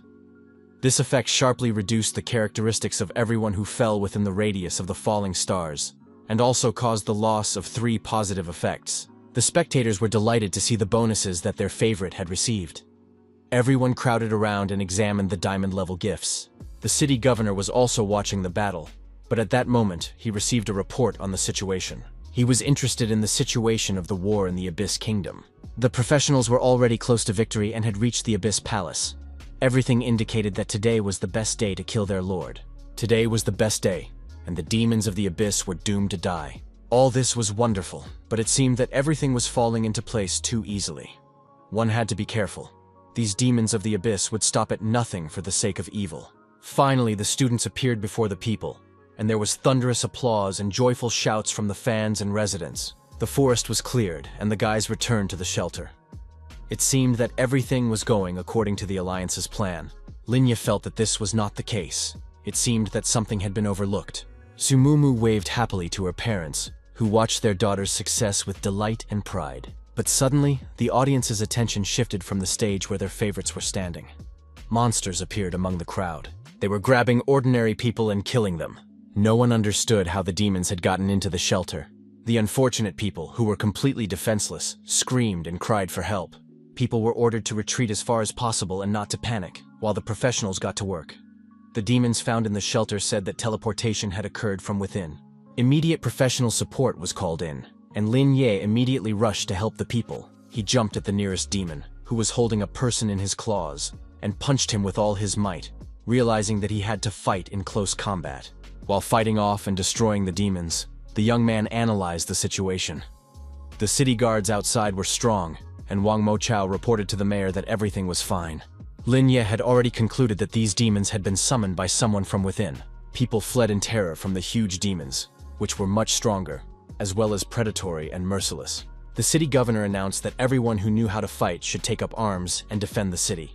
The city commander gave orders. His fighters rushed into the attack, but Lin Ye rushed in the opposite direction. It was a huge and terrifying wyvern, but there was no need to panic because its flames only damaged creatures from the abyss. The professionals tried to figure out who was the traitor who had summoned these demons from within. Mumu gave orders to her clone about which part she needed to fight the demons in, while she herself took care of another area together with Baiji. Lin Ye, killing demons, continued to think quickly, trying to figure out the right thing to do. Organize an evacuation from the shelter or find the traitor first. The traitor had to be here and hadn't left yet. The shelter was inside the city, there was heavy security outside, it was impossible to avoid it. But if the traitor wasn't found, the wave of demons would not stop. At that moment, the doors to the refuge opened, and the guards reported that demons had appeared on the streets of the inner city. Their level was about 30 or 40. The city governor was interested in why the support from the inner city was so weak. He did not understand where the professional fighters who were stationed around the refuge had gone. But then one of the guards reached the city leader and reported that multiple demonic tide portals had appeared around the inner city's shelter, and their power exceeded all expectations. The monsters from the portals were not low level, and the security team was not fully staffed, so they could not provide support to those inside the shelter. Lin Ye understood that things were bad. If this continued, the outer tide and the inner tide of demons would trap the people in a vice and press down on them until they were completely destroyed. And they would attack from all sides until they completely depleted the reserves to the last man. Mumu noted that her attacks were particularly effective against insect monsters, which meant that they had low magical resistance. The girl was interested in whether Lin Ye had enough mana, and she asked the girls to monitor their stats. This was easier said than done, because if the tide creatures continued to attack, there would be a shortage in any case, and all the warriors inside and outside the shelter would need a large number of healing items. Fortunately, the observers and professional fighters from prestigious schools, as well as the city governor, were participating in the battle. Lin Ye reported that these demons were of a low level, which meant that the higher level portals were located elsewhere. All student mages could be asked to help from a safe distance. The city governor addressed the students, urging them to be strong and contribute. The students connected, and soon the results began to pour in. The health of all creatures began to decrease significantly, and their attributes weakened. Lin Ye used the new diamond-level skill he had just obtained, and the effect was simply amazing. The students, who were not yet professional players, believed that they would learn from their hero, Lin Ye, and were ready to contribute. They decided to help the fighters restore their health and mana, which was a wonderful decision and a great plan. Lin Ye was still worried that the mana recovery skills and items would not be able to support the fighters until reinforcements arrived. If the fighters reached their limits and couldn't find a source to stop the tide, everyone would be destroyed. The city commander said that the shelter had been activated temporarily, following the principle of not wasting resources, and therefore the supplies in it were small and only distributed to the security team. It turned out that the situation was quite serious. Most of the main elite fighters were involved in surrounding the forces of the Abyss. This led to a shortage of manpower in the inner city. However, something was wrong here. Lin Ye realized that they had been deceived, and that everything that was happening was just a diversionary tactic to lure the tiger out of the mountains. The young man was about to rush forward with his report when a living obstacle suddenly appeared in front of him. Shangguanyan stood alive and unharmed in front of the young man and tried to stop him, immediately warning him that it was him. Shangguan said that it was not him who had lured the white clown out, but a double found by the Alliance. All this time, Shangguan had been watching Lin Ye's performance, and now he was sure that together they could break through these monsters to find the source. The situation was becoming catastrophic, and it was clear that the defenders were no longer coping. Lin Ye feared that their absence would lead to a large number of casualties. Shangguan, in order to calm the guy down, decided to show him his talent. He put his hand on Lin Ye's shoulder, and immediately the young man's stats increased several times over. It turned out that Shangguan's awakened talent was a connection between souls. He could transfer his soul to Lin Ye, and it could last for an entire hour. Lin Ye wanted to know the price of such an effect and what side effects it had. Shangguan assured him that there was no need to worry, and that the negative effects of this talent only affected him. After using it for a week, Shangguan was in a coma. Lin Ye promised not to abandon the young man's immobilized body and rushed forward. The boys ran out and immediately encountered a huge human cockroach. They couldn't let its slime spread.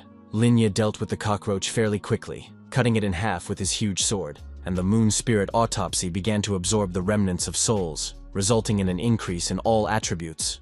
And now, with new strength, the guys rushed to find the source. Shangguan already knew who had summoned the demons to the refuge. There had been hidden cameras all along, and the enemy had left the summoning scroll in the observation room. He had hoped there would be no cameras there, but surveillance was even conducted in the observation room. Huge demonic monster wasps flew through the streets of the city. Professional fighters fought them with all their might.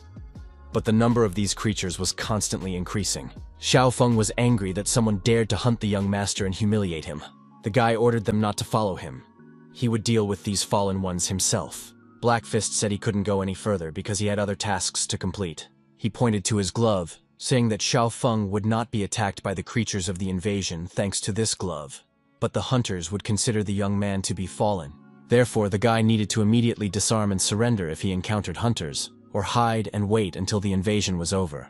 Xiaofeng would have liked to take advantage of a cooler option, but there was nothing to offer him. But then an amazingly beautiful girl approached the boys, surprised by the encounter.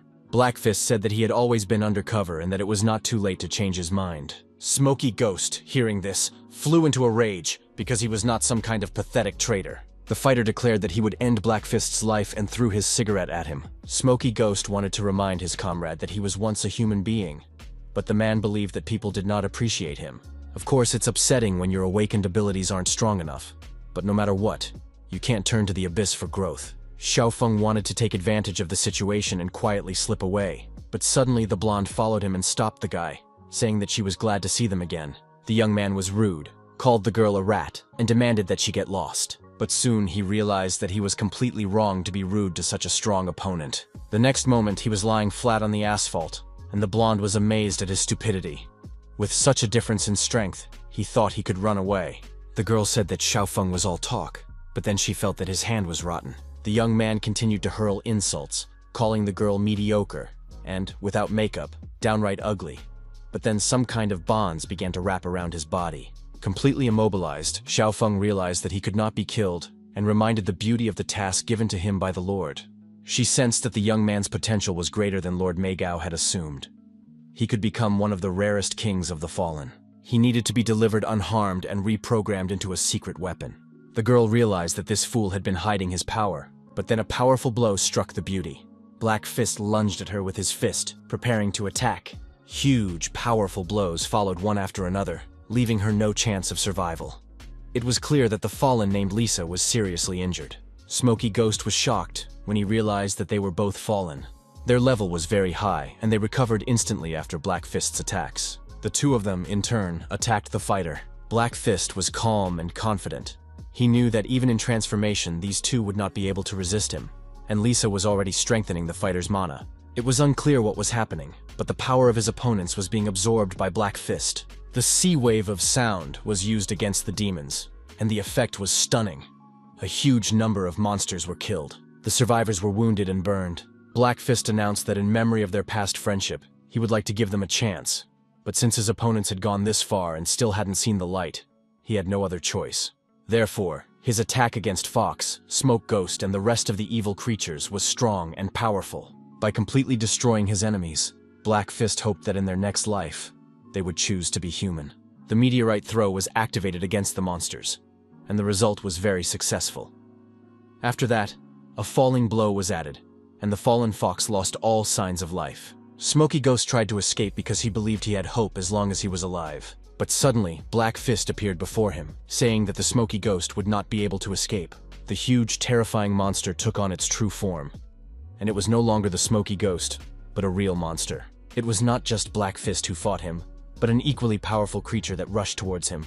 The battle was spectacular but short-lived, and the blow of the diamond palm together with the fist of the light Arhat decided the battle in favor of Blackfist.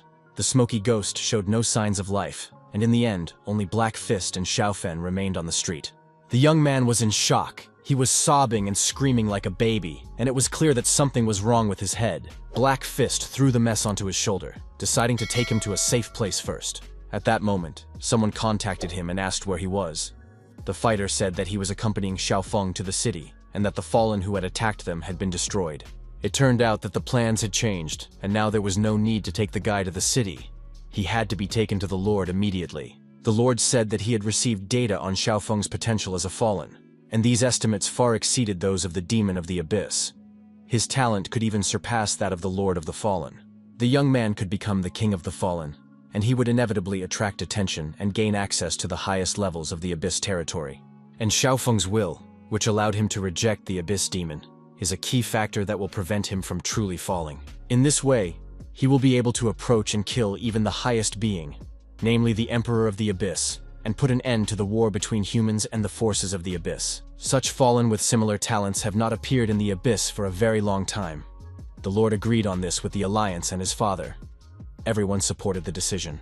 Black Fist believed that the boy might not want to become a monster and would prefer to remain human, and in general, this young man constantly talked only about Lin Ye. If Shafen received the power of the Abyss, he would have no chance in a fair fight. The young man did indeed have a nasty temper, but his potential could not be assessed in the usual way, and all his character flaws could be explained by childhood trauma. Lin Ye probably saw Xiaofeng's abilities and essence, so he didn't finish him off, even though he was capable of easily killing the demons of the Abyss. It was this fact that led to Xiaofeng's obsession with Lin Ye. He longs to destroy Lin Ye to prove his theory of superiority. These two super-talented individuals cannot become allies, but they can cooperate from different sides, revealing their maximum potential. The Lord will explain the rest on the spot. Black Fist confirmed that he would return immediately with Xiaofeng. Black Fist heard that there were problems in the city and wanted to know how serious the situation was. The Lord said that something unexpected had happened, but he couldn't help. Fortunately, Lin Ye himself was present. By that time, the situation had almost completely reversed, and Lin Ye and Shangguan had destroyed a huge number of villains and demons. Lin Ye noticed that the demons were clearly unintelligent, but they were very afraid of him.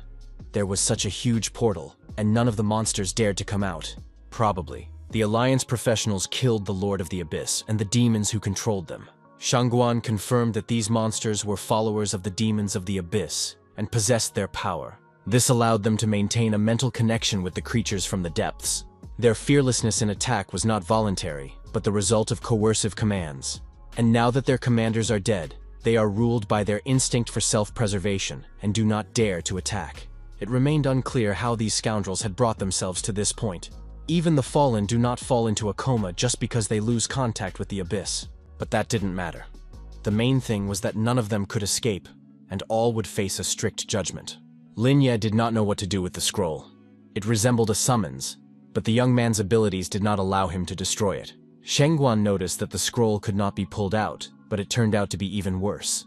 The scroll could not be damaged or simply destroyed.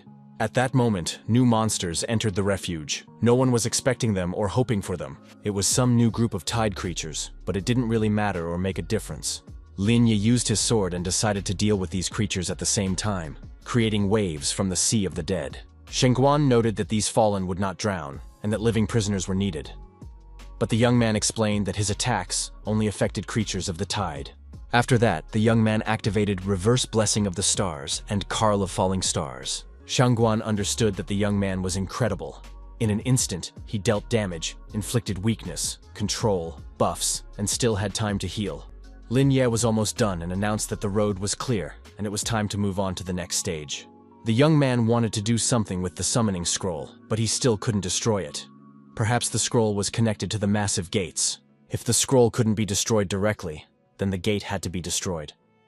The young man activated Moon Shadow. His skills pierced the portal and then sucked up all the energy. It was so powerful that a tremor ran through the entire shelter. The ground shook beneath their feet, and people thought an earthquake had started. He explained that the shelter was reinforced and would not collapse easily. Besides, the city governor himself and other warriors were inside the shelter, so there was nothing to fear. Finally, everyone saw that the source of the earth's tremors was Lin Ye, who was trying to destroy the gate. The young man continued to pierce them, paying no attention to anyone. After a while, the scroll finally began to react. The vibrations affected it, and it began to crumble. The scroll begged for mercy and said it would protect its brother. It whimpered, cried out, and managed to slip through the gate, thus escaping. But at the last moment, Lin Ye pulled it out, and the scroll exploded, scattering into small pieces. Its complete destruction was confirmed. Shangguan noted that no new magical waves should appear, which meant that it was all over. The situation had completely changed, and now the professionals just had to clear the area. One of the commanders addressed his subordinates, saying that the portal gates were closing, and all that remained was to finish off the evil creatures. And of course, the fighters couldn't help but support their commander, because the happy moment of victory was just around the corner. But then something strange fell from the sky. It was star jellyfish. Mysterious forces enveloped everyone, removing negative effects. Lin Ye activated the Oath of the Sea Moon, and together with the jellyfish, started the healing process. It was the most impressive mass and continuous healing. Every second, the indicators improved, and the professionals were delighted that the new students were so talented. They immediately noticed Huang, who was not a priest, but had talent, and only one person could cover such a huge area with ordinary amplification. It was Lin Ye. Professionals recognized the student, who was gaining popularity and was an offensive-type priest. The young man continued to use his skills and activated Radiance of the Star Gods and Blessing of the Constellations. The moon trail after absorbing the enemy's summon became even larger. Lin Ye used an active skill that automatically activated Purification, applying Oath of the Sea Moon to the entire inner city. The professional fighters rejoiced like children at the first snow because there was a group damage reduction, and all healed targets received a huge stat boost. The city lord also noticed the mass healing of everyone in the area, and it was incredible. Sumumu looked up at the snowflakes and realized that Lin Ye was doing this for everyone. The fighters noted that their wounds were closing and healing before their eyes, and their overall condition was instantly restored. The older ones no longer had back pain or aches, and their legs were like those of young people. Baichi noted with childlike enthusiasm that they had finally won. Suddenly, one of the remaining demons attacked the young man, but he quickly activated destruction mode. The professionals wanted to rush to the boy's aid, but the mayor stopped them because there was something to see. Lin Ye's weapon had increased in level, and now his sword absorbed the power of the abyss. In addition, this weapon destroyed demons with a single blow, cleansed itself, and absorbed the remnants of its enemies' souls, increasing its level. The Moon Trail sword successfully absorbed its target and improved its qualities. Now, when plunged into the ground, the sword created a shield and protection that could not be dispelled. Enemies who entered this zone lost their characteristics, while allies received improvements. The tremor of the heavens gathered the power of moonlight, summoned meteorites, and dealt magical damage to all enemies within the protection zone. All allies received a jade shield and a large number of damage-blocking units. The city leader understood that this guy had single-handedly changed the position of an entire class. Thanks to his efforts and abilities, children would appreciate and choose residents more. Meanwhile, the cleanup was also coming to an end in the outer city, and the main forces of the city's defenders returned. All houses were checked, and all creatures of the tide were destroyed. Soon, all areas of the outer city were liberated, and the communication towers were restored. The situation in the inner city was also developing quite well. The First Legion took up defensive positions on the walls of the inner city and began mopping up operations. The Second Legion assessed the damage to the refuge. The scale of the invasion turned out to be greater than expected. The people had anticipated almost everything, but somehow a monster had infiltrated their ranks. And why did no one notice? The outer city is larger, and there are more chaos portals there, but there are fewer professionals, and the examination area is already almost destroyed. They had to stop surveillance and urgently support the outer city. There were no casualties among the ordinary people, but many were seriously injured and required long-term treatment, and the inner city was protected by the trinity of the city governor, Lin Ye and Guang.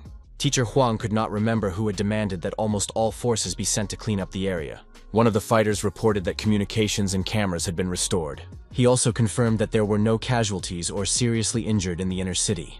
The current students were indeed strong. Not a single death in such a dire situation. Of course, it could have been just plain luck. After all, the city governor and tough fighters were there, and the enemies were just humanoid insects. Teacher Huan believed that if it weren't for Lin Yi and his abilities, there would have been many casualties in the inner city. All this was observed from afar by two people in white cloaks standing on top of one of the skyscrapers. Then the woman took out a flying eye with wings and sent it to monitor the situation from within. Reconstruction work was underway in the city. All teachers, students, parents, and professional fighters were sent to restrooms for examination and treatment. They had been fighting under pressure for too long, exceeding all acceptable limits.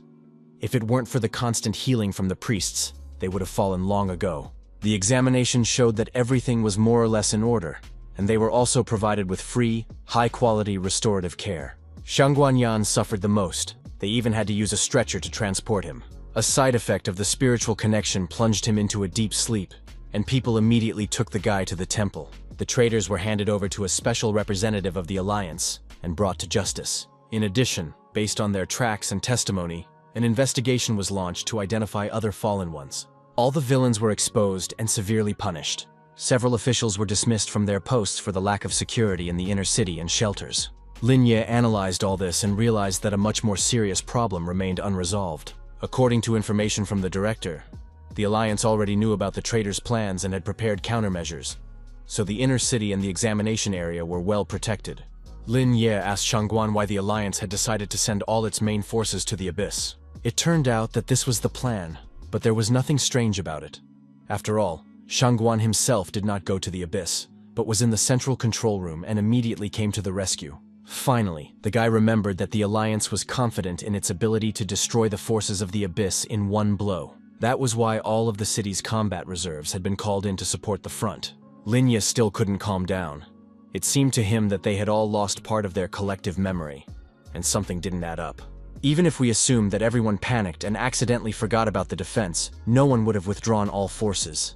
Are people really so stupid as to give traitors a chance to open the gates? All the elite fighters were supposed to return to the inner city for protection after the maps were destroyed. But instead, they were suddenly sent to the Abyss, and no one even objected. Were they all such idiots? Shangguan confirmed that they had all forgotten their original orders and defense plan. Indeed, it was too strange. If someone could control their thoughts, their power should be sufficient to destroy both the city and the Abyss.